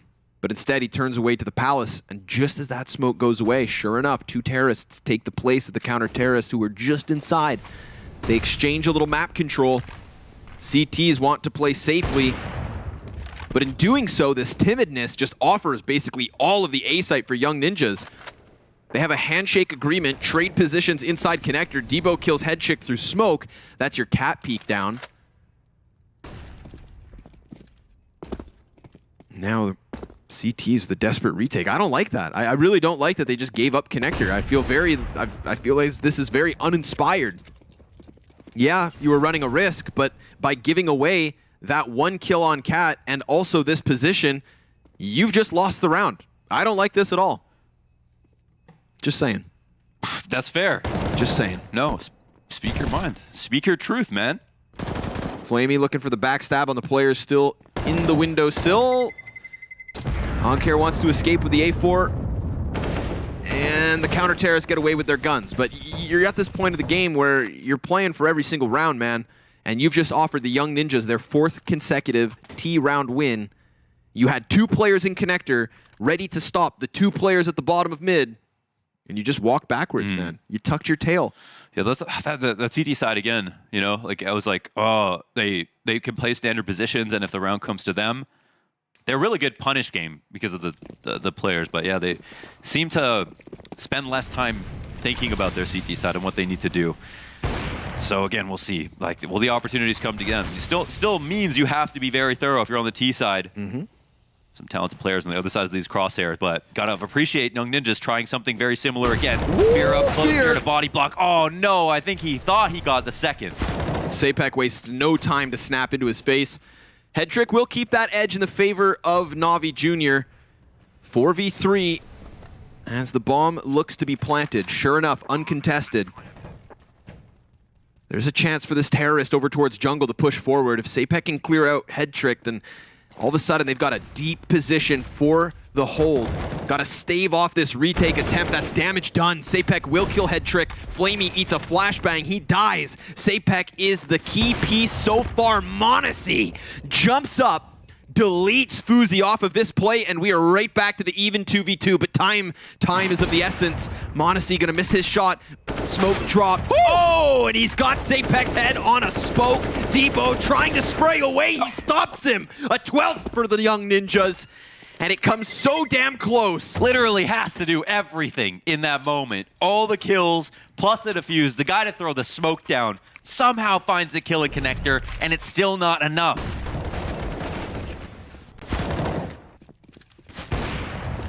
Big money Monacy. Yeah. Home. But man, I love the game plan for Young Ninjas. Like, they're making him come in last, right? So he can come in and have impact, but it's by the time it's already too late most. And even though he has been an X factor and obviously is just consistently putting up crazy kills, if he doesn't have enough support behind it, it won't matter. Another A hit, just very pragmatic here. Smoke dropped on the ramp though. Nice spots again, close A ramp here. Just not great guns. Trying to play against the flashbangs. A little bit of damage, softening Fear up close. He was in this exact same spot last round with a better weapon. Can't imagine his job will be even easier now. He's taken down. That spam comes in. Onkir trying to find cover here. Support from Headtrick. Is it going to be enough? Onkir still alive, but he gets spammed through the floorboards by ZTR. Flamey gets into the position. They could see that AK if only they could get their hands on it. Young Ninjas still have time to play, and as they disengage, Flamey's going to walk in and grab the fruits of their labor. All of a sudden, the threat a little more present. m0NESY going to work around to the apartments in order to get ahead of what could be the AB rotation, but Young Ninjas still have time to make any play you can think of. Yeah, kind of. It is cutting it a little bit close now with the kill. Like the fact that they're walking. Yeah. Oh, but m0NESY's going to turn the corner, and this is him dying. Yeah. He thought, all right, it's going to be the A play. It was the wrong read, and for some reason, Headtrick is still sitting on A, thinking that it might go here, but with 20 seconds left, we can see it's coming in full force towards Flamey, and Flamey gets some damage off, but not the kill. And the flash is better. The fact that Flamey gets his hands on the AK, gets into position on the B site, if you are NAVI Junior, you're thinking to yourself, you have a player with years of top-tier experience anchoring this site, just a few players to run in under the pressure of time. He had the angle, but he eats the flash, and that awkwardness caused by the flashbang means he gives up his angle, tries to get back into the cover, loses his HP before he ever has a chance to strike. And what do you know? Young Ninjas, 13-10 lead, T-side of Mirage, their opponent's map pick. Yeah. Honestly, I'm sure m0NESY's kicking himself, but in his position, if he had obviously waited, I mean, guaranteed he gets a kill in that position. Just if he stay waits. tucked, It's man. such a powerful deagle angle to work with in that specific instance, and Young Ninjas rotated back with 40 seconds left, so the commitment would have been there, the early info, but also, Headtrick not rotating, I guess Young Ninjas assumed that, or I guess they assumed that Young Ninjas would just run back. Mm-hmm. I feel like wasn't the case, but there's just not a lot of ideas coming into the CT side, right? It's five fingers, no hand. You need a hand. You need the hand. You got 5 severed fingers. What are you going to do with that?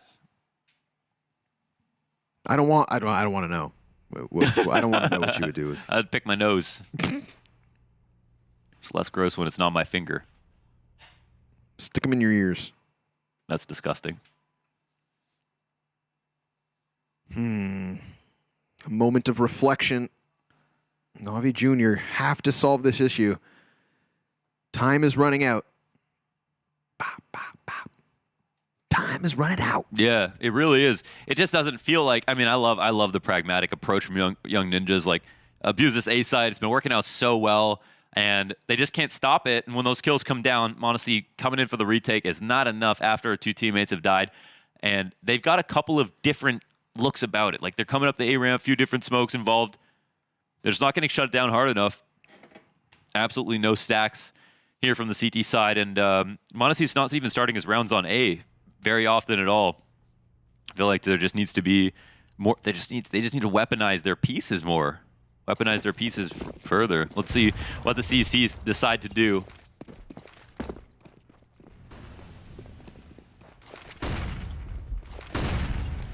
Sure, we don't take a whole tack pause and just say player spots. They've got to push into Palace this time around. But early connector control has already been overtaken for the T's with mid and potential for cat control. And oh my god, they're making their way up A ramp as well.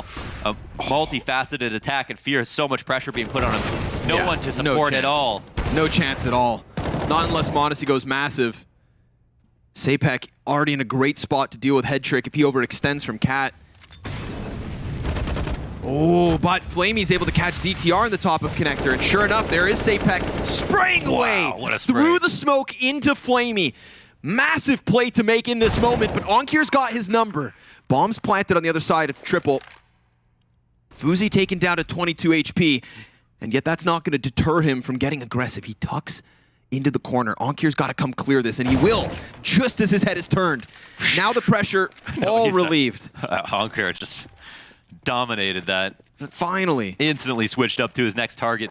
And yeah, they recover, but it's another round. Like the amount of map control that instantly got taken, and they just came at them like, you know, roots underneath a tree, right? They just got in so many areas so quickly, came up the A ramp, and it was just, yeah, an overgrowth. And I really came down to one duel underneath the balcony. I believe we have one entry denied at the very minimum, but the instant refrag, and then from there, it's so sketchy. m0NESY has to hit a very hard shot from the top of Ticket, and luckily he's in CT in time this time around.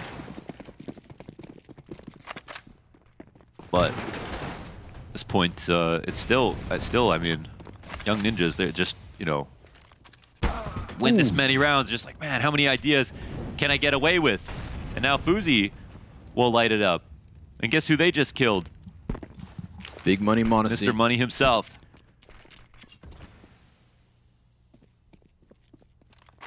Can the other members of NAVI Junior bring it back? Very important round to do exactly that. Young Ninjas just fall silent. They go for the window smoke to enable the underpass players to come crawling out from their cubby. Top connector smoke to create more confusion.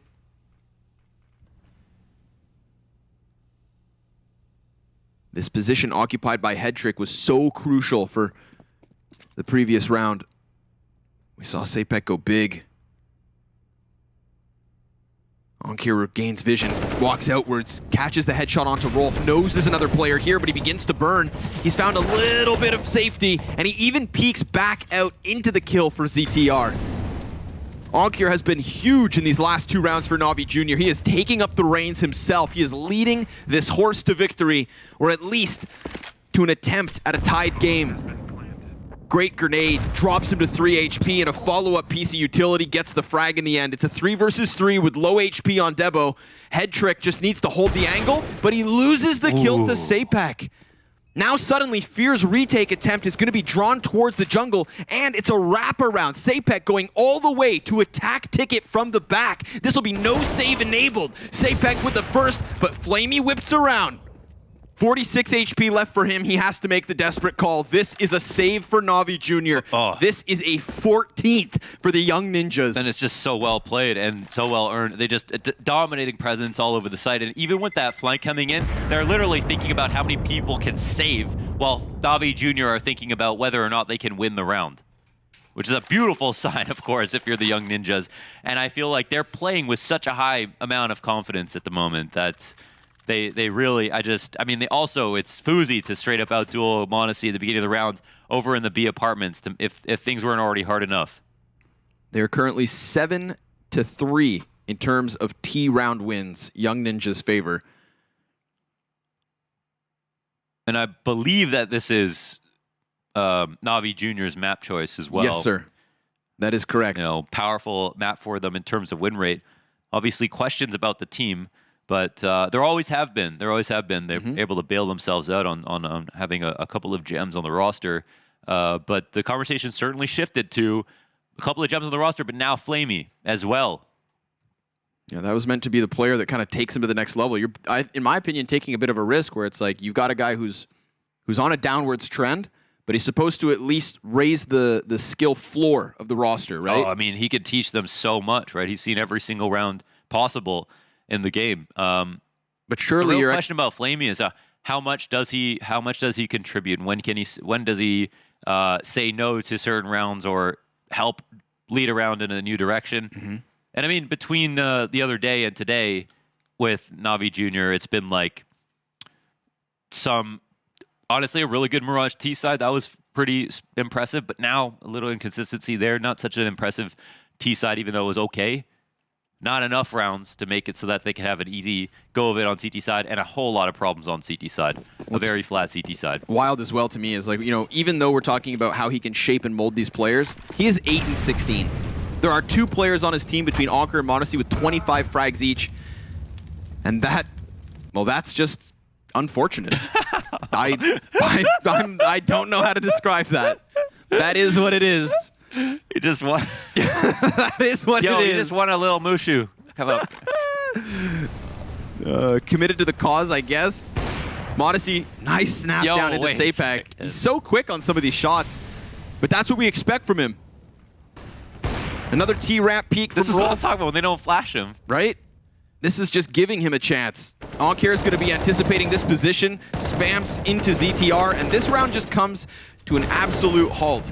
I feel like, if anything, that first frag from Fuzi is like an indicator as to what's to come. A completely flat round on the A site from the Young Ninjas. Yeah, maybe they wake up now, right? I mean, this at least breeds a little optimism, I feel like. But, okay.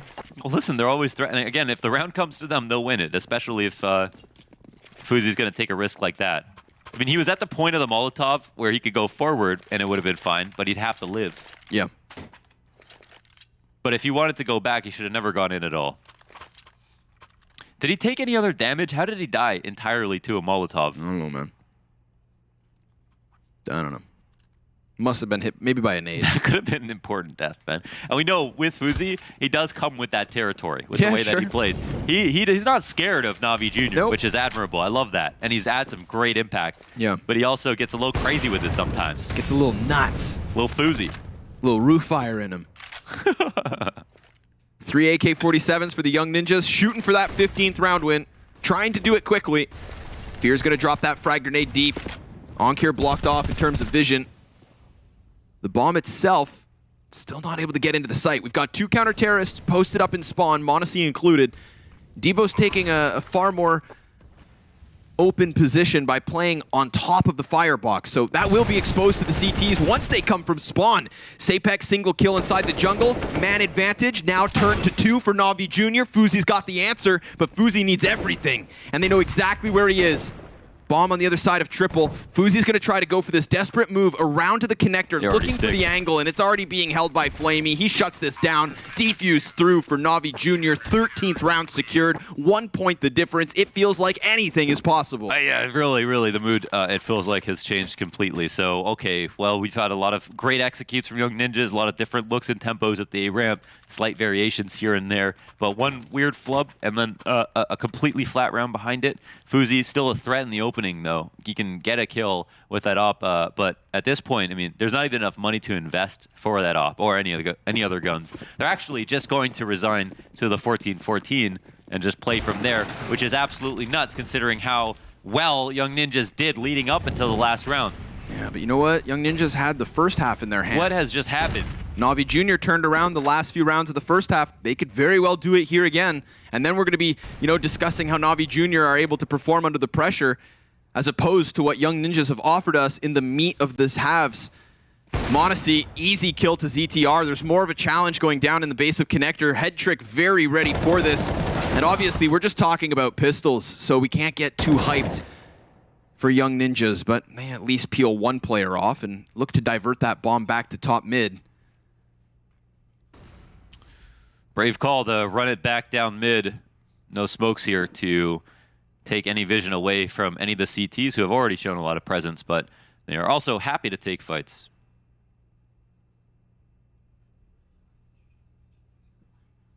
Silence in middle. Potential for Head Trick to just murder them all. It's a weird timing. Oh! Head Trick gonna come back and he's got him, baby. And that's a gun that has been handed over. A second. Oh my god. But a drop shot from Monacy. Now he needs to dive into cover. Not like this. We suddenly just went for the man advantage. And Monacy cracking under the pressure. It's Monacy and Flamey. Another missed shot. That is 0 for 3 in this 2v3.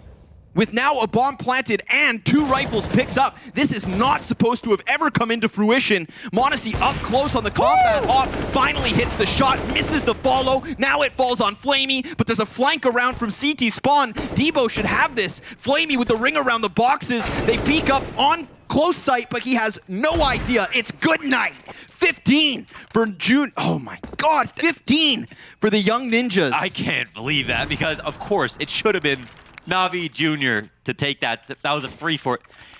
They had pistols in mid in a 3 versus 5. They had Deagle, they had Doolies. I don't know what just happens here. That's yeah. Why don't we go ahead and listen to the Navi team speak? NIP team speak to see if let's see how convivial they are after that round. Kolla Rogue. Jag flashar mitt lägg nu. Ja, lägger där. Jag hoppar ut ändå. Jag är ute topp med lådor. Ser ingen. Ja, jag är beredd med smoke window. La. Lägg ner. Jag lägger där. Jag har inte Jag lägger sett topplänk window också. alls. Jag lägger topplänk också. De la flash ner slow. De flash slow. Jag lägger Här hero inne framför dig. Hero flash akta. Ja. Team flash. Jag kommer gå ner mitt. Jag kommer jobba Har du på en till CV flash? Horis. Nej, jag har inte det. Okay. Jag mollar bara länk. Inget B. De är Ska nere du flasha typ. in Horis sen? Ja, ja. Aris. Jag är smokad Aris. Alver. Till ingen länk. Flasha nu. Vänta, den kommer studsa. Jag laddar. Horis zoom AP. Ja, lyssna på just.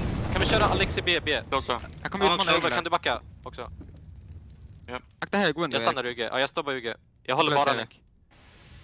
En close CV alltså. De har inte gjort något BS. Lägg I window från window, PS i window, Pandebo. Ja, i lägg window, window i från PS window. Pandebo. Ja. Gå bara B-husen, ni tre. En close CV. Jag kommer hålla bil för dig sen. Ska jag lägga Alex i B sen, Erik? Ja. Då går vi bara B. Jag tror jag kommer ihåg den. Det är inte 100% faktiskt. Ja, det är no problem. Kan du flasha oss vinkel åt mig? Du kan droppa den till mig, Kalle. jag har inte. Jaha, okej, Kalle. Ge mig, lyssna, ja. Direkt eller? Vänta. När ni är redo. Jag tror jag kan den alltså. Ja, lägg Alex i B nu. Kör. Flash där. I konnen. Ja, du flashar B. Kör. Det där är djungelkillen. Max 2B. Håller bil. Akta CV, det var en CV. Akta Edward. Nice. Akta Edward, well done. Simple. Nice, jag plantar. Akta En snabb. kök. Han går ut. Nice, jag plantar. En kvar. Fair. Håller CV just nu. Ja, jag kommer hoppa förbi. En i kitchen. Ja. En kvar. Jag kommer flasha långa, wida Kom med med mig. mig. Okej. Wida med mig. Ute. Han är ute, backside. Okej, jag är med dig. Bra. A meaningful end for the young ninjas, but all I have bouncing around my head is a 3 versus 5 with pistols. A 3 versus 5 with pistols. You can't talk about this game without talking about that, because this. Oh my god! Like the amount that changed after Fuzi gave up that opening kill, and then it almost tied up 14-14, and then like you have the freebie. You have literally a freebie. 2 rounds where they don't have money and you mess up, and that's what it comes down to. Such a good job, too, of ending those halves, Navi Jr. It looked like we were going to get the rinse and repeat from the first to the second, but instead, it's a map win for the young ninjas. We'll hand this one back to Heku on the desk.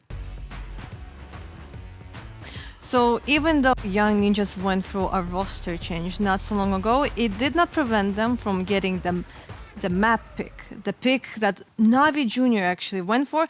And I have like so much respect for Flamey, but I kind of feel like I really feel like he doesn't have like the motivation here. Like I'm like not trying to be BM or anything. Like as I said, like I have huge respect, but like we can see like Manezi, Aunker, they're getting so many kills. Fear is doing what the Nigel needs to do, but when it comes to Flamey, yeah, like he couldn't maybe get so many kills when it comes to the CT side, but then on T side, it just really feels like he doesn't like, feel like playing this. And considering that they actually have quite a lot of substitutes, because like they don't have like this 5-man roster. They have like I think at least like 2 more players on the whole roster. This is not an RMR. You are actually like not forced to play with the same players. So like I actually like wonder if this is the team that we're gonna keep on seeing, or if they'll consider maybe bringing out some like old guns.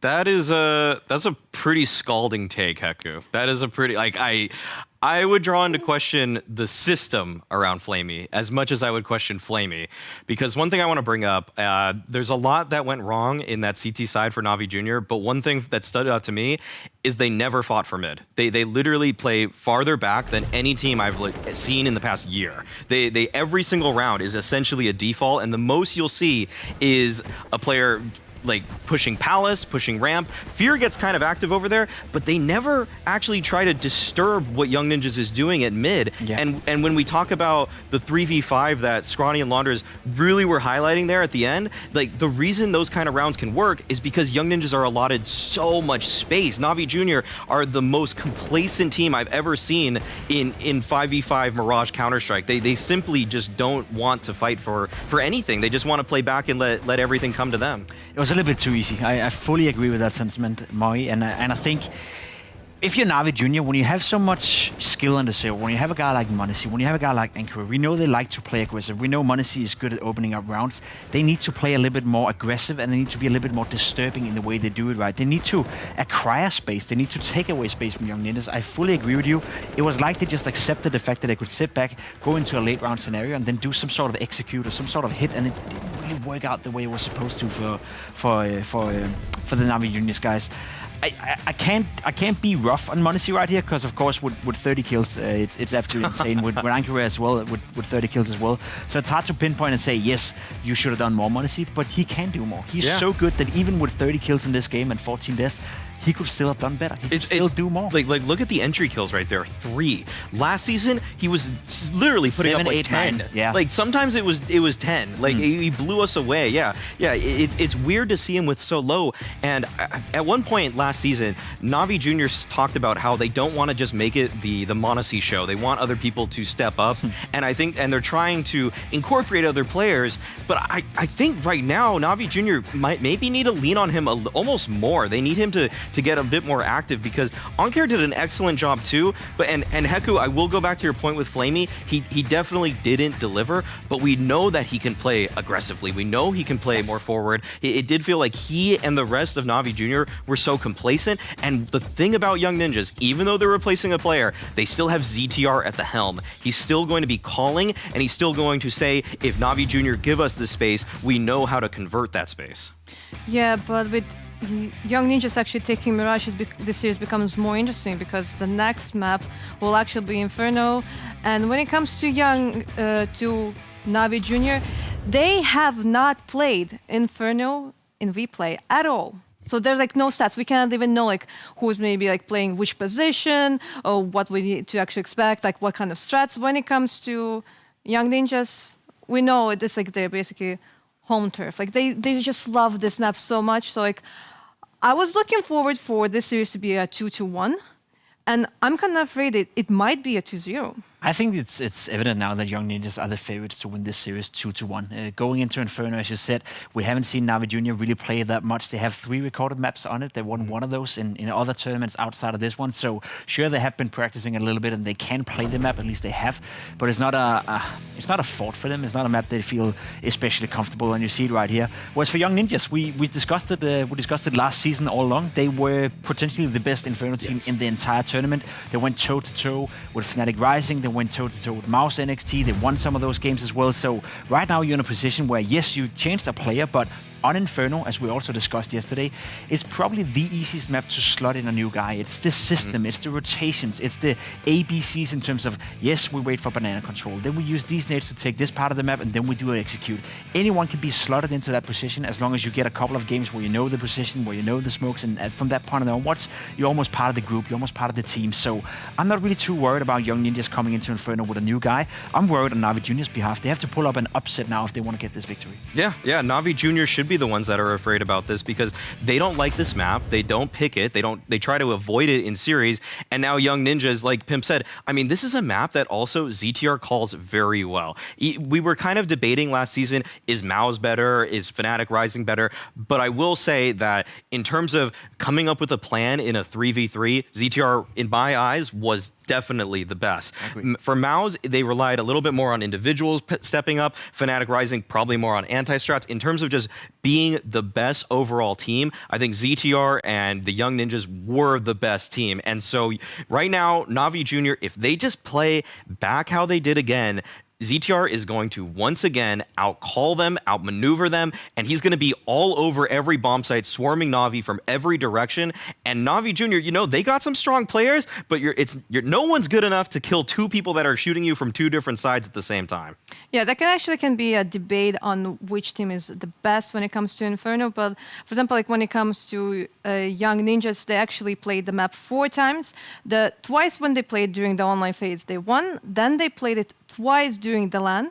Both of those games they played against Mouse and NXT, and both times they lost. So like, you know, like even though like we see like some like really nice strats, some really good decisions from ZTR, when it actually comes to the server, And if they have Mouse and XT against them, it's not always going according to plan. I mean, Mouse and XT is an extremely good team as well, and they're extremely good on Inferno. If I don't misremember the LAN finals, it was some extremely close games as well, where it went down to 16-14, one of the games at least. And it's one of those scenarios where it's one round, it's one missed opportunity, it's one eco round that doesn't pan out the way you want to, and that changed the tides of the game. So, sure, Mouse and XT is in the conversation for being the best team on Inferno, of course, being the best team in the entire league, as they were last season. But if you're young ninjas, you still feel super, super comfortable. Inferno was your go-to map pick. It was your go-to home turf, dare I say it. And you're facing a NAVI Junior that, as we also discussed in the green room, Maui, maybe we did overestimate them a little bit after yesterday's performance. Maybe Big Omen Academy just had a bad day at the office, and going up against Monacy on a bad day is never fun. And today we get to see the real strength, and we get to see more of the NAVI Junior we unfortunately saw a lot of in Season 1, which is a NAVI Junior that can't really keep it up with the best of the best. It's just really concerning because I think what we saw here was kind of what we saw last season from NAVI Junior, where Monacy performs, OnCare performs, where is the rest of the team?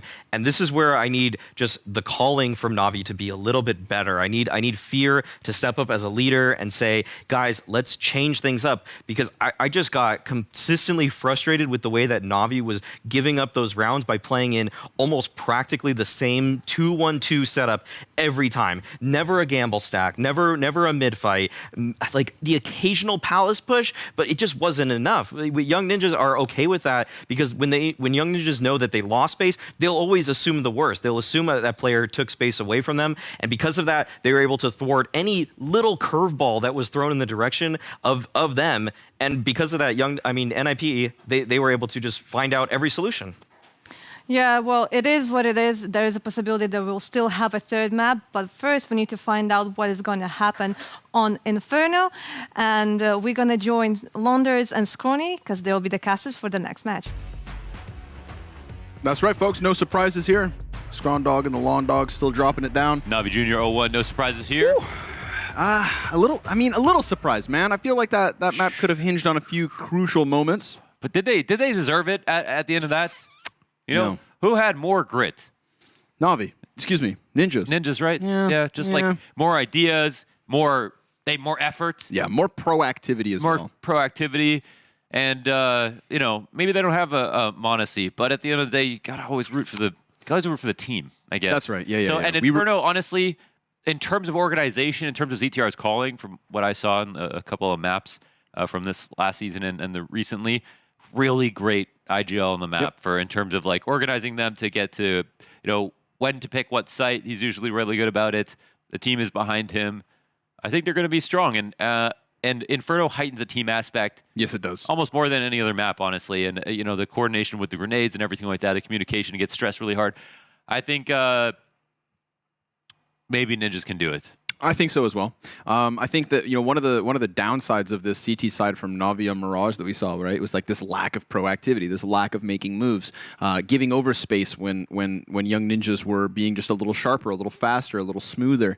And Inferno is another one of those maps, like you're talking about, that just really rewards that. You cannot play a stale CT side. You cannot be too passive. You cannot offer over everything to the offensive and just expect to get away with round wins. So unless somebody from Navi Junior goes absolutely ham, unless Young Ninjas lose their identity and that structure and that team play coming into Inferno, I do truly believe we've got a 2-0 on our hands for Young Ninjas. I'm abandoning ship. I'm flopping sides. Oh my. I am a Swedish man. Hoodly hally Yup for yoy, as Young Ninjas come into Inferno and are coming off a hot win. That's what I'm saying. Feeling great. Yeah. You're on that ZTR pack. Get me some storming. Get me a ticket to Huevde. We're going down the ski slopes to Elysium. I'm going to do what I have to do to get onto the winning team. And at the bottom is a colorful Swedish town. Yes. Where daisies grow from the snow. Well, no. That's mysticism. Got to keep it real, Launders. Where snooze falls from the sky. Now that makes more sense. That's very Swedish. Right. That's very Swedish. A couple of frag grenades at the top of Banana, and then a flash over top. Fear, true to his name, has to hide inside construction. He's got no teammates to help him. Oh my god, they're coming for him! They're not going to give him any chance to stay up. They're not going to give him any chance to survive. And this deep T smoke as well inside of the CT spawn. Look how forward this post plant is. With no banana flank whatsoever here for NAVI Jr., you have to just respect the smokes. I think the fact that they get this kill on Fuzi is already impressive enough.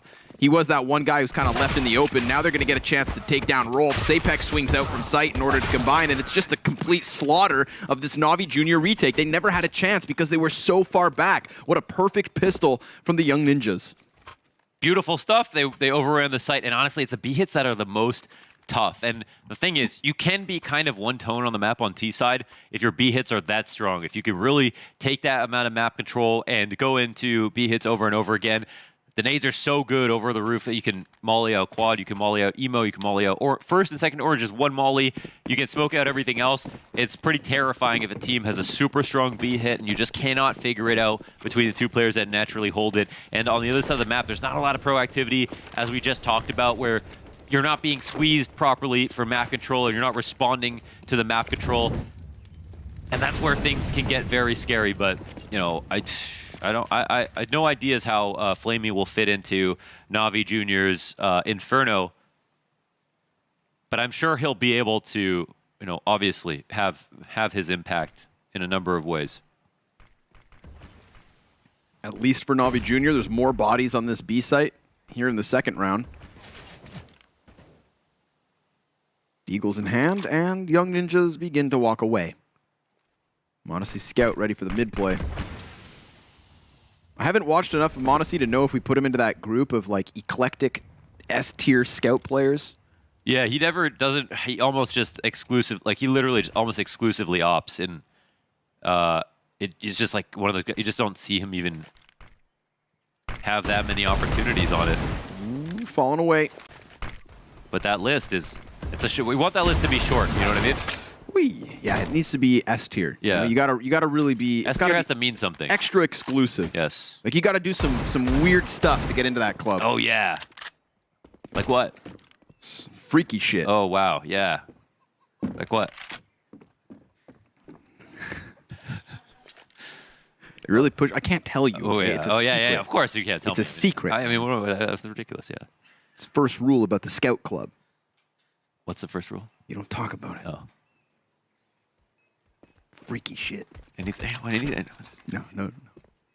No hints. Like you take the scout and then you. Yeah, and then you. Yeah. Then you put it vert and then. Oh my god. Yeah. Then you take a second one. Searson did that? Yeah. Oh my god. Yeah, he did. No way. Yeah, he did. He's a freak. Poison? Yep. Oh my god. He did it too. Wow. Yeah, he did it too. They did it at the same time. Wait. Same. Simple? Yeah, oh he did my god. Don't believe it. Oh my god. A bunch of freaks. I thought I knew these people. You never know which ones are freaky. Yeah. We're going to jump into the Young Ninjas TeamSpeak, see what these guys have to say about this 3-0 start. Let's go. Jag hänger med. Ja. Anton, Jag flashar går ut. hus, jag går hus. Låt mig och Oliver köra då. Ja. Lägger ni murflash eller? Jag lägger vägg och... Ja. Jag lägger mur. Du lägger Eller- moll och fallon. Ja, jag lägger mur. Ja. Jag kommer släcka mollon. Lägger du vägg och... Ja, jag laddar. Jag flashar bort. Han pikar fallon. Japp, Flashar jag vänster. samlar nade. Backa. Kan Jag de kommer flasha på på väggen? väggen. Kan vi dubbelpicka Skott. CT? Right. Eller dubbelnejda menar jag. Ja, Jag har inte, jag har inte. flasha. Jag laddar. Jag backade. Scouten var kort alltså. Ja, de la smoke på B. Tärn inte mitt alltså. Ja. Plockar den på B. Två B, minst. de är 12 En B. etta och en CT. Ja, vi går bara och gör exakt samma på igen. Lämna med B. Kom, vi gör exakt samma, bara att jag kommer molla lång. Lägg någon en mollo kort, sen så lägger vi rep.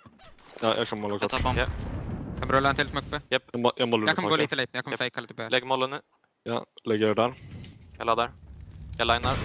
Super close mitt fortfarande. Jag lägger arch. Jag la lib där. Lägger arch där. Ingen korta. Boiler är clear. Eller close lång, han blockade. Triple clear. Han backade. Han är in arch. Lämna mig lång. Gå på korta tillsammans ni. Jag kommer hålla pet. Jag kommer nu. Let's go. Close. Nice. Målar. Kör vi. Nice close. Dog. Nice. En arch dog. Ingen sight. Default plant. Scout lever. Skatt dog. Okej. Jag Ser håller inget mitt här. där. Japp, jag håller arch. Jag kommer försöka hanta med mackan och så. Jag följer med dig Kalle. Spring banan kanske. Borde vara på någon tror jag. Eller B-side. Jag löper ban. Flashen över. Ingen mer. Arch är clear. Ser ingen speedway. Ingen CT. Håller bil. Kan ju... En speedway. Speedway. Taggad. Dog. Nice. Runes tror jag. Jag flashar. Laddar. Nice. Var det han fick? Well, it was just versus pistols, but a very methodical round here out of the young ninjas, working their way up into that A site. Once Monacy's scout goes down with no damage, those pistol players pretty much wrecked. But Rolf, Wreck-It Rolf, went massive with that MAC-10. Really just, yeah, man. playing it real nasty. Runs the MAC-10 up into the site, wastes 0 time. And that's just, to me, like the confidence that justifies being here on Inferno for the young ninjas. I anticipate them to be one of the better Inferno teams in this league, let alone in this matchup. So it's a question of whether or not NAVI Jr. coming off of the back of the 0-3 start can shut this down immediately. All right, Monacy's scout, we don't have to question it anymore because the man's now swinging the big green.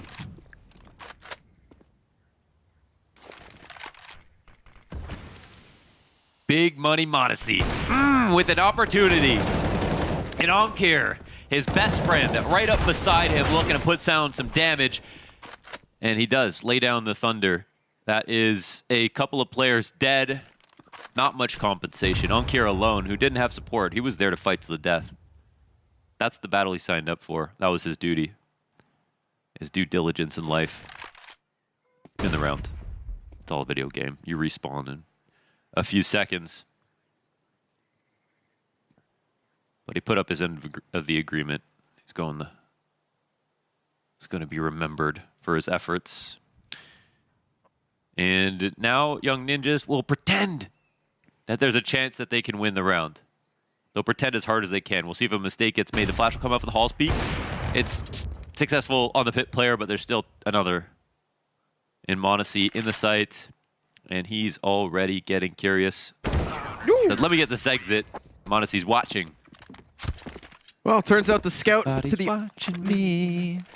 Turns out that the scout upgrade to the op makes a hell of a difference. Monacy from the 1 kill across 2 rounds to the 4 frags at the end of that 4th one.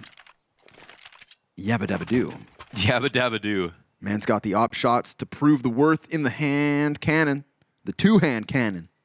And I'm not talking akimbo pistols. Bit of a stunted exit in middle, though. I feel like that, had it gone a little... They couldn't kill Onkir. Yeah, and it then was they a got little tidier. A little tidier for young ninjas than maybe they're able to puncture through into the A site. But alas, NAVI Jr. pick up their first gun round. It's a great multi-kill spot. You can't exit. But those pillars on the porch have notoriously, since the beginning of CSGO, in the old Inferno, new Inferno, the most annoying thing on the entire planet to deal with on the T side. Just because of how they're so impenetrable and so important, so useful. I feel that's where we saw the Masuda 3Ks kept going down. Yes, sir. You know what I mean? Yes, sir. Who's some other riflers that just always mow down from that position? You said Masuda. Said Masuda already. Who's your favorite team now? My favorite team right now? Yeah, these days. In this exact moment? Yes.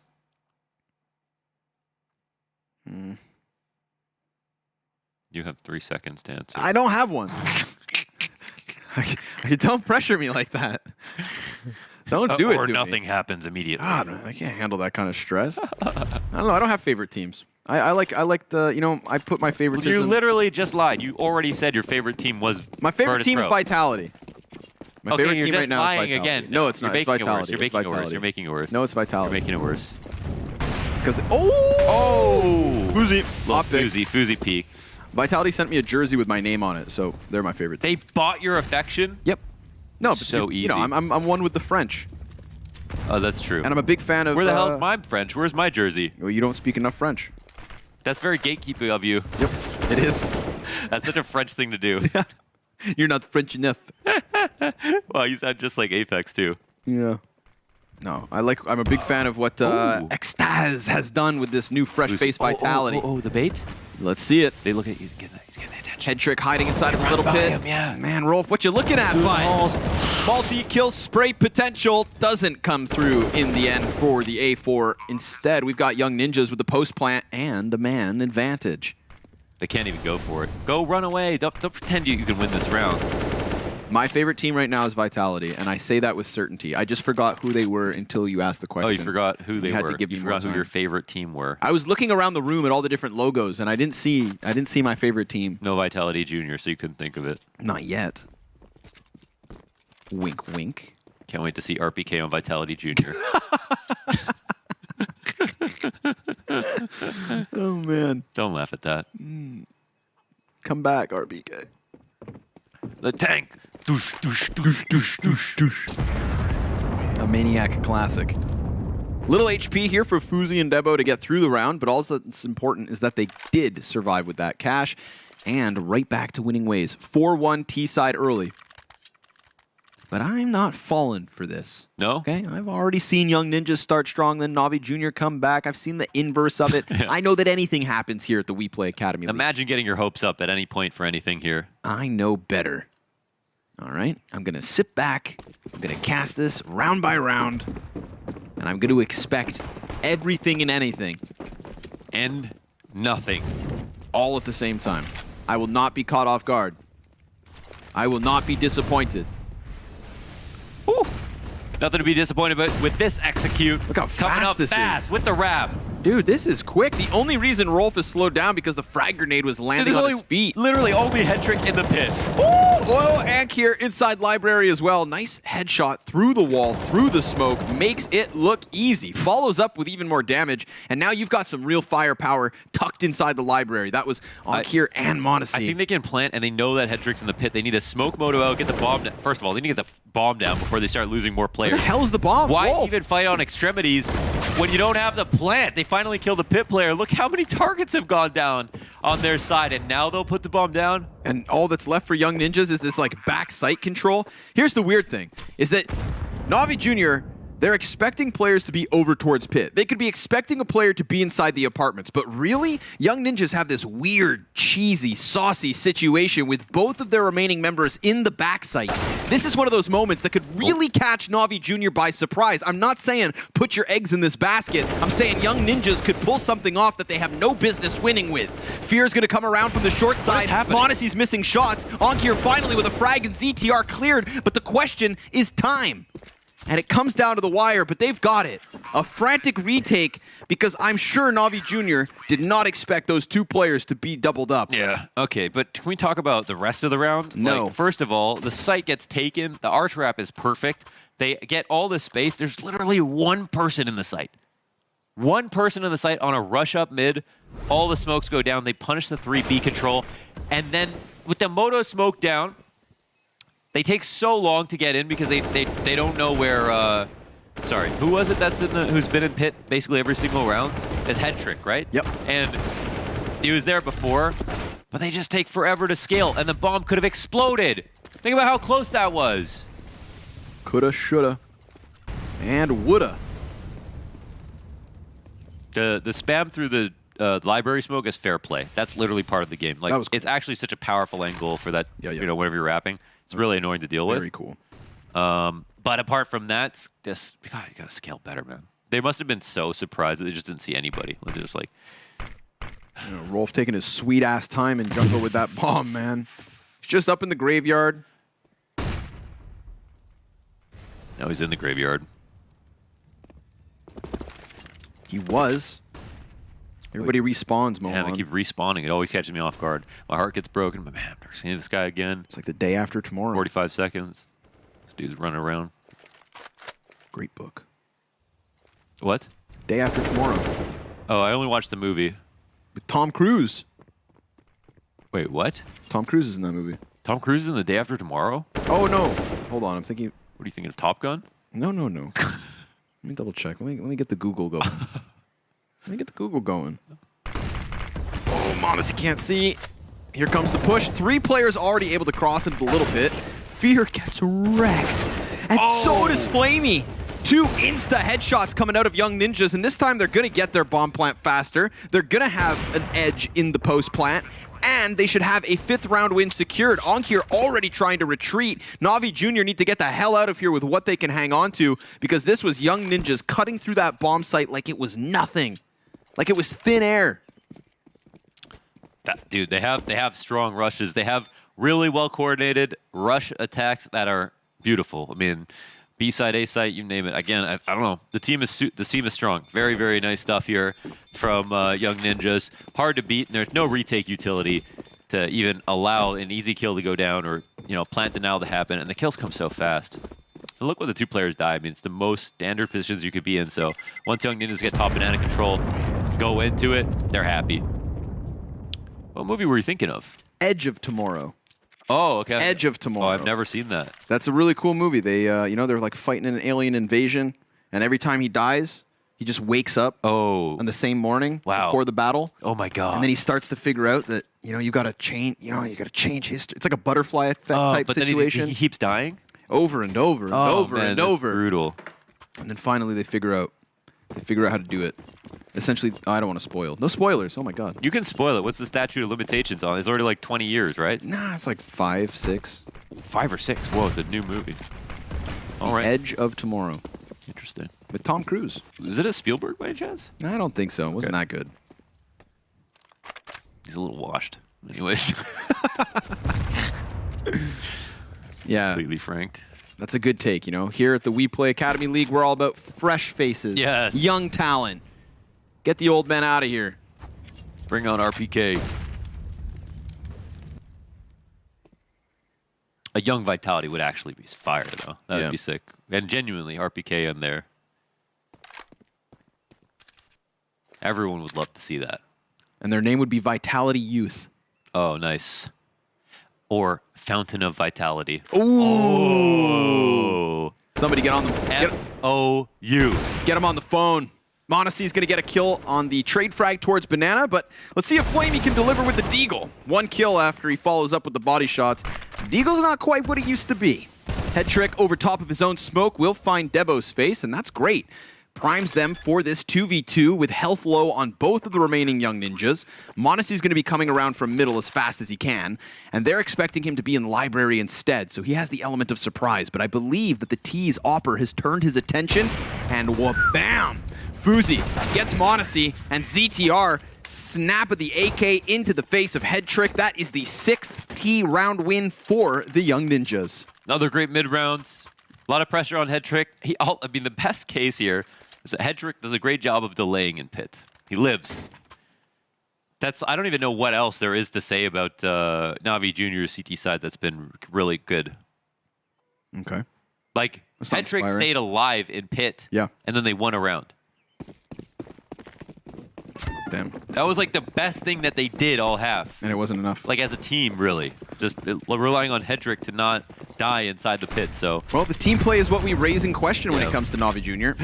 And also, full credit to Young Ninjas because their executes are sick. Bad time to have hiccups, Lunders. Yeah.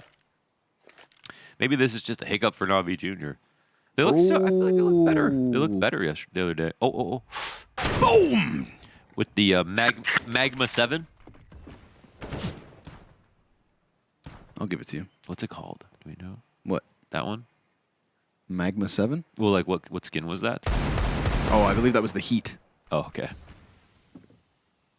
Now I need to know, but it's thrown on the ground. Was it gray metal with that little red edge? Yeah. Heat. Heat. And it brought the heat, brought the pressure as well onto the shoulders of Young Ninjas because they lost everything they had at the A site. So now they're just going to have to try and push their way, force the offense into B. What even just happened there? Rolf killed Flamey. Onkir with the 2K slides around 2 of the terrorists inside of the little pit. This is a winnable round for Navi Jr. Fear just needs to stay alive and let his team get into position. Bomb plant from ZTR on top of Coffins. An op for Fuzi in the back site. And ZTR has a contemplation to make. Does he push around construction? If Fuzi hits this shoulder peak, then for sure ZTR is going to go take that spot, and it'll lock in the bomb. And he hits it. Fear goes 1 step too far. Fuzi, ambitious re-peek over towards CT, and he goes back at it yet again. Monacy going to keep his eyes hot on it. ZTR blindsides the first player, then finally tucks back into the cover. It's the 1v1 for ZTR, and Head Trick baited out. ZTR's running for the fields. And what do you know? Young Ninjas win another round. This time, they're 7th. Damn. Honestly, shout out ZTR. That was such a sick disengage. after getting that first kill, just so quick out of there. Didn't even assume he would have to fight again right away. And it was exactly what he beat the timing. By a hair, but perfectly. Also beating the timing was Onkir. Yeah, I think basically, because it looked like they were going to boost, right? Flamey crouched for the boost. Onkir doesn't go up for the boost. And then what happens is Flamey runs out first, Onkir just runs out second. So I guess that was just the idea instead. And he slid behind them. Then they didn't want to shoot each other because they're teammates. Right, they're so nice and Swedish to each other. Yeah. Putting the sweet in Swedish.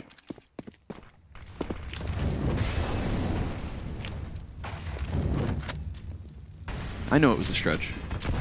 Yeah, it was fine. I didn't really have a way to save it, so I guess there's an L for me too. No, no. No, no. Niet. Monacy. Oh, Sapex right there. Tries to get a shot through the wall. Obviously off of the grenade trajectory, but look at this. This one-man posturing utility into the B site, trying to keep the counter-terrorists present. But they're not going to fall for your trickery. Bomb's still in spawn. Somebody better go get it. No play can be made until it has been picked back up, which it will be now. Game on. Game on.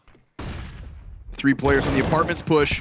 Onkir, he's going to have his head turned on a swivel, and it's great from NAVI Jr. Able to kill all 3 players who tried to flood out from the apps. Unorthodox spot from Onkir as well, here on the front side of the hay bales.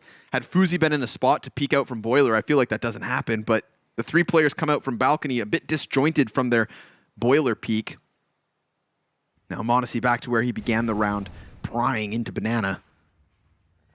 Sapek with the bomb on his own with 20 seconds left. They're trying to get the rotates over to the B site. Are they really going to make any kind of a commitment here? No. Walk away, tuck your tail, and save. We've got Navi Jr. with their 3rd CT round win. Yeah, that's something.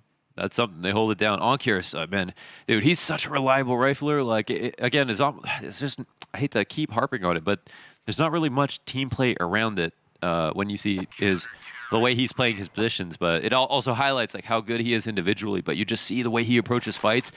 Never overflicks, never gets nervous. Nice position.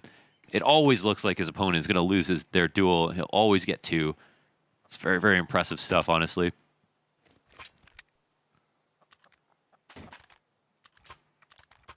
You know, I know they're always going to get a couple of rounds like that, but still, it doesn't change. It doesn't change anything in the grand scheme of things.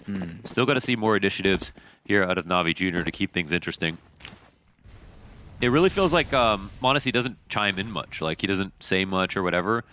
But it also strikes me as, like, you could tell him to do anything and be able to pull it off, right? He's got the mechanical skill. I feel like they just need more ideas to go off of. More identity. Yeah, exactly. Yeah, that's true. Identity is a good way to put it. Fear here spawning. Smoke will come down. Instant fallback. Ooh, Flamey. Flamey to get some early damage in. Preemptive Molotov. Ooh. Okay. Yeah, the whole thing comes from the Molotov, actually. Little gap to work with there. They're going to throw down another smoke. Bomb will be planted. It's a man advantage for Navi Jr. on the retake. Oh, great nade. They've got an incendiary to work with. 2 smoke grenades, flashbangs as well. No real reason to believe that Young Ninjas will be able to hold this off. Monacy throwing that incendiary into the backside. It's not going to affect anybody's position. Oh, there's still the pool players. Ooh, actually, Fuzi does get burned into the dark corner. Oh, but he hits that headshot into Fear.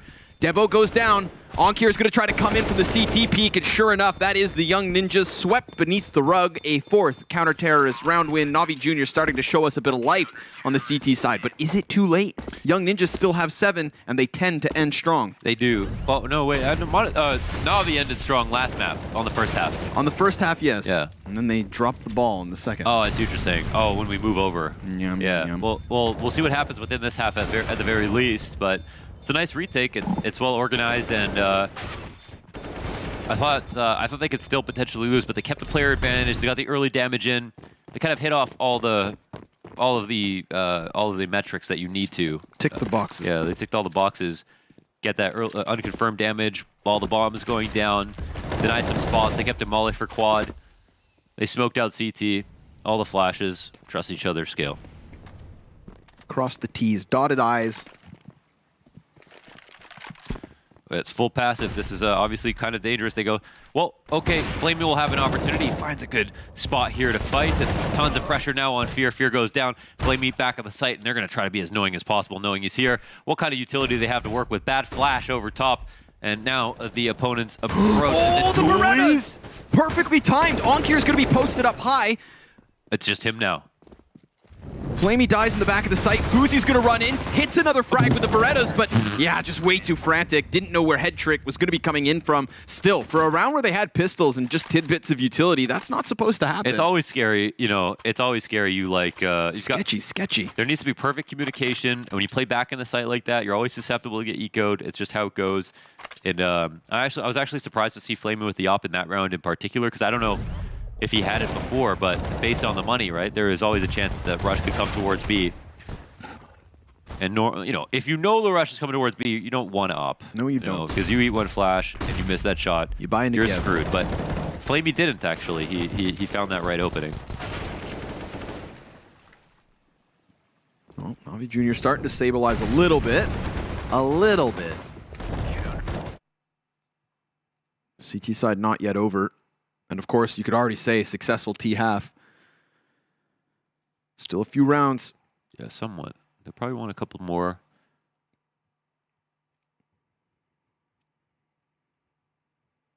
A few more brush strokes here in the first half before we have... I wish I had a white monitor on white desk. That'd be cool. Yeah, man.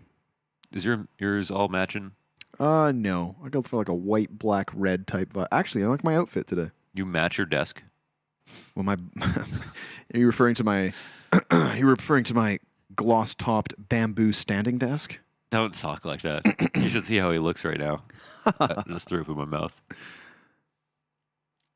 What's it like to be rich? I wouldn't know. I'm rich in experience. I was given a standing desk. Yeah. What's it like to be famous? But I haven't put it together. What's it like to be lazy? It's because my back hurts. Yeah. What the hell was that? That's you laughing. No. Yes, it is. Yes, it is. Just because you're the voice guy doesn't mean you get everything right. Chat, tell me I'm wrong. Little boost up outside of the apartments. We've got to buy back in from the Young Ninjas, but this is everything they can afford. So here's the thing, right? Navi's starting to stabilize in the closing few moments of this CT side. This is the one that really nets them rewards. So impact to be had. Onkir, so good at lining up those players, but obviously they're giving him audio cues. So you just have to keep his head about him, not panic. This is nice. They're really like fighting hard at mid, and they're not seeing anybody. They run B right now. It's open. Yeah, it is true. It should. Okay, so this is where, you know, we'll see what Navi Jr. do. Since they're hanging out at mid, they got so much information, undenied. There's no one here in brackets at the moment, and the rotates start to come out. Okay, this could be a great round here for Navi Jr.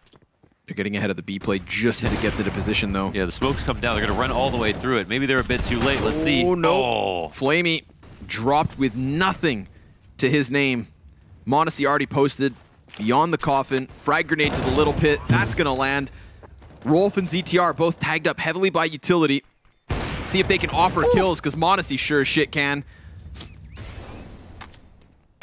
And we've got more than one edge here, favoring another Navi Jr. retake.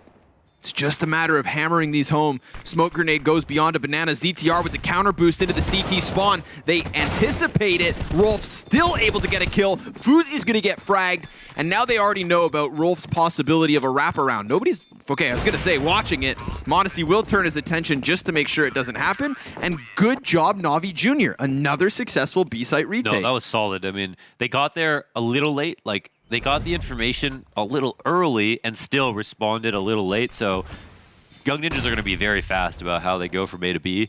And in that spot, you know, the mid control was something. The lane was smoked totally, which is normally something you want to clear out when you do that, but they didn't clear out Boiler, they didn't clear out Under Porch, and Navi Jr. had that, and it was impossible to take it away from them. So with that much knowledge, I feel like Navi, they could have made it their way over, but they were there just enough, in just enough time to get that damage in as Young Ninjas frantically tried to score a plant on the coffins in particular, which is where a lot of the damage went down. Now that was technically a spot where they could wait, they could have planted for anything technically, but they usually have decided to try to just get it down as fast as possible. And I respect that. Like the last time they did that on A where they didn't, okay, hold on, take it away. Onkure inside sight, trying to skate into safety. It's head trick blown away from the pit. And oh, of all things, Fuzi's Mac 10 wrap around the arch to drop Monacy op Fear in position though. Oh, he switches to utility. That could have been his headshot. That could have been his equalizing kill. Just trying to get it one step closer. Look at the health. Look at this health. 37 between Debo and Sapek. One of those rounds where when we look at the HP, you realize just how close it could have been to Navi Jr. just holding that off. But I will give Young Ninjas praise, man. Sheer aggression. Yeah, such tenacity. They're so good. They have very nice set pieces. They have very nice set pieces. That's one of them. I feel like they've used the same play more than once on both sides, but if the other team doesn't have an answer for it, sometimes it's too late once the match already starts. If they aren't ready to deal with it, and yeah. Kobe! Oh, man. Boom! I could definitely, yeah, I could do some damage. There's one kill. That's nice. From downtown, he lands that nade. Kyiv. In this final round of the half, the money is really poor here for Navi Jr. I'll have to go back and talk about that. I think that's another punish for... I think that's just like a straight-up gamble again where they just assume they're playing 3B at the start of the round, and Young Ninjas decide to barrel down mid, right? Barrel down mid. We can see the two CTs holding on A died behind Arch and on the site as well. So in that passive setup on A, didn't have much help outside of that. Flamey can't see. ZTR can't see either. That's why he just got a team kill. Not exactly how you want to start off the final round of this first half. Flamey into the AK, spraying away to his heart's desire. And there's much to be... Oh. Clean. Head clicked. Man bends bullets like Beckham.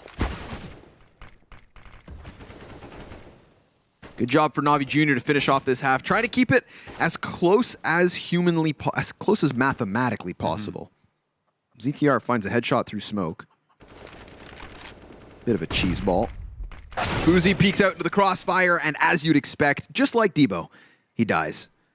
Now ZTR half his health in order to pull off the miraculous 1v4. So ultimately, Young Ninjas, you know, they show us a little bit of sign of life back to that A site, but I do appreciate that Navi Jr. come into this final round with a bit of aggression. Yeah, they look, you know, Navi, Young Ninjas, I think at this point it's pretty clear. It looked like the better team in the way that they won the rounds, but overall, numerically, it's as even as it could possibly be. So that'll be fine. Navi Jr. move on after this round win.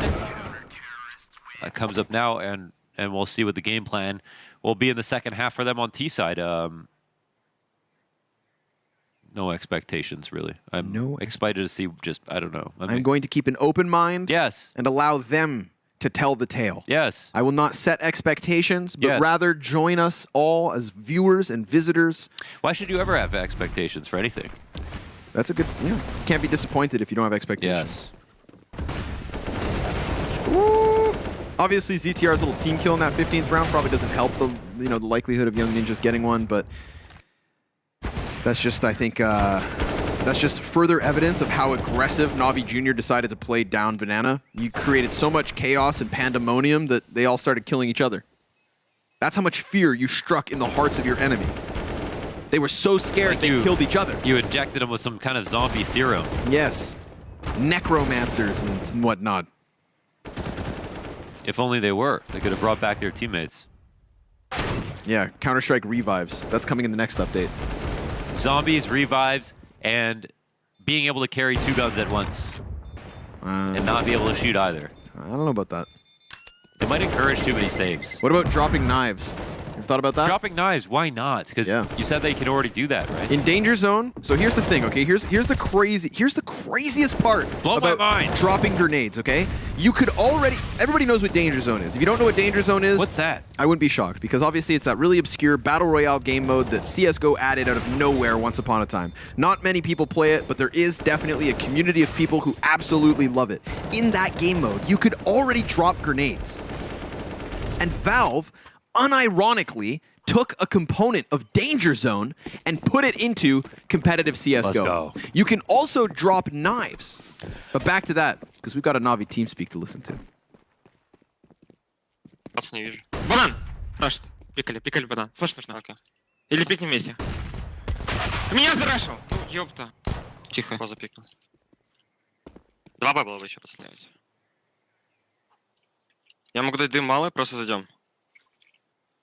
Давай, через 20. Я могу банан согнать. Егор, тогда буду свой смог сейвить. Возьмешь бомбу, Егор? Я молю там курилку. 3:20 можете зайти. Подходи, Лёх. Могут на главке стоять. Могут. Чекаю сейчас у себя. Я забрал смог. Тюрьма, я Дал тебя смог. увидел. Коробка и тюрьма. Дал флеш над большими, пацаны. Давай. Тюрьма. Коробка. Убил. Хорошо, тюрьма была. Тюрьма план должен занять. Дефал. Смог на планте. У меня смог, если я ставлю думаю, что бомбу. буду смокать. Да. И в коврах еще вроде дым. Я вхожу в курилку. Играю темно. Скажешь, как смог будет проходить? Я 22 занял. Я ресмокнул. Ресмокай. Репок, да. У них еще чувак без армора, пацаны. И с одной флешкой. 21. Вышел мало. Я в фронте закрыт. 20 близко подходит. 20 ласт. Под стеном. Хорош. Так он, я не видел, он под правой. So we're all tied up. Monacy saved that. Yes, he did.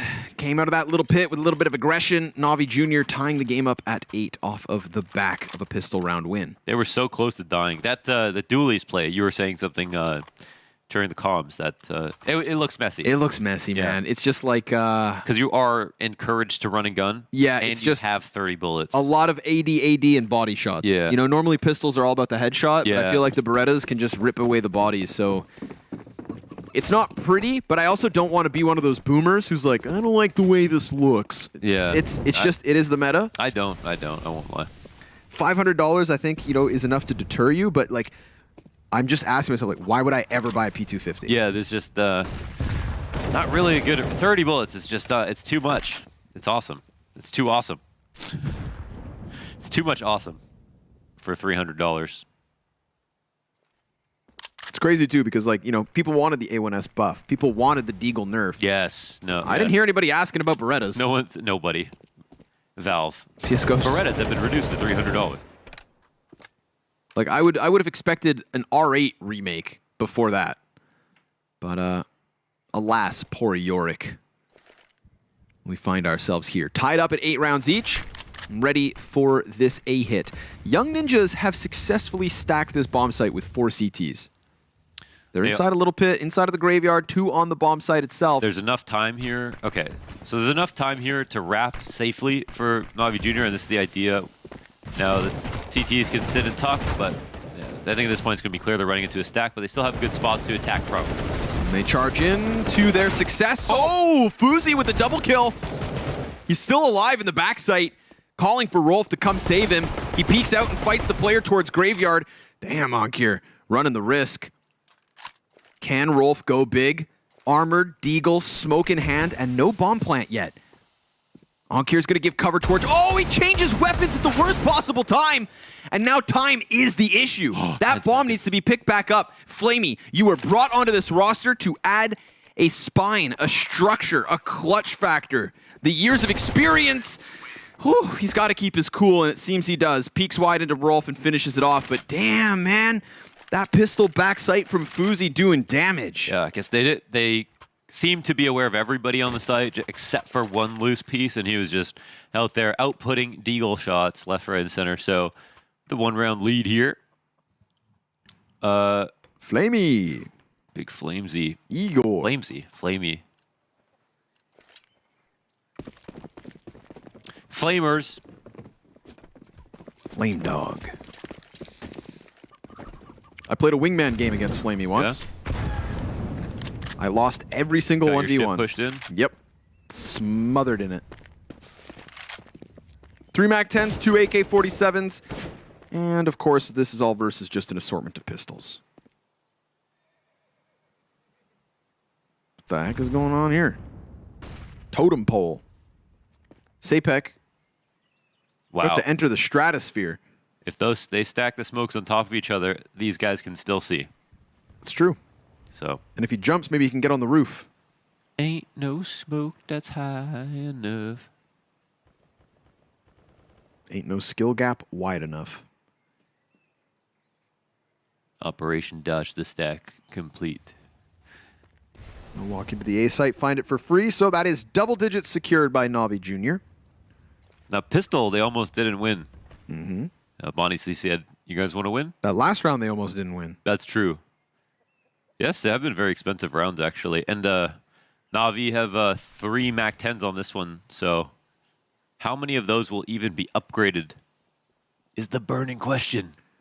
Money will be made. Who is that again? Yoda. Oh, is it? I guess so. There it is. But he doesn't speak linear sentences. You just said money will be made. Said money, it will. Oh, yeah, okay. Well, it's not a good Yoda, but it's what I'm trying. Oh, Flamey, swap into the Deagle, reminding Fuzi who's boss. Flame You think Dogger. you've got them Deagle shots? Sit down, kid. 10 rounds, sure enough, as expected for NAVI Jr. Here's the buyback up from Young Ninjas. Now, here's the thing. NAVI Jr., sure, they're adding round wins, but I haven't been that convinced by them, right? They've definitely been shaky, very shaky so far on this T side. So this is their chance to prove to me that they are going to be cut from a different cloth and walk away with Inferno, forcing us to the vertigo. Or Young Ninjas upend this attempt on the T side. So far away from that. Fuzi's got the op. Let's get it.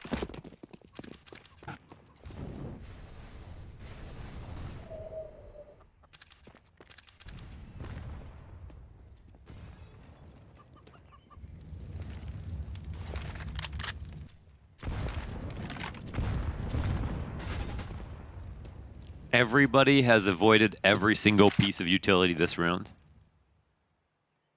But the Young Ninjas haven't taken any risks themselves. So now they'll come in with the late kind of banana control, at least this smoke to be like, all right, well, if you're not behind this, if you're not in front of it, I should say, then you've got to expel more resources to take it over. And they'll now turn their attention towards mid. This is good for NAVI Jr. All it takes is a smoke to get this offer off this angle, and all of mid is yours sometimes. And this is a perfect situation for that. Interesting. So you can see the smoke comes down, and when you think the retake is coming in, you have to be really concerned about this. m0NESY finds a trade. He's got another player here up in mid, and it's very clear what the T's are trying to do. Some damage goes through the halls, and Fuzi will drop a smoke for himself. At this point, they technically have not still committed yet. A smoke will go down on Banana, and a player will start to peel back towards it. They leave one here in Flamey. I guess he can make some last-second presence. No, he doesn't. No, he's just going to join him late. Yeah, so they won't have to run through the smoke. It's still fresh, but I think Young Ninjas will be pretty happy about this, and I think their smoke misses. Good flash. Their smoke misses in CT. Oh, now Sapek, he just needs to sit back site and deny the bomb plant. NAVI Jr. trying to rock this boat back into the B site. Sapek just needs to keep himself alive. Oh. They're going to have time. They boost up the A1S and they can't stop the bomb plant. Now that's confirmation on 2. And the third member of Young Ninjas rocking this back through the banana. m0NESY turning his attention. Debo's so cautious that he's buying time for m0NESY to catch him. Oh, with a shot through the wooden wall. And now suddenly they could have it all. Unless Sphere and Head Trick from the back of this bomb site lock in the post plant. Another headshot. Debo's got it all. Not only the kill to m0NESY, but the final frag on Head Trick. Young Ninjas close the distance. Their 9th round win. Damn, I like the plant in front of Quad. That was a good idea, considering they had an idea someone might be there. And that would be impossible for him to wrap around and stop it. But they still defended with their extra men. And man, that was a sketchy situation for NAVI Jr., especially with the missmoke and CT. That's just an invitation to lose the round. Running back to B is not necessarily the wrong or bad idea, but they didn't really get everything they wanted out of that mid hit. And it was nice for Young Ninjas to throw this smoke. And it's it's such a power play. You drop the smoke in mid after they've thrown all their utility in mid to establish that they're trying to push you back. And then suddenly it's like, man, I can't even fight from these mid angles now. I have to really be committed. And we saw when the peak came out with the flash, there were 2 Na'Vi players sitting on the edge of the smoke, and m0NESY could barely see. Obviously, if the kid wasn't so nuts, he wouldn't have hit that shot, and this round would have completely fallen on his face faster. But at least they get the plan out in the late round. But that's what we want to see from NAVI Junior in the first half. What already some of the ideas here from Young Ninjas.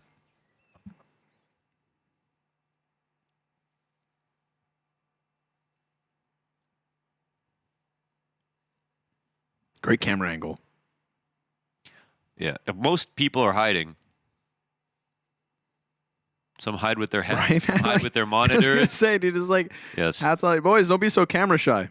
This is your stage. Yes. This is your league, your chance, your future. It must be. They're very young, That is So, very fair. yeah. Yep, that is very fair. That is very fair. I still get nervous on camera. Yeah. No, Coward. no, I don't. I've accepted this part of my life.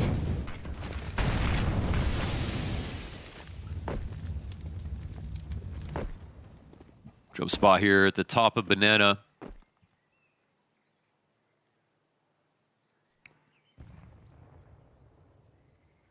NAVI Junior look like they're gonna try to retake Banana control right after this. Quick window flash. No one here. m0NESY post. Smoke goes down behind him. Again, I like how they're putting so much pressure on from the utility perspective, but Onkir is just the better rifler. Sapek comes out with the flash. Fuzi is right behind it. Oh my god, Onkir! 2 kills towards the B site, bomb and bound. Man. No way you're gonna look. The CTs don't even Up, shuffle, down. man. That's crazy. They've just accepted reality. This is a save and an 11th for Na'Vi Junior. Monster. Gnarly headshots. I mean, Fuzi should just annihilate him there. He doesn't swing too wide or anything like that. It's just a ridiculous shot. A second kill as well, and didn't even take damage from the rifler. Like, damn. Yeah, he really is that good. Flamey gonna add a kill to the tally. Try to take away these weapons. He's been at the A site the entire time. Young Ninjas, they didn't even attempt to move to B because they wanted their guns. But guess what? You don't get everything you want in life. Mm-hmm. And in this round, that may be your weapons. We'll see. It's the only thing Na'Vi Junior can do to find further success. And honestly, they're all going to die. Debo, he'll hold his ground for a little bit. Oh, he's got 3. Okay, okay. Tip of the hat, good sir. At least you also dish out some damage. But ultimately, as expected, Na'Vi clear the board. Yeah, those kills are actually pretty big to get in a save like that. And they had all the rights in the world to hunt him down. 4 out of the 5 last rounds. All the way of Na'Vi Junior. Yeah, true. Yeah, true. T-side looking good so far. T-side looking good. Man, it's like having Onkir entering on Banana like that. It's like having Nico, Which is a crazy comparison, but at the same time, those kills were actually so impressive. Yes. Like, I don't have to sugarcoat it. I don't need to exaggerate. Those are 2 kills that he is not supposed to get that easy. And if he doesn't get both, they can't get up to B. Yeah, for all we know at that point, it's a much harder round to win. ZTR gonna slide into the balcony room and almost get the better of Fear. USP versus Galil. Not bad, all things considered. Onkir fully blinded, but he can just spam away as he pleases. Rolf will, of course, find 1 kill before he dies. Maybe Fuzi. Maybe he can kill Head Trick. Ooh, my Okay, he's gonna literally whoa! Well, that's the AK recovered. And Fuzi likes a fight.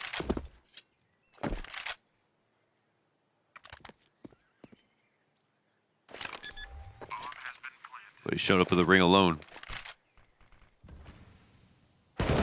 Surprise, surprise.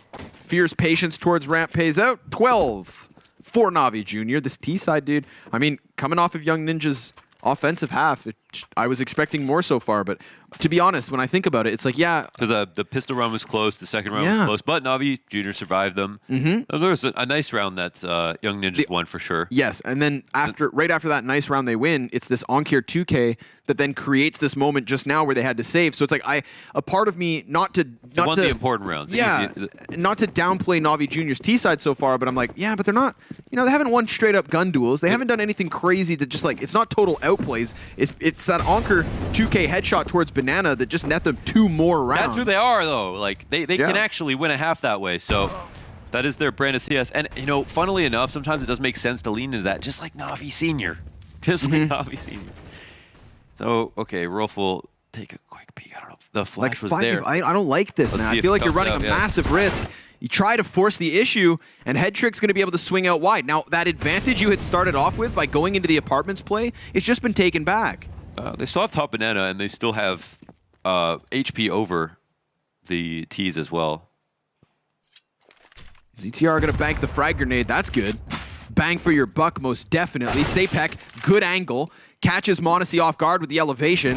Headtrick, now it's up to him to take this player down, but Sapek's got 4 kills for Sapek off of the top of Banana. You know how you learned that play? Boom it. Boomich, yeah. Boomich, baby. Boomich. King of the sandbags. Nicely done.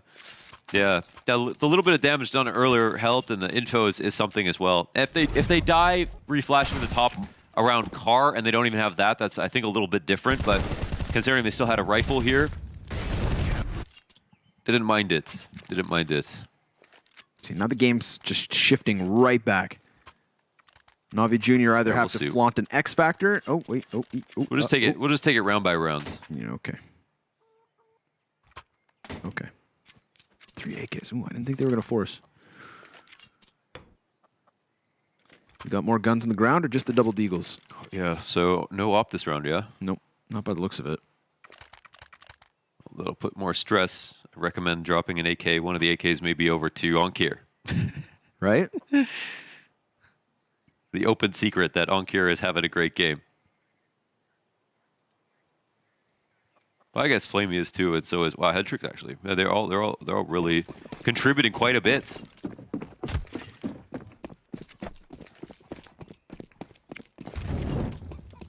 All right, Navi Junior, all on the line. Back to the Banana aggression. Onkir going through with the Desert Eagle. Just gonna live inside of the smoke for a little while.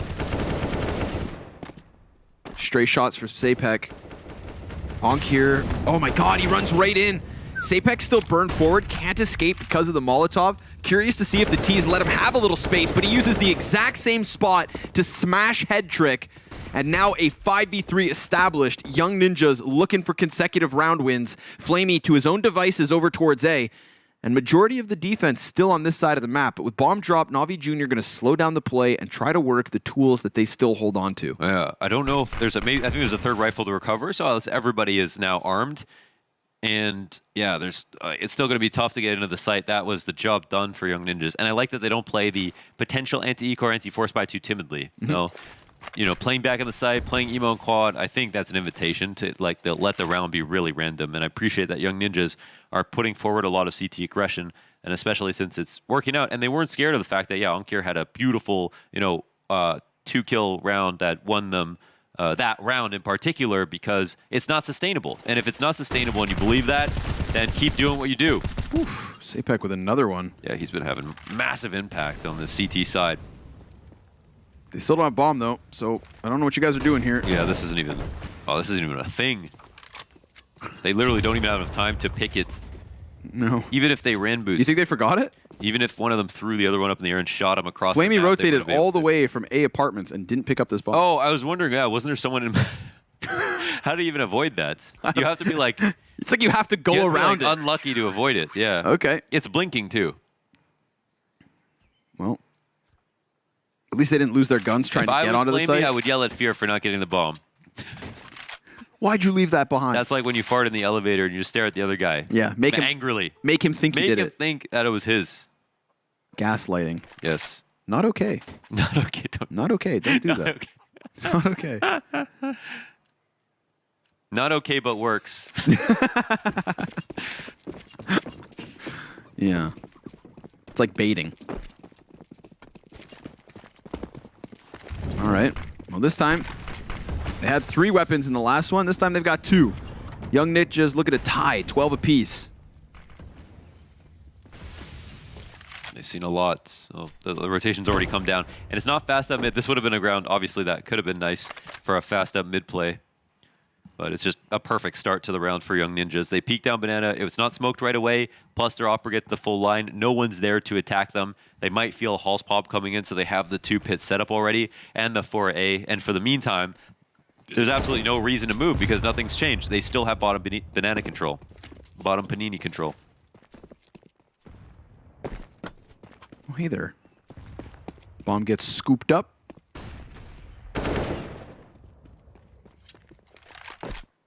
Op falls back. Flamey still just going to be that apartment's lurker. Well, that opens things up a little bit, but That there's it still does. 3 players here. Oh, they've already got 2 players past. They line up for the A1S bomb. Drop down. Deagle. Yo. Wait, will they expect this? I don't know. Yes, they will, but you got to expect it and execute on it. Flamey knows there's a troll beneath him. Honestly, I can't believe Fuzi is not moving in more, but he's waiting for like some kind of arch lurk to come through. Yeah. And they're letting Debo stay alive, which gives him an opportunity for the 1v1. Trying to get to the big pit. Try to cross over. Head Trick did just have an angle on him. Oh, he got the opening. Now, if he peeks out, Head Trick's not looking at it. Head Trick instead is looking to the deeper corner, and eventually he has to cross, but he doesn't see the second player dropping. Now Debo not able to get the second. A few seconds to spare. Still, at this point, Fuzi has not come out. He could have arguably have already been up nade. on Arch. The nade is on the money.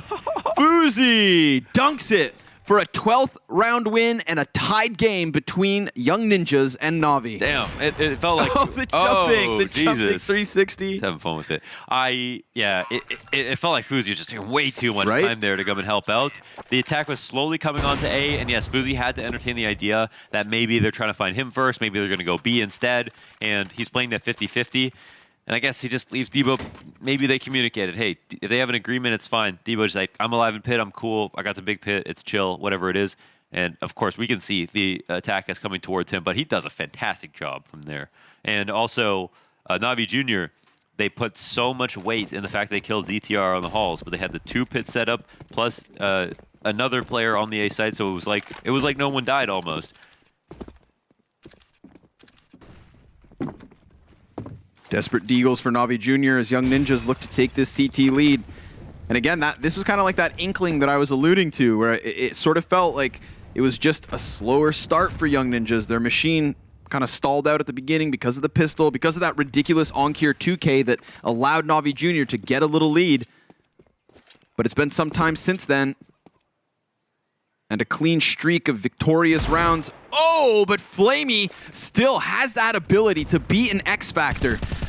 Oh, and another! Flamey's gonna run right out into the gun of ZTR. It's not a round win just yet from the junior squad, but they are gonna sprint to B. Yeah, and look, Sapek, okay, he'll start to make... Sapek is an issue. I feel like he farms in these moments. Sometimes they're gonna run through this molly now. Flash comes through, separated attack. They're gonna sit back behind it, and I don't think the bomb is the one to cross It's not committed yet. No, it's not. And so the CTs are still a little bit paranoid about the idea that it might be a rotation back towards A. And now Fuzi, right between the legs. Actually hit Fear in the leg. Through the wood, 33 health on him. The retake is entirely possible considering the guns. They haven't recovered any rifles. Nope, no upgrades. The big takeaway is the bomb plant. But we know Deagles can be deadly. Sapek, he gets the frag to Head Trick. Onkir's going to answer. ZTR's been taken out of this one. And most importantly, it's created this pocket for Navi Jr. They're able to go over to the CT cross. Onkir in with the M4, able to kill another. Fuzi, 1v2. And he's stuck between both the players. Oh my god, they lose this round of all the rounds to lose with bomb delayed on cross and everything. Yes, yeah. They even had the bomb delayed, but Navi did have 2 smokes. So they did have the 2 smokes to come in, and there was no utility to land right on the plant zone. And that's with Flamey getting 2 opening 1 digs. I mean, what else can you say about that? A huge round from Flamey. Also, and that previous, getting the 5v4, killing ZTR on the balcony. This time does it again. In even more dire conditions. That's the kickstart they need. That's a potential 14th. The same way Onkir got the 2 headshots, I'd say it's Flamey with the deagle this time. When push comes to shove, someone's going to deliver. Fuzi in the pressure cooker of top Banana, trying to fight off with the op. The only op here, of course, for Young Ninjas. The only chance at substantial impact sits in his hands. He pushes forward off of the Molotov and sure enough dies to Ankir, who uses that log cover quite well. Yeah, they expected the re-aggression. He dealt with it so well. Just running and shooting, just trying not to be killed, bait the attention towards him. And in fact, the shot does come out, and that is 3 pistoling players sitting on the A site, sitting and waiting. Another back-breaking eco, but this time it doesn't happen towards NAVI Jr. It happens in favor of them. You know, much unlike Mirage. It felt like the sun was about to start shining through the very, very dark clouds. Just like that, it closes up again. And the storm begins. NAVI will sit comfortably with a bomb plant, 4 rifles alive, and a ton of confidence in their favor with a 2-round lead, the ability to buy up into an up. And the knowledge that they can really just pop off at any time. Yep. And that's what they've relied on. That has been the key piece to this T side, is a couple of pop-offs between Ankir and Flamey, and then the economic issues that are caused after the fact. Both times that a player popped off like that, the round following, Young Ninjas had to take a save. So each of those moments from Ankir and Flamey actually net NAVI Jr. 2 round wins. And those 2 round wins of bonus, yeah, that's what separates NAVI Jr. and Young Ninjas at this moment. But we can't forget, Young Ninjas have already come back from a 2-round deficit on this CT side. There's no reason they can't do it again, but they need to limit the X factors of NAVI Jr. They cannot afford those pop-off moments. Maybe they provide us with one of their own. Or maybe they just keep doing what they've done, which is some solid CT gameplay. Either way, they're limited. Double MP9 coming into this 27th round. NAVI Jr., they've got this one in their hands. It's just a matter of closing. Take this series to Vertigo.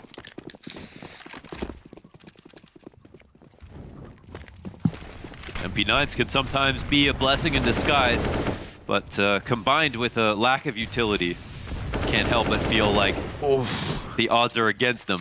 Man, they really don't shy away from this banana aggression. Even with just the SMGs, both of which now tagged to the 30 HP. Not an ideal position for Young Ninjas, but maybe NAVI Jr. still slip up, hiccup, and walk into the wrong part of town.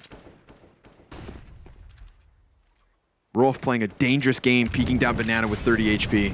But at the same time, you don't want to give away everything for nothing. Tough pill to swallow, the fact that 2 of your players are dropped low HP so early.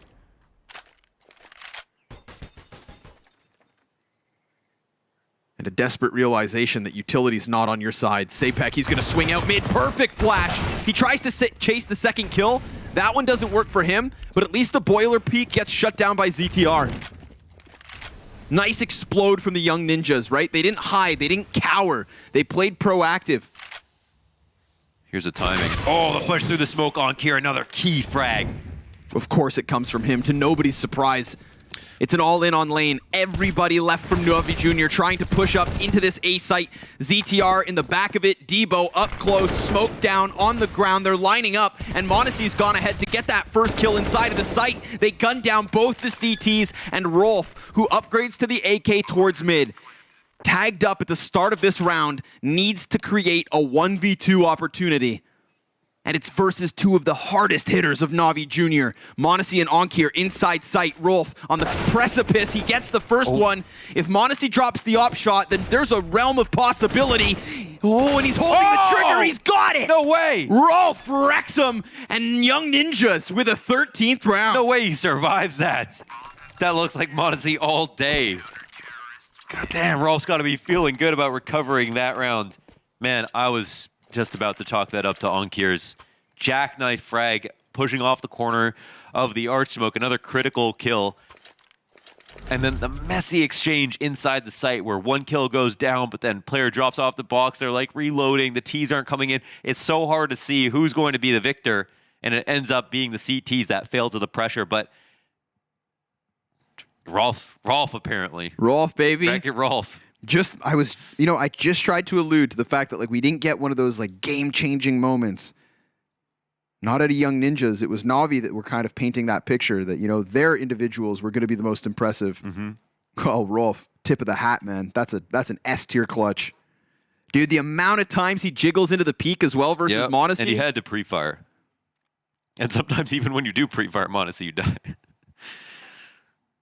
Okay. We got a game.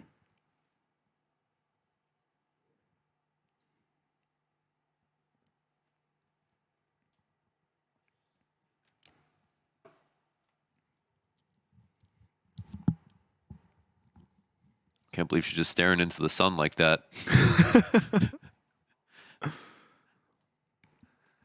We've got a little tech issue here before we smooth it out, before we get back into the action.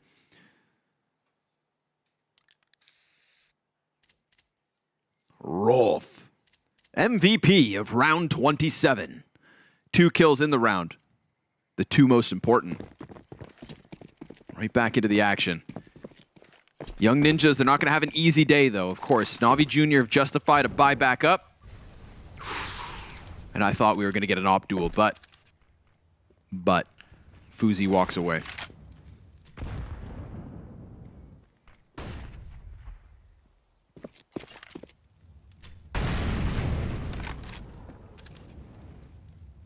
Oh, there's the re-aggression. Oh, they could actually just come through with a couple of HEs. This time it's a different take, and that's another nice, like, different look. They've got to be very careful about, you know, the way that they're spotting, because it looks like the exec is going to come right through the smoke. Oh my god, they're charging. Yeah, counter flash. Oh, nope. Wait a second. They actually just run back out of the site. And what is happening, actually? They used a lot of utility, and they just completely turned around without even taking damage either. Wait, what the hell? I thought they ran out of the smoke and like teleported the other direction. I can't. What are we watching right now? There's a half rotation because nobody knows what the hell just happened, but nothing's still coming towards A.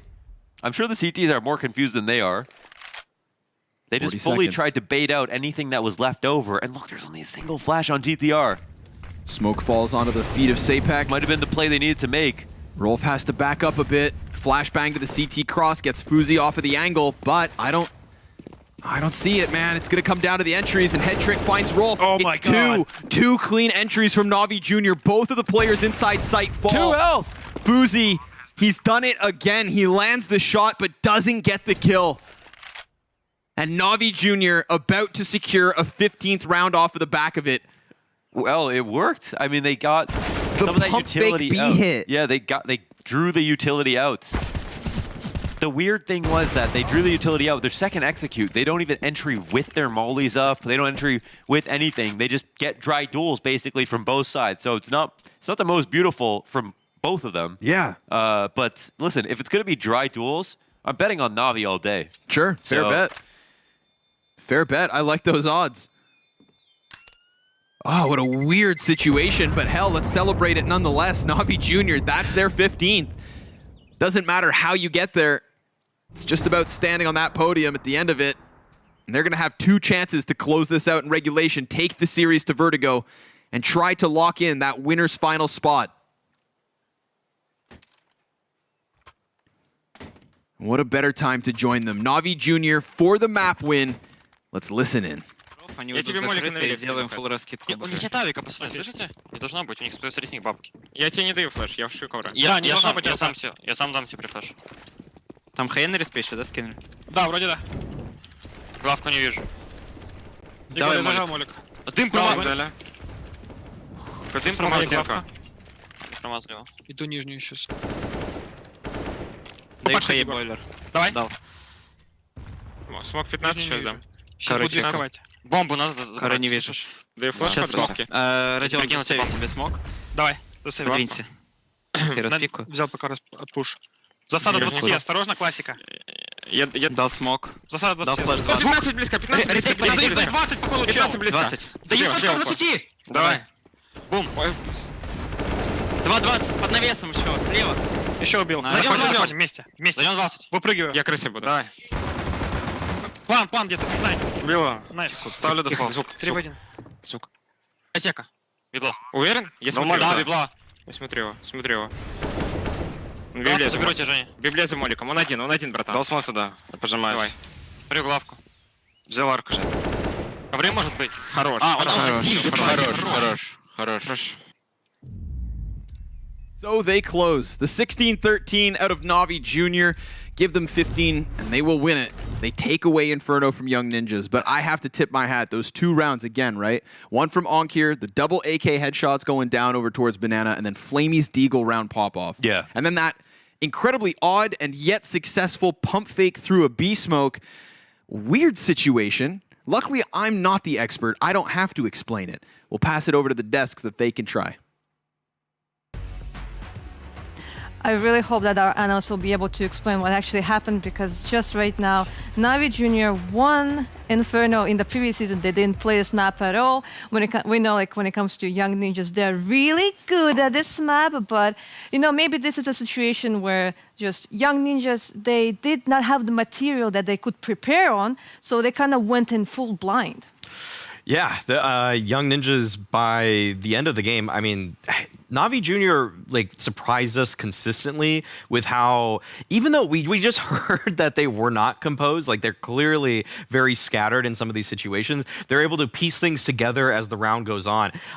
Some of their late round calls too were surprisingly decent. Like they put things together that were like an experienced Inferno team might try this, and they weren't caught off by a lot of the plays that I kind of figured they would be, because Young Ninjas, they have a lot of ways to disrupt their opponents, but it felt like NAVI Junior, the skill is so high of these players that even if you run a nice little cheeky setup, it doesn't matter, because Flamey's seen it before. Yeah, I'm so happy you said skill right there, because I felt that was the biggest difference between Young Ninjas and NAVI Junior in this one. Game plan-wise, it felt like Young Ninjas had a good idea what they wanted to do, and also the T side was fantastic. I think it was all right. And you know, you describe it as being the skill difference. It's the explosiveness of the player. You have that one Flamey round where he goes off with the Deagle. Yeah. That's an explosive round. That's basically winning you the game. Then you have Ankara with the double headshot, as well as Connor said as well. You have those moments in the game where one player is just so explosive that it sort of like changed the tides of the game outside of the perspective that you have a game plan, you have an idea of how you want to execute, you have an idea of how you want to take map control, etc. So if you exclude those 2 rounds, Young Ninjas were the better team right here, I felt, but firepower-wise and explosiveness-wise, Young Ninjas were just not able to match NAVI Junior, and I think that's what we also feared a little bit coming into this game, with the loss of Nilo, with the loss of Manon, the new guy, Banjo, doing a decent job once again, but nothing extraordinary. There's a little bit of lack of firepower when it comes to Young Ninjas as of right now. Yeah, and Maui, you said like that when it comes to the previous map, I kind of called it Flamey. When it comes to Inferno, it's not just like about the numbers. Of course, like he managed to get like way more kills, but like the kills that he actually got, like when there was like Digger round, like he opens the round with 2 kills. He just provides so much information. He provides like so much space to his team. Like when he was left 1v1, he had an SMG, he wins that. There was like one situation when he needed like to go for a defuse, but unfortunately he dies to a nade. There was like no chance for him to dodge that damage. And I feel like when it comes to this map, he actually could do way more for his team. Yeah, I mean, you called his number, Heku. You wanted to see more from Flamey, and we definitely got it here. And it's fun to see. I mean, this is supposed to be an Academy League, and we're supposed to focus on these, you know, these younger up-and-coming players. But Flamey did deliver, and he in a moment where Young Ninjas probably should have won. They probably should have built some bank. They probably could have built off of that to win the whole map and the series on top of that. Flamey stepped up. It was exciting. It was explosive, how Jacob said, and that's awesome to see. I mean, his scoreline isn't blowing us away, but this is much better than the 10 kills we saw on Mirage. 6 entry kills as well. That's a lot of entry kills from a player who only has 19 frags in a match. We just spoke about Monacy in the first map. He only had 3. Ankara was at 4. Flamey with 6 entry kills, given some of them were in anti-eco rounds, given some of them were easier ones. He had a lot of impact in this game, and that's what you want to see from Flamey. Impact, and then limit all the mistakes that we saw from last season, and all of a sudden you have a NAVI Junior who, out of nowhere, let's be honest, were able to take down Young Ninjas on Inferno. This was absolutely unexpected because it is Inferno, but it actually means we are getting a 3rd map. And since this is the WePlay Academy League, it means that there's a high chance that it's going to be Vertigo, and it is going to be Vertigo. And when it comes to Vertigo, it's pretty interesting because if we're talking about Young Ninjas, they actually got to play that map only twice. And so once it was in the previous season, it was against Mouse and XT, and they barely won against them in overtime. And then the second one was already this season. It was the first map that they play against Astralis Talent, a team that was already out of the league like at least for the remaining season. So, but when it comes to, for example, to NAVI Junior, they've been playing this map a lot in the previous season. Maybe like their win rate was not the best, it was like not the most optimal one, but like they won against Fnatic Rising, and they kept on picking it against Astralis Talent and then like Furia. So like even though like they were losing, we can see like they should feel comfortable playing this map. You know what's scary is that m0NESY in this game probably had one of the most average performances we've seen from m0NESY throughout the entire tournament, right? Only 52 ADR, whatever it was, and a low amount of kills compared to what he normally does. Now, switching that over to Vertigo, I remember in the first season, I think he had one of the most insane performances I've ever seen. I think he went 30-5 scoreline-wise on Vertigo. Unbelievable, unreal. You think that NAVI Junior can take down a team like Young Ninjas without m0NESY playing well? What happens when m0NESY plays well on a map like Vertigo? I mean, he can absolutely just single-handedly dominate A ramp. Like the most important part of the map. We've seen m0NESY last season just carve up every single team in terms of the offense they try to throw at him. Even when he's the one that has to aggress, he can do absolutely whatever he feels like on this map. Like that ramp for him is a playground of aimbots. Like he is literally just shooting anybody he sees with the most like swift shots I've ever seen. Like this is the map where it turned me into the m0NESY believer. Like I had heard of him before, but until I saw him play against Furia Academy, I was kind of like, let's see what the hype is about. And now I'm like, this guy should be on a tier 1 team because of this map. So I am incredibly hyped about this. Young Ninjas, on the other hand, I mean, what we saw from them at the LAN, we saw a huge comeback on this map last time when they were playing against Mao's NXT. They have to bring that kind of resilience immediately. They need to shut down m0NESY right away, because if he gets ahead of steam going, there's nobody, no one that can stop him. Yeah, but the thing like I'm really wondering about like when it comes to NAVI Junior, they really like this map, m0NESY likes this map. But if we're talking about the main roster of NAVI, I don't recall them playing Vertigo. Like they just perma-ban it. So like, how much experience does Flamey actually have when it comes to Vertigo? Yeah, it's a good point you bring up. There's not a lot of experience. Is he having, at least not in competitive gameplay, of course. Flamey is also playing Faces once in a while. He's playing FPL, and given Vertigo is not a map you play a lot in the FPL, he still has, you know, experience on the map from a personal level. But dragging that experience into a team environment is two completely different stories. So for Flamey, it's going to be a challenge. For Flamey, it's going to be a try-on, and it's going to be a baptism by fire sort of for him. I don't know if we should expect Flamey to be the difference maker. I don't think we should expect that, to be honest, given what we've seen from Flamey so far in this tournament. But as long as he can make sure to take care of himself and avoid making mistakes, then just give the playground, as you so finally described. Give an AWP in the hands of m0NESY. Give Ankara, who's the best player on the server in the last 2 maps. You know, he's averaging above 180 hours in the first 2 maps. Get him an AK-47 in hand and just make sure the rest of the team is just catering to those guys as much as they can. And I think NAVI Junior have enough skill on the server in order to beat Young Ninjas.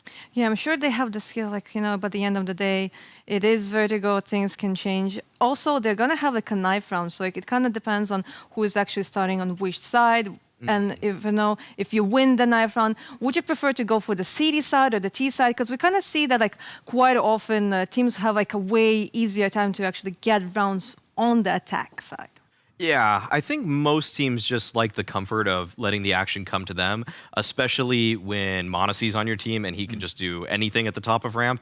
Another development with this is that Cynics is going to be replacing Headtrick. We've yet to see Cynics play at this event, but this is one of the maps that they do use him on.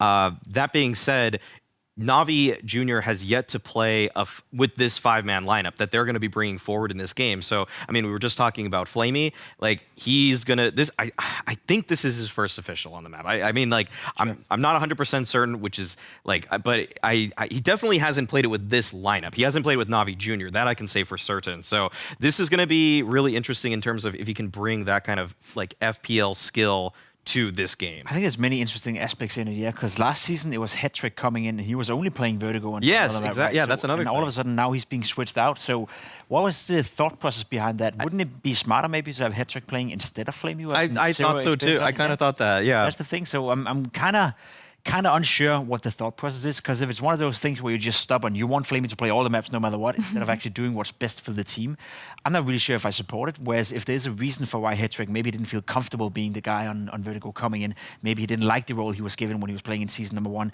I don't really know, despite him playing okay whenever he came in on Vertigo. I think it was a fresh breath of air. I don't really know what to expect here. I think we're going a bit into the dark, and that's always nice, so we can learn something from both of these lineups. Yeah, we're just kind of like speculating, we're kind of theory crafting, because like we cannot really know what to expect. Luckily, we pretty soon will find out, because pretty soon we're gonna have Vertigo. But there's just like, I'm just thinking, what are like other things that we can actually talk about here, because I don't know, because we already lost Astralis talent, right? Like, and Big Omen Academy is now waiting. They're waiting to find out against which team they'll have to play. Will it be NAVI Junior or Young Ninjas? And like, so we either can have like a rematch, or like maybe Big Omen will have a new team to prepare for. I think that Big Omen right now would like the Young Ninjas match a little bit more. I think that NAVI Junior just kind of wiped the floor with them. I think the map pool for NAVI Junior really works against Big, because Big are okay playing maps that NAVI just likes. And when Big were supposed to punish pick against NAVI yesterday or 2 days ago, they couldn't do it. They didn't have it within them. So that's going to be a concern for them. But I think that Young Ninjas right now, you know, they're just feeling a little bit weaker than they were last season. So that's a reason where I would favor, if I'm on Big, I would say, yeah, let's take on Young Ninjas, because even though their strategy is probably a little better than ours, Big showed today they have some individuals that can really pop off in moments, and they can be X factors like Glaive, Prime Tabs, even Aqua when he's like in a late round situation kind of brings back what we're used to seeing from him. I fully agree. I think if you're Big Omen Academy right now, you're looking forward to this game, and you're kind of praying and kind of hoping that Young Ninjas will lose. Yeah. I don't think, if we want to draw any parallels to last season, I don't think Young Ninjas right now are playing as good as they were in season number 1. Given the fact that we also have to take in consideration that they also started out slow in season 1. I think they went 2-3 the first 5 matches, and you thought to yourself, okay, these guys were the favorites, and all of a sudden they lose 3 out of the first 5 games, don't really know where to put them. And then the longer we got into the tournament, the better Young Ninjas became. I mean, if you want to beat Young Ninjas, I still think this is one of the best shots you have if you're NAVI Junior right now. It feels like to me CTR and the rest of the boys are getting better game by game by game. Whereas for Big Omen Academy, you want to face them now and not later in the tournament. Right. Yeah, and now I'm wondering about preparations, because maybe when it comes to Inferno, that's what NAVI could do. They could look at the demos of Young Ninjas, because they just kept on playing this map over and over again. Then when it comes to Vertigo, they probably didn't manage to find so many, because as I mentioned, there's only 2 maps, like, at least when it comes to the WePlay Academy League. Maybe they played more like in advanced or in some other tournaments. I'm not exactly sure. But here, like, it kind of feels like it will be more about like the skill, and maybe like not so heavily on the strategy. It will be just who will be able to shoot who. Yeah, that's totally possible. It's nice to have Monacy on your team if that's about it. It's about the skill, right? Yeah. Yeah, I think that for this game though, I mean, if I have to like bring it to who's the favorite, I think I would still lean NAVI Junior. I think that what they just showed on Inferno is that they don't even need to have necessarily the best plan in a round, and then individuals can carry them. Like, that's something where Young Ninjas, you know, there were a couple 1v1s, 1v2s, but we never really saw too many times when an individual would just take the reins in a round, get a 3K. I guess we saw like Sapek have one nice round on a hold for B, but it was within the plan to throw nades and set him up to do that. And whereas for NAVI Junior, there were literally just rounds where dudes found double entries. Like, okay, like that's just going way better than anyone would have planned for. Yeah, I think it's gonna be tough as well. I mean, looking towards Monacy, the way he controls A ramp, if you're Young Ninjas, maybe want to try to exploit the B bomb side a little bit to begin with, maybe to lure out Monacy and make him play even more aggressive towards A ramp, or drag him away so he has to focus more towards middle and towards the B bomb side. But game plan wise, as you said as well, Hego, we're going in kind of in the dark. We don't really know too much about it. We only have seen these teams play it, you know, relatively small sample sizes. So it's going to be down to who has the better game plan, who has the better understanding, and who can adapt more throughout the game. And that's where, you know, they have one thing going for them if you're Young Ninjas. CTR, I think, still is the best in-game leader in this entire tournament. We've seen it time and time again, the way he can adapt, the way he can control his teammates. So if we get into those, you know, late game scenarios where it's all about adaptation, it's all about micromaneuvering his teammates around, then CTR got something going for him. Whereas for for Navi Junior, I'm not really too sure whether or not they are on the same level as he is. Yeah, we just can't wait for the third map to start. I'm sure you feel the same way. So let's just move to Londres and Scrawny because we're looking forward to see the final map of the day. That's right, final map guaranteed. And of course, it's the WePlay Academy Classic. We're going to Vertigo. We're taking it all the way up. 50 floors is what I'm talking about. And, well, Navi Junior, we know they pack the fire. Young Ninjas, we know that they have a game plan. Which of those two pieces comes out on top? That's the question we have to ask as we jump into the server. We'll have to see. m0NESY is absolutely bonkers on this map. Nuts. When I watched the games like in the league last season, I saw a skilled operator who hit a lot of like wide flicks and crazy low percentage shots. When I watched the demo, I saw a kid who understood every timing, who knew how to use his nades better than everyone else, who hit his shots on top of position himself really well, and just basically, I just can't believe his age, really. I just can't believe his age with how well he plays. 16 years young. One for the future. Little knife fight here inside of middle. Turf wars on the Vertigo, and it's Navi Junior to come out on top. So sure enough, going to stick to the CT side, you'd assume. And then, what do you know? This game gets going. He's just, yeah, just a really, really intelligent player. I mean, he's got it. So much under the hood there. So much under the hood. Some people just got it. Yeah. Can't deny his name has to be on that list. Yes. The list of people who got it. m0NESY is near the top there for sure. I think what really legitimizes it as well is, right, some of the you could already... call it the m0NESY list almost. The m0NESY list. You know what I mean?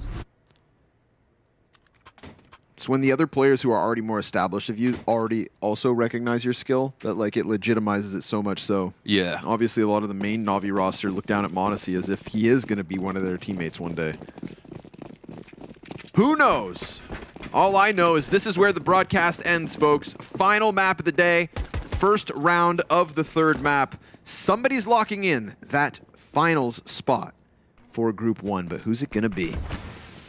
Navi Junior, Young Ninjas, taking each other's map picks away. Nades are ready. Oh, we're not throwing them yet. I guess maybe he thought the fake plant was coming through. Really? Saving him. Still one sitting on the default. Yeah. Whoa. Molotov scared me, man. Look how it just flusters the CT. I love it. Wow, that's a cool attack. But there's the point where actually they need to be aware of, you know, okay, so Fuzi sitting here can phase the smoke, but he might be, he might be a little bit of a liability in that position. But it did a really good job of kind of flustering the CT setup. It's not what they were expecting. It's not the fight that they were prepared for. Debo finds the headshot onto Cynics, who has joined us for this third map. m0NESY's got another answer, but again, it's the time, guys. It's the time that's the issue. Rolf gonna seal the deal. Young Ninjas with that surprise attack off of the Molotov on the CT shelf. They move forward, kill a couple players, and then survive the onslaught of a retake. It's an extra layer. It's a little bit on top. That's nice. Love that. Just as soon as it seems like the whole round is over and they had just enough utility to go. But like in this position, I would pause. Like if they would go in the server afterwards and they look at this spot, they need to commit to taking some kind of control because where they were not spots, especially when they can get flanked the entire time. So yeah, it's enough to delay for time for sure. Make things really disruptive like you mentioned. But yeah, they could even take that to another level. I don't, what? Flamey? Who the hell do you think you are?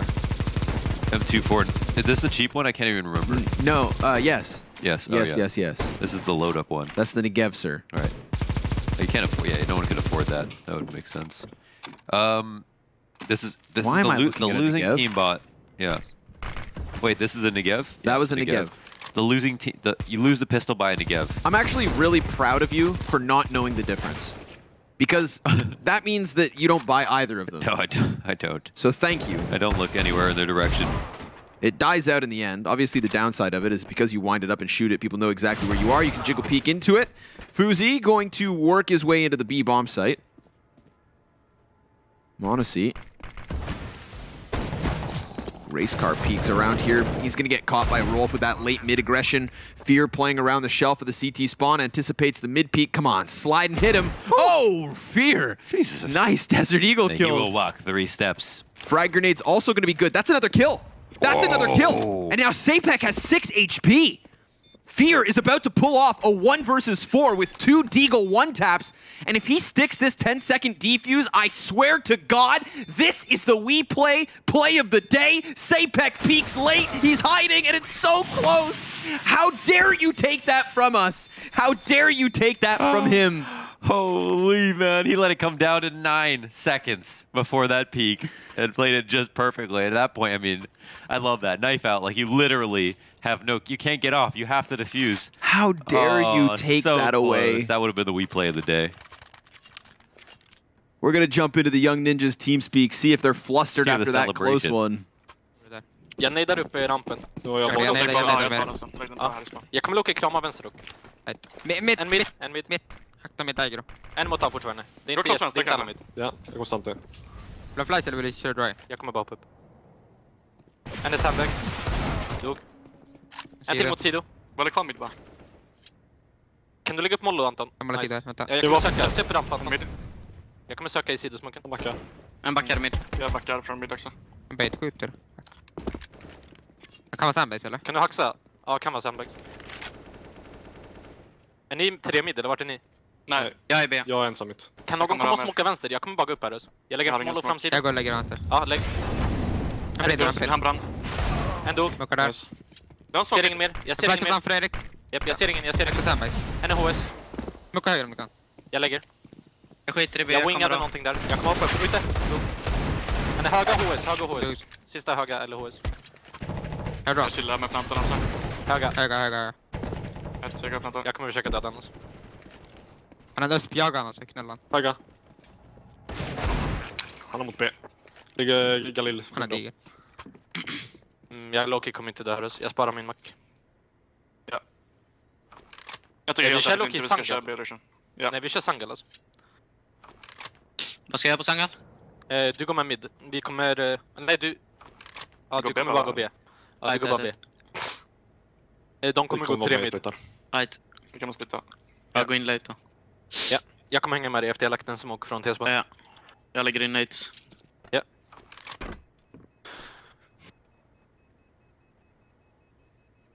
Dagber.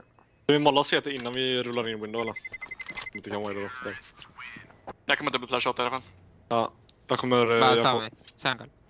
Liar! You said that he was going to hit that. I did. I thought And then he'd no get fight another came. one. But that I mean, honestly, that one Deagle headshot onto Rolf on the construction boost is quite something. Yeah. You know, Get wrecked, Rolf. all we can really talk. Get wrecked, Rolf. Get wrecked, you Rolf. All we can really talk about for that one, obviously, pretty relatively easy. Navi Jr. didn't put up a fight on the A site. Fight back, Navi Jr. Come on, man, do something. I'm happy that there's no Negev in the play. I don't We know, is that discussed it for a misbuy? second, and I didn't even know what gun it was, but now I think there might be some merit to the The only idea. advantage is that you can spray like 100 bullets to the yellow tarp. And honestly, A-Ramp, what is it all about? Spraying. Just spraying through the Spraying smoke? through the tarp, yeah, I guess. Admit the map is so dumb, but it's actually kind of fun. I like it. Yeah, it's I fun to won't lie. play. At times hard to watch. Got the M4 posted. Sapek, nice trade frag. Onkir is going to be tucked into this corner, but Cynic's here to help him. Onkir actually, good little like vertical crossfires. Ooh, Fuzi can't clear off green. Now it's on to Debo, 1v3. And he still has 100 HP after dropping the first. Who's he got left to take? Monacy and Flamey. That's a lot of talent stacked against you. Ooh, and Flamey goes down. It's just about the tap. Right between the eyes of Monacy, and you've got yourself the clutch. You've got your team's 4th round win. He could even just walk away and go take bomb. There's so much time here. He's anticipating Monacy going for some kind of an aggressive stance. Doesn't realize exactly where he's coming from. Oh, Monacy just made the rotate Really? around. It's the right play, catches the timing. I'm surprised Debo thought that there was even a chance he'd be back over on stairs. Man, Monacy not clearing that is actually a play. Because he doesn't take the scope and go forward. Then Debo forgets about it. Was like, well, is he there at all? Navi Jr. win a round. Off of the back of a bolstered B site. Maybe they should buy the Negev again. Don't encourage. I want to see it now. Don't encourage. And I don't know why it didn't work. What actually happened? The What reason is it, a lionfish? that was yes, it was a lionfish. I don't know why I know that. Of all, you don't even know the name of the gun, but you know Because the I name of watched the skin. YBS Youngbloods. And there's lionfish in Australia, I think. Yes, that's very true. Ooh, Debo, you dirty. Flicks the crosshair onto the head. Oh, Cynic somehow still alive here. Manages to get one with him. Tons of damage. Sapek with the kill over towards the A site. Blink and you miss it. Navi Jr. have just dissipated, evaporated. Maybe they're inebriated. Prove it, or... That's a good throwback. Throwback, yeah. Miss you, FNS. Maybe they could get Onkirinated. Let's see. I don't write Onkir out of anything ever. Yeah, no. He's earned the respect to the point where I gotta believe a little bit. It's scary. Not a lot. Scary man. But a little bit. Think about it. Just a little bit. Does he want to let them win is the question. He knows there's one on site. He knows there's one on sandbags. Doesn't know about the player who's about to shoot him in the back. Had ZTR not got that op frag. Ninjas are already up to the 4-1 start. Navi Jr.'s economy in shambles. They'll be wearing tattered rags coming into this next one. I don't know how Fear doesn't get that kill, nor how Cynics doesn't clean up these frags either. Yeah, very awkward running up and down the stairs there. Onkir almost getting 2 kills was the highlight, basically, of that round. 0 injuries. That's cap. That's huge cap. Careful, I'll change it. Injuries come in many forms. I mean, people shooting each other with guns, those are injuries. You don't have to just fall off the entire build. That's a death, by the way. Yeah, but you can't claim worksite insurance. When people shoot you with a gun? Yeah. Oh. But what if they already also worked there? Well, sometimes people have bad days, I guess. Okay. Stack up from the pistol players on the A ramp. Ooh, I don't know if I'd rather not be Sapek or... Wow. God, dude. That man got some distance. The QSPs. That worked. Just wreck Sapek, but of course there's nothing here at the B site, so they're just going to go ahead, hold W, get right on into that B site. Yes, sir. We got an AK picked up by Flamey. He can hold on to that. Young Ninja's bomb plant for their 5th T round win. I want like Monacy Cam next round. We get the op. Let's see what he does. Man, he's hit some of the craziest shots I've ever seen. Crazy? Okay, are you exaggerating? No, man. Like craziest shots you've ever seen? Yeah, dude. There's one flick on A ramp where I even had like a former pro player say like, was this the shot or something? Like screenshotted the image when it was like a clip from the on Twitter. It was pretty nuts. He hit some crazy shots. Some zingers? Yeah, some zoom bangers. Some blimblops and some squeams. What's in your brain? I don't know. Deep wrinkles.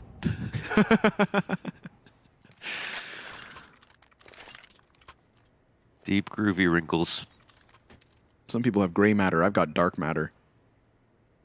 Do you know what dark matter is? Yeah. We talked about it the other day, but dark matter. It's the space that it's the space between space. The space between space. Yeah, I guess that's right. Yeah. No weapons, no drugs or alcohol. Those are worksite rules. It says no weapons. We're already breaking the rules. Rules are meant to be broken, Michael Scott.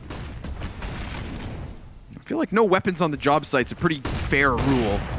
But listen. If you're a square. If you're a Counter-Strike player, then weapons are your tools.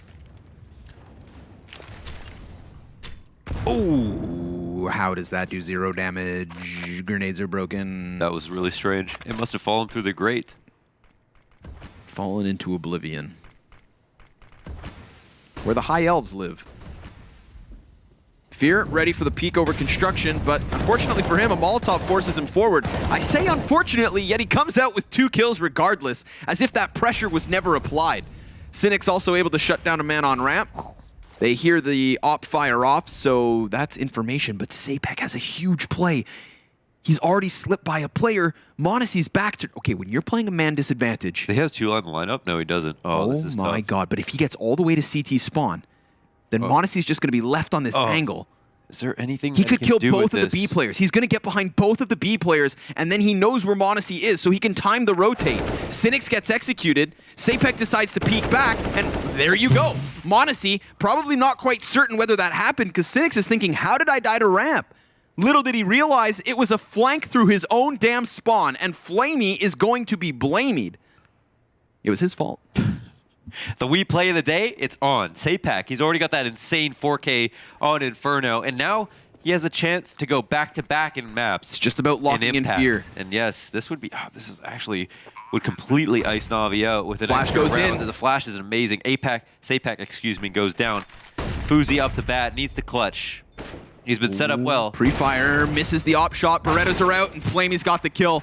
He makes up a little ground because that flashbang definitely primed Fear to clear the player on the rafters. Man, there's no way to call that. Ooh. That was very nice. No surprise that Monacy looks so confused, right? Because I was thinking, like, when... you can't even really turn to that. Yeah, like, when you can't even Sapek trust went your back... headphones in that situation, because that means someone literally walked by you, which is a ridiculous concept to conceptualize. Yep. Like, I was thinking to myself, Sapek going back to CT spawn, like, dude, Monacy's got 2 seconds to react to you. Of course he's going to anticipate it, but... Like, look at this run over. It's like, wait, what? Yeah, he did respect that he could. Mm-hmm. That flash, though, that flash was money. Money, moolah, cash. Still, incredible recovery in terms of a 2 versus 4 to even get down your bomb, clear out some pieces. Like, props to Sapek. That is still an impactful attempt. Yes. But it is just an attempt. It's the WePlay effort of the day. Yeah. Effort counts for something. Not as much as results. Ribbons. Yes, yeah. Not nearly as much as results. Yes. We didn't really touch on it yet, but of course, we do have the fact that Cynics is in the server. Oh, yeah. Cynics is in the server for Head Trick. Yes, he has joined us. Head Trick to be watching from the sideline. Who said 6-man rosters are dead? Not at the WePlay Academy. Where we play real CS. Pure CS. 6-man's better than stand-ins. Ooh, that's cheesy. Hit it with the fire hose, spray down. Then the smoke grenade in ZTR's face. Weird challenge. This angle sucks. A-ramp angle sucks. Vertigo sucks. Jump up sucks.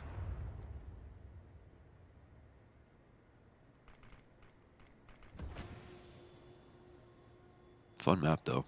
Math sucks. Math sucks. Math isn't real. Gym class sucks. What? Sorry. Okay.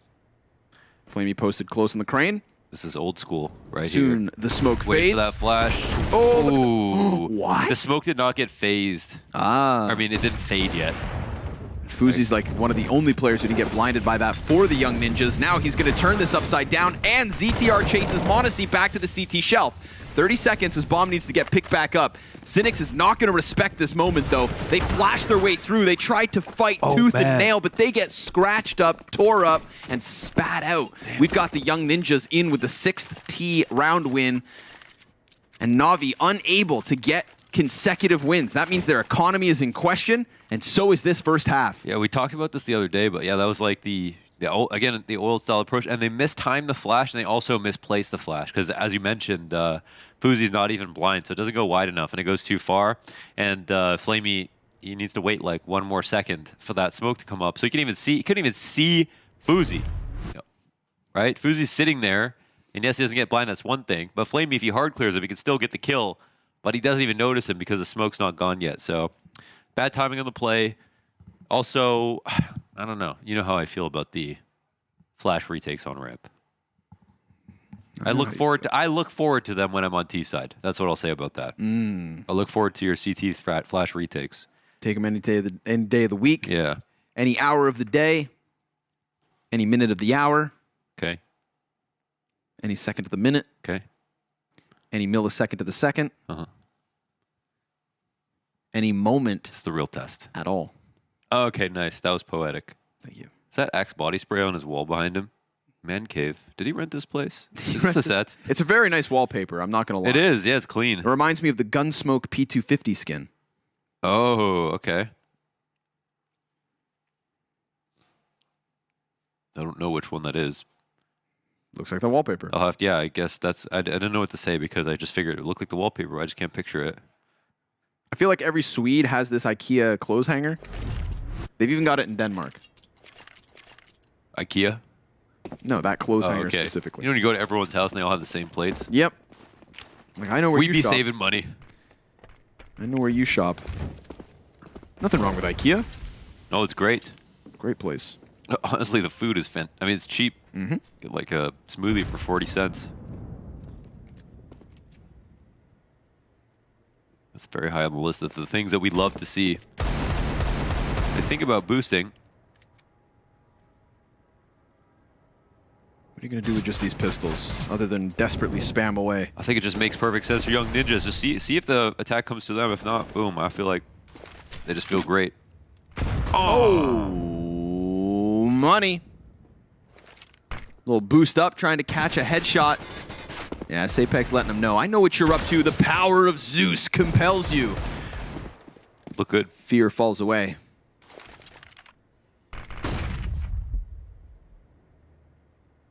Counter-terrorists, not much they can do at this point. They're all going to exit out towards middle, and I think that makes sense, because at this point, I feel as though there's no way they thrive on the A site, but there's still a chance for them to kill Debo and take his gun. So why not fight here in mid? Look, everyone just comes running back. Yeah. Hey, what the hell? I told you. Tell me I'm wrong. Just kidding. Nice headshot. Down goes Sapek. Debo's mid flank comes through, but Fear just tucked into this corner. He will be killed in it. You cannot run from fate, my friend. Haven't you seen Final Destination? 3 Ts surviving for the Young Ninjas. So obviously we saw it with the X-ray, right? Navi Jr. postured up, and then when the ramp fell silent, they tried to cheat over towards B.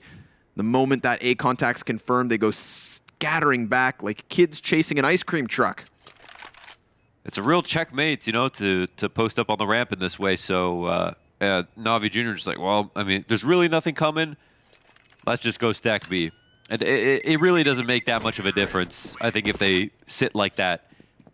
If you do the flash deep onto the ramp, I think that actually works kind of well. Like how they ran boost the last round off to the corner and tried to fight all the way down, and a deep flash. That shallow part of the ramp, I think that's where the trouble is. But on the deep area, that's where you want to go. So that's why sometimes you see a lot of pistoling players do that. You can collect a couple of guns. I've definitely seen some kills come down from some no armoring pistol players. But all right. Let's get into it. Full kits of utility on everybody. Op on Monacy. Fuzi with the op. On the other side. And Fear barreling down the ramp. I like this, man. Yes. I like this. It's that forward aggression that you need. Come on, CPs. Yes. Come on, Navi Jr. Yes. Show us you got a little oomph. Show us you got a little power. But Fuzi... That's a power play. He's going to go ahead, wreck face versus Cynics. Now, we've got Sapek dropping to Fear, who's looking for the second, because they know that ZTR is behind the yellow tarp. But the question is, does he go high or low? Forward or backwards? Oh, seems like forward. Wherever he damn well pleases. Now they're going to hit the B site. Nice op shot from Monacy. This round still in question. It's a winnable situation, especially knowing that Onkir is his right-hand man. And the more that Monacy slows down the play, the more that they don't anticipate the flank. And sure enough, Fuzi turns? Oh my god, he thought he got both those kills. There is such little health left over. Onkir did everything he needed to other than finish the frags, and Rolf will end it. Jesus. The Young Ninjas have no business winning or surviving that flank, but Onkir just not sharp enough. That is insane. The amount of how close that came on both players. Honestly, a great shot from Fuzi. You could get flustered in that spot and not hit that shot. That was a clutch op shot from him. But it was like this kill, I thought, from ZTR is what sealed the deal, but Onkir found a way to flank despite ZTR being on the ramp just a moment ago. And then that went down. That is brutal. Wow, this map is so one-sided, man. Shout out to Fuzi for having some great impact on this T-side op. Hell yeah. Can't believe Onkir takes 2 players from 100 down to 6 and 5, respectively. Subscribe to FuziTube. I don't think they're the same person. They're definitely not. One of them has hair implants. The other one's a good opper.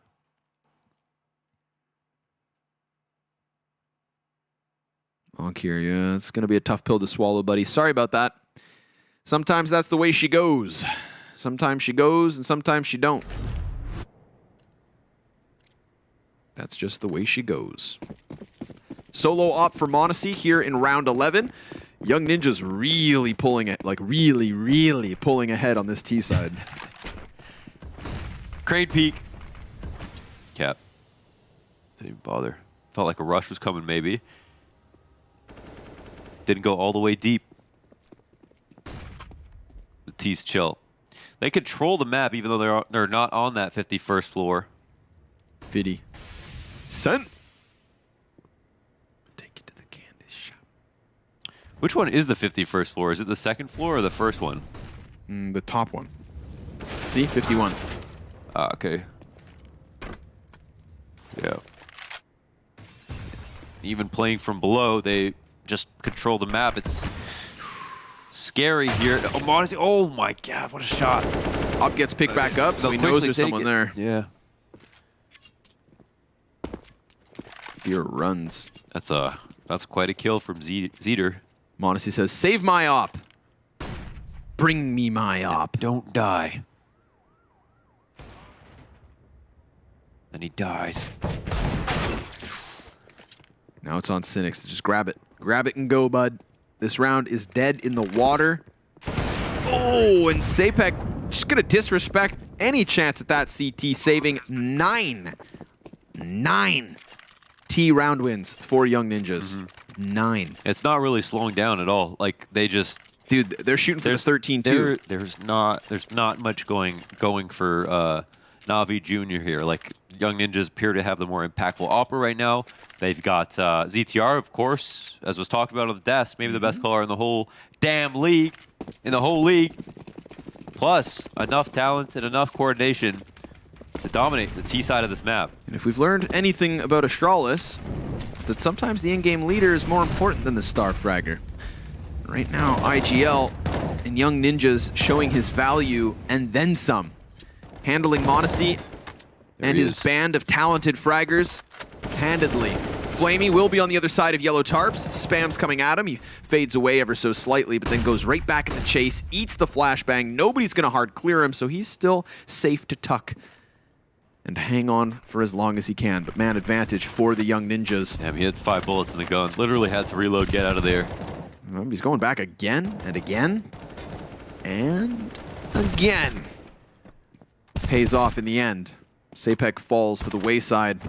Damage versus 2, but down goes Flamey. Smoke, yeah. Oh, man. You got to appreciate, I mean, he's got to fight relentlessly, like, just never give up the A-Ram. That's just how it goes. And he gets those frags, but Fuzi is just nuts right now, man. Nuts. And look, they keep the options open. This is the tier 1 round here from Young Ninjas. Keep those options open on the other side of the map. And they just ferry themselves over. And now Navi Junior know they can hear the running, but they know why. It's because the other team is letting them know that there's nobody to defend the site. It's understood. Ooh, Modesty though. Ooh, the God angle. Yes, sir. All the way back from CT spawn. He splits the cover. Shuts down ZTR. Debo's going to eat the flashbang of fear, and Onkir in with the kills. But Fuzi's making sound on the flank, so now Modesty already pinned on this position. Ooh, you thought you could jump by. No, sir. That's a 3rd round win for Navi Junior. It's still just the trimmings. A couple chunks of fat. Young Ninjas, they're the ones with all the meat. Those are civilians in there. Yeah, crazy. Or Jesus. just more guys fighting, who knows? A 3rd round on a fantastic retake in a situation where it felt like Young Ninjas had full control once again. Full control. However, obviously with losses against Navi Junior, not an ideal buy. I see an ump on the field, but if that's the worst thing you've got to work with, then you're still doing all right. The more problematic situation is losing this one. Again, going down. Oh, Modesty, blind through smoke, gets Sapek. Wow, okay. And that is an impactful way to kick off round 13, but a boost from Debo onto B. We'll see if Cynics is ahead of this. He seems prepared for this pop-up. Yeah. Looks very ready. And sure enough, punishes the peak. 3 more Ts set to come in on him. He puts out the fire, nullifies the threat, and yet Fuzi's still ready for that kill. Onkir now burned into the open. He taps into Fuzi, looks for a little bit more, but it's Rolf to get the difference. Down, his corpse soars. 3 counter-terrorists already on construction and still plenty of time to play. Yeah, bit awkward to fight your way into the site. But with a minute up, you know, they can chill a little bit. Molly will come down on default to make sure that nobody is trespassed across the site under the guise of the smoke, and a little bit of time to delay Gets them back. They're baiting out some utility here, and it looks like they might try to run boost across the quad. Oh my god, dude. The dance of death. They're just going to clear it? Oh, they can clear heaven from here? I wonder if they just... You can see even underneath construction. Oh! Heyo! That was pretty wonderful. That opens things up a lot. Who says you can't learn lined up. things at the WePlay Academy League? Another headshot. Damn. You've got the big brain plays and the sharpness to shut him down. But m0NESY, he's got X Factor. And he's got himself a chance. Throws the smoke onto the top of the stairs, gets on bomb, comes off of it. Molotov moves forward, Rolf making a quick move onto the wooden wall. m0NESY looking for that lower peak, but now he has to start to move forward here. He's desperate for the defuse. He's just going to jump on and try to stick this, and as he turns back, he's going to go for another defuse attempt. He could finish it. He goes back for another kill, but that's it, right? No time. Holy, oh my god. Maybe he could have still stuck it, right? That second last one. Matter of milliseconds. God, that was so close. Somehow that even, I don't even understand how that gets so close. Dude, he baits them both in. Op shots connect, but not as hard as those AK taps on the boost back shelf. Beautiful. Exquisite. WePlay of the day. Succulent. That right there, dude. Just giving the counter-terrorists enough time to go back towards the A site, boosting up for it. A crack of the whip, and yet again, the AKs prevail. ZTR going to start this round with a headshot versus the pistols. The unarmored pistols of NAVI Jr. Rolf finding m0NESY, who had already extended through the top mid, trying to give chase to ZTR. So as long as Young Ninjas clear out these corners, they can regroup, re-aggress.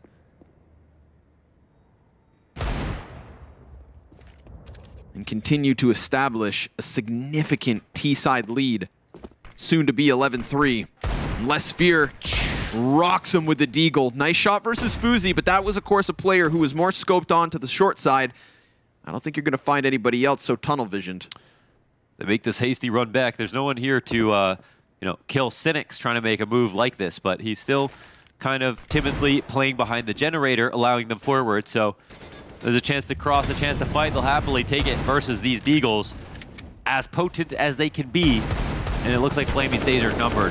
That flank comes in from Sapek, and Cynics has been spotted here, as well as the flank. Looks like the T's may take the 14th, but Cynics, he's just made his way through the Molotov. And almost finds another duel. There was potential. That there was. Could see it in his mind's eye. He had it mapped out. He had the strategy, had the game plan, but just didn't get the clutch. And NAVI Jr. still don't have much. 3 rounds to their defensive half. This is a hell of a game plan. Really good mid-round calls from Young Ninjas, in my opinion. Yeah, I think for ZTR sure. is showing his value, and then Dude, some. they're just, it's crazy how much better they are. You know, They're just the measuring. And they, I mean, Inferno, like, they managed to lose that game and still look better somehow.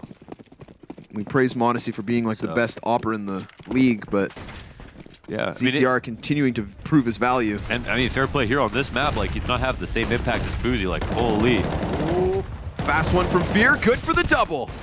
However, still just this final round of the half, so finally some good success coming in from the A ramp, and even on here with that double op peeking into mid. Debo's got nothing to lose. This is when Debo becomes his strongest. He starts off well enough, still 68 HP. All right. I'm not going to write him off yet. He's going to get one more kill. May as well grab the bomb. And then I'll reevaluate. Okay, but for now, it's one more kill guaranteed. I promise. Actually, I take it back. Cynics, this is a nice angle. This is sweaty. They never see this one coming, man. They always peek up looking upwards. They never ready for the Cynics peek. Cynics' patience pans out. An 11-4 score from Young Ninja's T side. And who's at the top of the list? It's Fuzi, 14-8, 15-11 on Sapek. Everybody contributing from the side of Young Ninjas. No, absolutely. I mean, they all had really good kills, for sure. Okay, I'm sorry, but I have to ask. Yeah. How is it that you take a guy like Flamey, put him into a league with teenagers, and he has 4 kills at the end of the first half? Dude, I mean, they're good players, you know. Like, it's not the first map. Like, across the 2 BO3s we've seen from Navi Jr., I feel like he's bottom fragged the majority of the map. Yeah, yeah. I mean, and I just find that so shocking because it's such a, you know, it's a player with so much experience and so much tenure that you'd think that would be worth at least a middle of the pack performance every day. Sure, yeah. That's very fair, yeah. It sucks to see, man. You know, I don't say this because I'm trying to talk crap or harp on him. It's just, it really sucks to see. It's very surprising to me because I hold Flamey in high regard. Hope he can maybe show us a little impact in the second half. Maybe get the Navi Junior train rolling. Yeah, I guess. I just wish I cared about the individual level on this team. I feel like the disappointing part is the lack of usage of what they have. You know what I'm saying? If we could talk about them having like such insane players at the top, but none of the initiative, none of the game plan. Like, how come they don't look as sick overall as a team? Like I was saying, like NIP lost the last map and still managed to look better. How's that? How come we can't say that about Navi Jr.? That's the shame for me. They need a little boomage. Yeah, yeah. And I'm sure leadership is probably going to be the thing that's the hardest for everybody in this league who's young. If they're coming in as an IGL. Good point, good point. As emotion's got to be playing a huge factor in the outcome of most of these teams. Yep. And the for ZTR, the fact that he played on NIP gives him a backbone. Yeah, and he knows what the comms are supposed to sound like, where to step in and everything like that. But it begins. Navi Jr. 2 opening kills towards A site. Fuzi and Sapeg both down for the count. Navi Jr. could take the pistol. I don't doubt their ability to give us somewhat of a show. But it cannot be argued against. They have left very little margin of error. Very little wiggle room.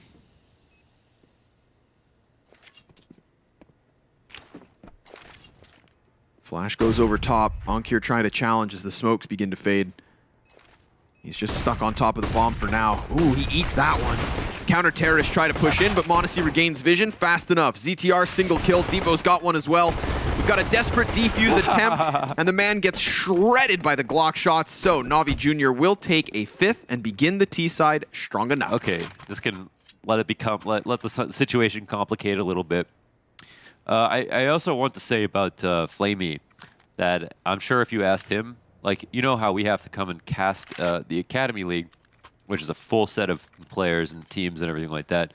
And if you ask any Tier 1 player, they're going to tell you that their day-to-day matches are easier than when they have to play in qualifiers versus Tier 2 teams versus opponents that they haven't seen before. Like, a lot of them can phone it in and still play well because they just know exactly what their friends are doing on the other side of the crosshair, right? Okay, sure. Because a lot of it's become routine. And if you took Flamey and put it back into the Tier 1, he might be underwhelming, but it wouldn't be weird if he actually did better than this in some way. Yep. It's like there's way less randomness. In Tier 1 Counter-Strike, Flamey is a small fish in a big pond, and in this case, he's just a fish out of water. This isn't his pond. It's not his territory. Yeah. It's not his comfort zone. For sure. I can see that argument. Yeah. I can see it. I can see it. But yeah, it's you know, he's already done. He's not here. He's not on Navi Jr. to win the major. You know what I mean? He's already had his whole career. He's done so much. So. Oof. Mac 10 up close from Fear and Flamey. That's 2 kills, but these pistols are working. Oh my God, these pistols are working wonders. 4 kills from Sapek in the force buy. A on the bomb site. Fuzi going nuts, and I understand why, because young ninjas just win a round they have no business to take. Yeah, Sapek's Mr. 4K. He's done this a couple of times now. Sick stuff from him. And Fuzi. What the hell? Wow, okay. Starts off over here. Debo's putting in the ADR, the work. Sapek just close it down. Fuzi's hype about it. He's a playmaker himself. From one playmaker to another. That steals the life out of Navi Jr. Oh my God, and that's what they like. It's really at this point what they can't afford. They just can't. It's a very expensive thing, and they just don't have the capital. Y'all can't have a flat half, win pistol, and then drop the follow-up. Think about the you know, as if Ninjas didn't already have all the confidence in the world. You know, losing pistol maybe stunts them, and then this just, dude, this is a skyrocketing level of dopamine. The oxygen's thin up here. They're getting buzzed. Counter-Strike, hell of a drug. There's just nothing better. Flamey looking with the Krieg for a kill, but Sapek's got his number. That's a bonus AK as well offered over to the Young Ninjas. They got 2 of them. Rolf going with the MP5. Yuck. Oh. Yeah, the MP5 hits him for 11 damage. It's unclear if they're going to clear. Let's see. Okay, they looks like they will look towards it. Oh, that smoke I think is going to take attention away from them. Ah, it's beautiful for Fuzi. Yeah, look at the way that they're fighting. I mean, they just look so much scarier. Oh my man. God! Fuzi, let him live. Let him live. Let him breathe. Oh my! Come on. Fuzi, he's gonna take nearly everything. Sapex finishes it. Navi Jr. just walking off of the cliffside that was that A ramp. Everybody who passed that threshold just died. Kill after kill after kill. The force from Navi Jr. comes in with nothing to show for it. A 13th for Young Ninjas. If this had ended on Inferno with Young Ninjas just edging it out, then we'd be sat here saying, like, great showing from both teams, a nice close series. Now instead, this is an exclamation mark from Young Ninjas to finish off. 13-5 at the moment, not done yet, but sure as hell not looking like there's all too much left. Fuzi right back at it. He's got himself 3 kills before finally dying to the Glock of Ankh here, and as they extend around into middle, of course, it's just Sapex to close. Yo, and shout out to Fuzi for always getting the dualies as a sidearm. Yeah, $300, why not? You got it. It just makes sense. That's actually so insane. You get 2 guns that have 30 bullets. And it feels like even on your full rifles. If you're at a point where your main is empty and you're switching to your dualies, then it kind of is one of those scary moments where you just need to keep shooting, shooting as much as you can. After you've emptied your primary mag, you literally don't even have to be good. Just shoot. Just put out more damage. Because turn off your crosshair, literally. You know that the 4th and 5th guys have to commit to the peak. So if they walk into a soda stream of bullets... Yes, a soda stream, carbonated stream of bullets. It's a bubbly feeling. Yeah. Once you're beyond the 3K. And Fuzi has Navi drowning in it. ZTR, disrespect. He slips through the ladder. Again, remember when Flamey was watching A and a player got past? Just happened again here with ZTR. Tough. And now as long as Young Ninjas stay alive here up on the A site, they don't even know. ZTR is going to wreck him. He's in the spot. He's crafty. Fuzi, player right down beneath. He's going to check the other side of yellow, right? Yeah. ZTR doesn't make a move, in fact. Ooh, Fuzi, 2 kills off of the op, just controlling short side. Brother. Like a boss. And they're just, this is perfect. They're going to win this whole league, man. Oh, stop it. Oh, somebody put an end to this. Young Ninjas, Mel's NXT final? Question mark. They look very strong. It hurts. I like what we're seeing. It's great. ZTR in position here on the B site. Eats the flashbang, so there's still a chance for Navi Jr. Oof, but ZTR wants to close it, and he will. Oh, he smashes his face on the razor wire as he falls downwards, just like the hopes of Navi Jr. Hanging off his eyeballs.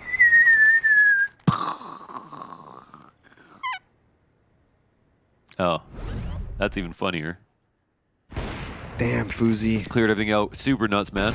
Straight impact. Beast. And this second kill from ZTR. Hit him with the elbow. You know what I mean? Oh my god. 15-5. Are Young Ninjas just laughing their way to victory? Let's find out whether they are just a jolly bunch as they try to close out Vertigo in a damning fashion.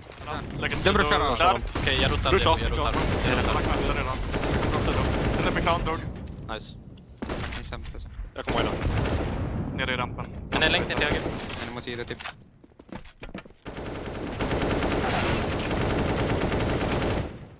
Ankare. Han har smakat från Tesman, tror jag.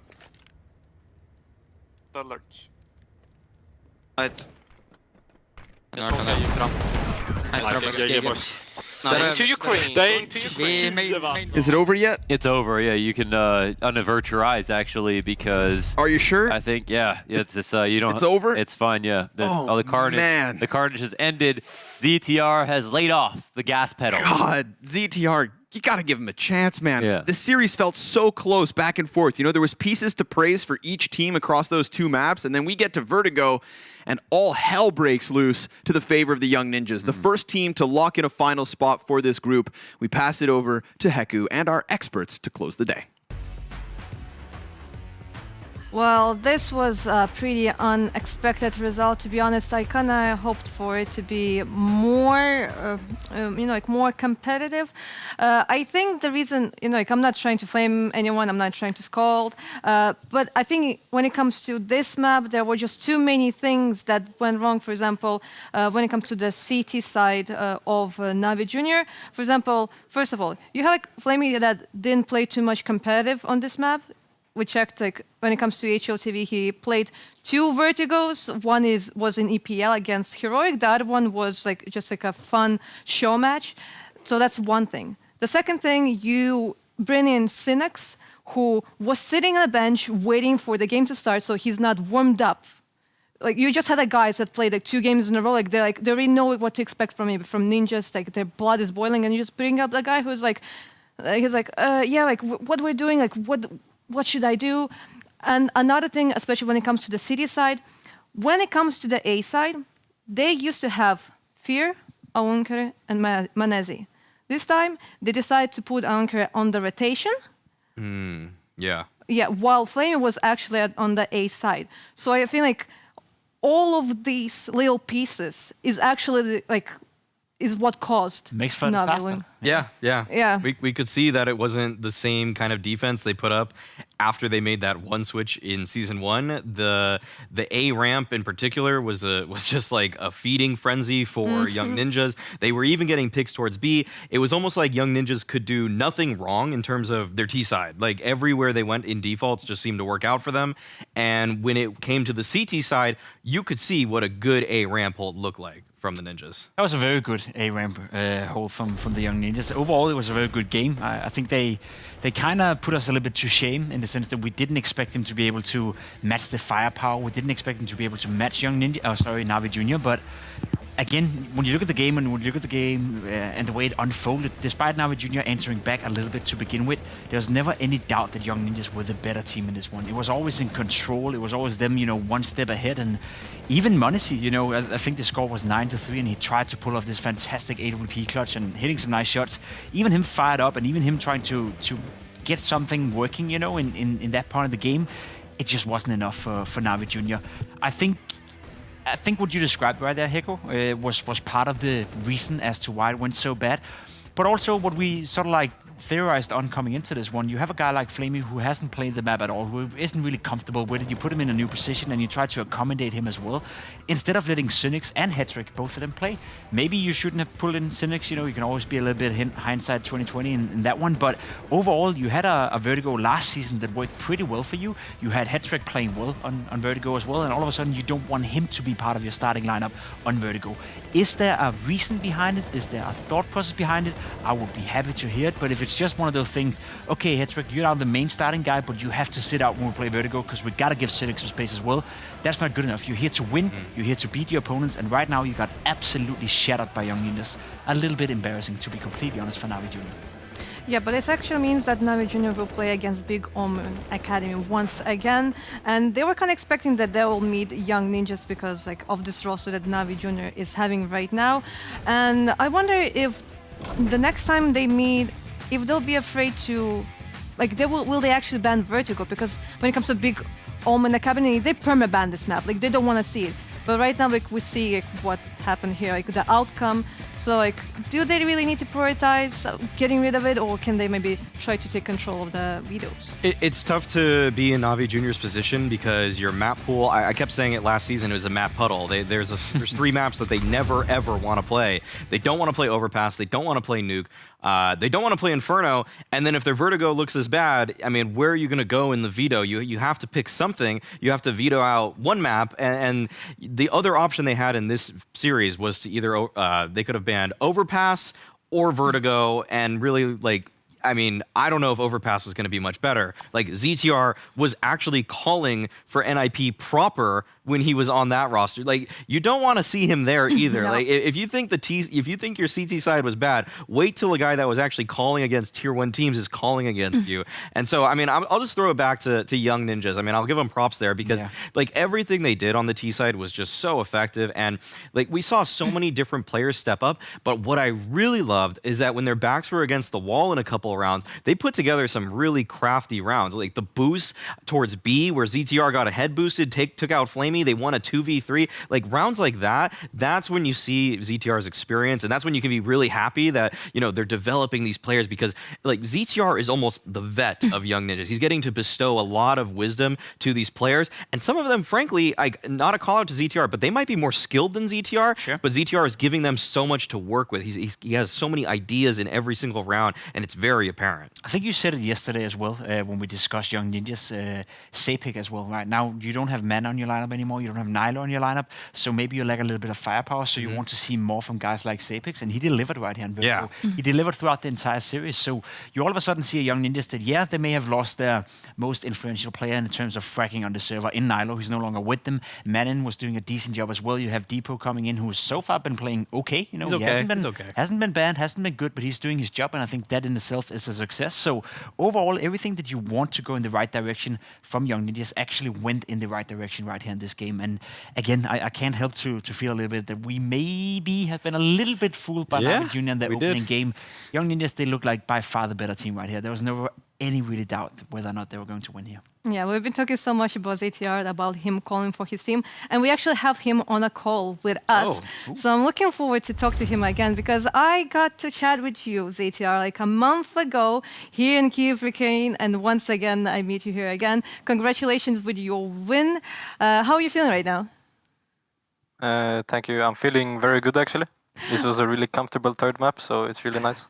I mean, I'm sure it was, because like when it comes to the T side, you just destroyed the Navi boys. But I would kind of want to talk a bit about your roster, because when it comes to like this project that NIP brought together, you guys went through a lot of changes. You know, like you are in the beginning of the year, you announced your initial roster, then you left for the main team, they added LNZ, you came back, they moved LNZ, then there was Rolf, Manen. There were so many changes, and right now we're starting like a second season, and you're adding a new guy again.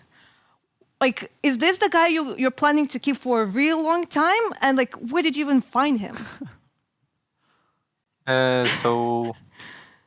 Yeah, I mean, we are planning to play with him for a good while at least, so we can really build something good. Before this season, we actually had 1 day of practice with him, so not as prepared as I would like, but yeah. I mean, maybe not prepared as you wanted, but it worked out. Like the third map, we saw you had absolutely no problems. Yeah. Have to echo that, Heku. ZTR, congrats on the win. So you say that you're gonna keep Debo for a while. I wanted you to just like go over why you are having to play with this roster for the audience, pretty much. I mean, like, I don't know how much I can say about this, but yeah, I don't think I can answer, or I don't know if I can answer that, except we're playing with Debo now, and that's how it is. That's fine. That's fine. And we are in a comfortable situation, and I feel like we can develop really good with this roster. Okay, cool. That's fine. That's fine. Okay, then a question more about the game then. So I would say that Inferno, it didn't go as well as you guys would have liked it to, like clearly, right? Mirage, you guys performed quite well. Vertigo, obviously well. But Inferno, when you look back at that, what are your kind of gut feelings about things that you can improve next time so that you would take the win in that series, in that one? I mean, like, on the T side, we could have easily gotten the same as on Vertigo. We should have had like at least 3 or 4 more rounds. We lost so many afterplants on B because we were really scared to take good afterplant positions. So we were stuck in the same positions every single time. So, and the same thing you can say about the CT side. We were just too afraid to re-aggress and take information at CT as well. And that made us lose. CTR, we saw you play season 1, and we saw you struggle a little bit in the beginning of the group stage and then grew better and better throughout the tournament. Coming into the finals, you were my favorite to win the entire thing, and I think, according to yourself as well, you were the favorites to win. Do you think coming into the second season now that it's sort of like the same scenario for you guys, that you have to get some more practice with your new guy, you have to get to know each other better, and you then once again can take a fight against Mousesports and potentially win the entire thing? Yeah, definitely. We need much time right now. So this is us winning this game. I believe we qualified already now, and so that's really good for us. Now we have much time to practice before the upcoming LAN, and I believe we will be able to show a much better performance at the actual LAN. You actually qualified for the final game, I guess. You qualified at least for the last chance qualifier now. If you win the next game, then you go straight into the LAN, but you have to win the upper bracket final once again, just to clarify. Yeah. But you're getting closer. Oh, okay. Yeah. Okay, thank you. Yeah, like Zadia, like you're really, really close to getting like a direct ticket to the LAN, but it's not yet done. You know, like meanwhile, like when it comes to a sound style, they are out, but you didn't yet guarantee yourself. You didn't yet guarantee like yourself a spot. Which means actually that you are going to play either against NAVI Junior again or against Big Omen Academy. Which team do you think you'll have to fight one more time to get yourself to the LAN? Just off of gut feeling, I feel like NAVI should be able to win that match, but now Big adding Process, I think they have a much higher skill ceiling. So I don't know, maybe they can surprise as well, but I think we will face off against NAVI again. Okay, awesome. Then Zadia, I will not delay you any longer. I wish you a really nice evening. You deserve to relax. But now just keep in mind, it's not yet done for you. You still need to prepare. You still have more matches to go. But in any scenario, just like Pimp said, like even though like you don't yet have a direct invite to the LAN, you already guaranteed yourself at least in the playoffs when it comes like to the last chance. Yeah. So thanks That's a lot. great. Thanks a lot for coming here for an interview. Yeah, thanks as well, and hope you have a great day. Thank you too. Good night. At least he's not playing on Astralis, because as you said, Heku, they're out. You really got to make sure we stress that Astralis is out of the tournament. R.I.P. They're the first team out of the tournament. We get one more tomorrow. We get another elimination game tomorrow, and that's going to be interesting. That will be pretty interesting because it will be either Big Omen Academy, a team that like... Oh, no, we had Big Omen Academy today. No, it will be either... We got Fnatic Rising and Furia. Fnatic Rising and Furia. I mean, if you're like looking at the results of the previous season, like you have like one team that went to a LAN and another team that placed in the bottom. Maybe like tomorrow I'll be just saying like during the whole stream, like, Furia is out. Furia is out. Like, and I'll have like, but I'm afraid like I will not do that because I know the Brazilian fans. Like, I'll try to avoid that. But like, I do hope like they'll try to do their best because like they went through some roster changes and we don't know. Like when it comes to Fnatic Rising, they did like some last-minute changes and stuff like that. You can never know it, you know. Yeah, they disappointed yesterday, didn't they? Yeah. Fnatic Rising right now, they look like they're trending downwards. Whereas Furia Academy, I can't really say that they're leaps and bounds better than they were last season, but the fact of the matter is the roster's been playing together longer now, and they're using Honda, who has some Tier 1 experience and should be able to elevate their game. I think that should be at least a competitive series. My favorite would still be Fnatic of those two teams, but I mean, honestly, anything could happen there because Fnatic Rising don't look like the same force. Regali doesn't look like the same force as we saw in Season 1. Yeah, and even when we saw like the series of the A group, we were having so much hope when it comes to NAVI Junior. We're like, okay, they're the favorites because, you know, like Young Ninjas, 16-14 against Astralis, you know, like there was so much hype. Unfortunately, it didn't work out. But like all the teams like have some time to prepare if we're talking about the B group, because when it comes, to the A group. Because the B group is going to play tomorrow, and tomorrow we'll actually find out which team will unfortunately will not attend the LAN. Will it either be Furia Academy or Fnatic Rising? But then the next following best of 3 will be between Mouse NXT and VP Prodigy. I mean, the big surprise right there, of course, is VP Prodigy. They were able to take that win and secure themselves a game against Mouse NXT, and I think that will be a real test for VP Prodigy. There's no doubt that Mouse NXT are the favorites to win the entire tournament once again. They were looking super solid in Season 1. They've looked good so far in Season 2. No roster changes, no changes in in terms of anything. They're still grinding out there. All the players are playing full-time as well. They're really dedicating everything into this project. So everything is pointing in a very good direction for Mouse NXT. But if there's one team that could be the surprise of this tournament, from what we've seen so far, it would be VP Prodigy. And by surprise, I mean, yes, I expect Mouse NXT to win. But even if VP Prodigy were able to take just one map away from Mouse NXT and make that game competitive tomorrow, that in itself would be a victory for them. So I'm looking very much forward to see what that final game of they can deliver, basically, in terms of competitiveness. That would be incredible. If they take one map off of Mouse, then you have to start considering VP Prodigy as a top 4 team. Yeah. Because that win against Fnatic, it kind of felt like, you know, Fnatic didn't play to their best ability, and they're still getting integrated with Banjo as their new 5th. And it kind of feels like VP, in a way, almost stole it. Like the game was close. It was close enough that Fnatic had a real chance there. And so, I mean, if they do make it to the LAN, I think everybody's going to be just super surprised. I mean, we're all going to be pretty shocked because last season around, you know, they came in, what, 5th place, 6th place? It wasn't, 6th place. So it was like this, like they first were in the 7th place. They were right below Astralis Academy because of the round difference. And then they won against them. They beat Astralis. Yeah, then they beat Astralis. Right. Okay. So they did finish like 6th. Yes. So if they make top 4, that's a really big improvement from season 1 to 2. Yeah. Always better than 6. Absolutely. I mean, doesn't take a genius to do that. No, not even Maui.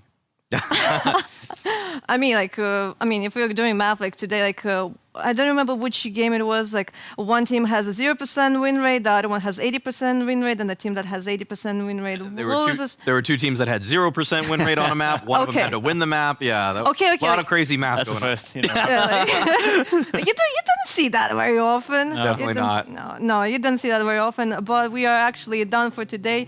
We are looking forward to tomorrow, but for now we're done. We'll be happy to see you back again, as always, at 5 o'clock Central European Time. So see you back again with us. Bye-bye.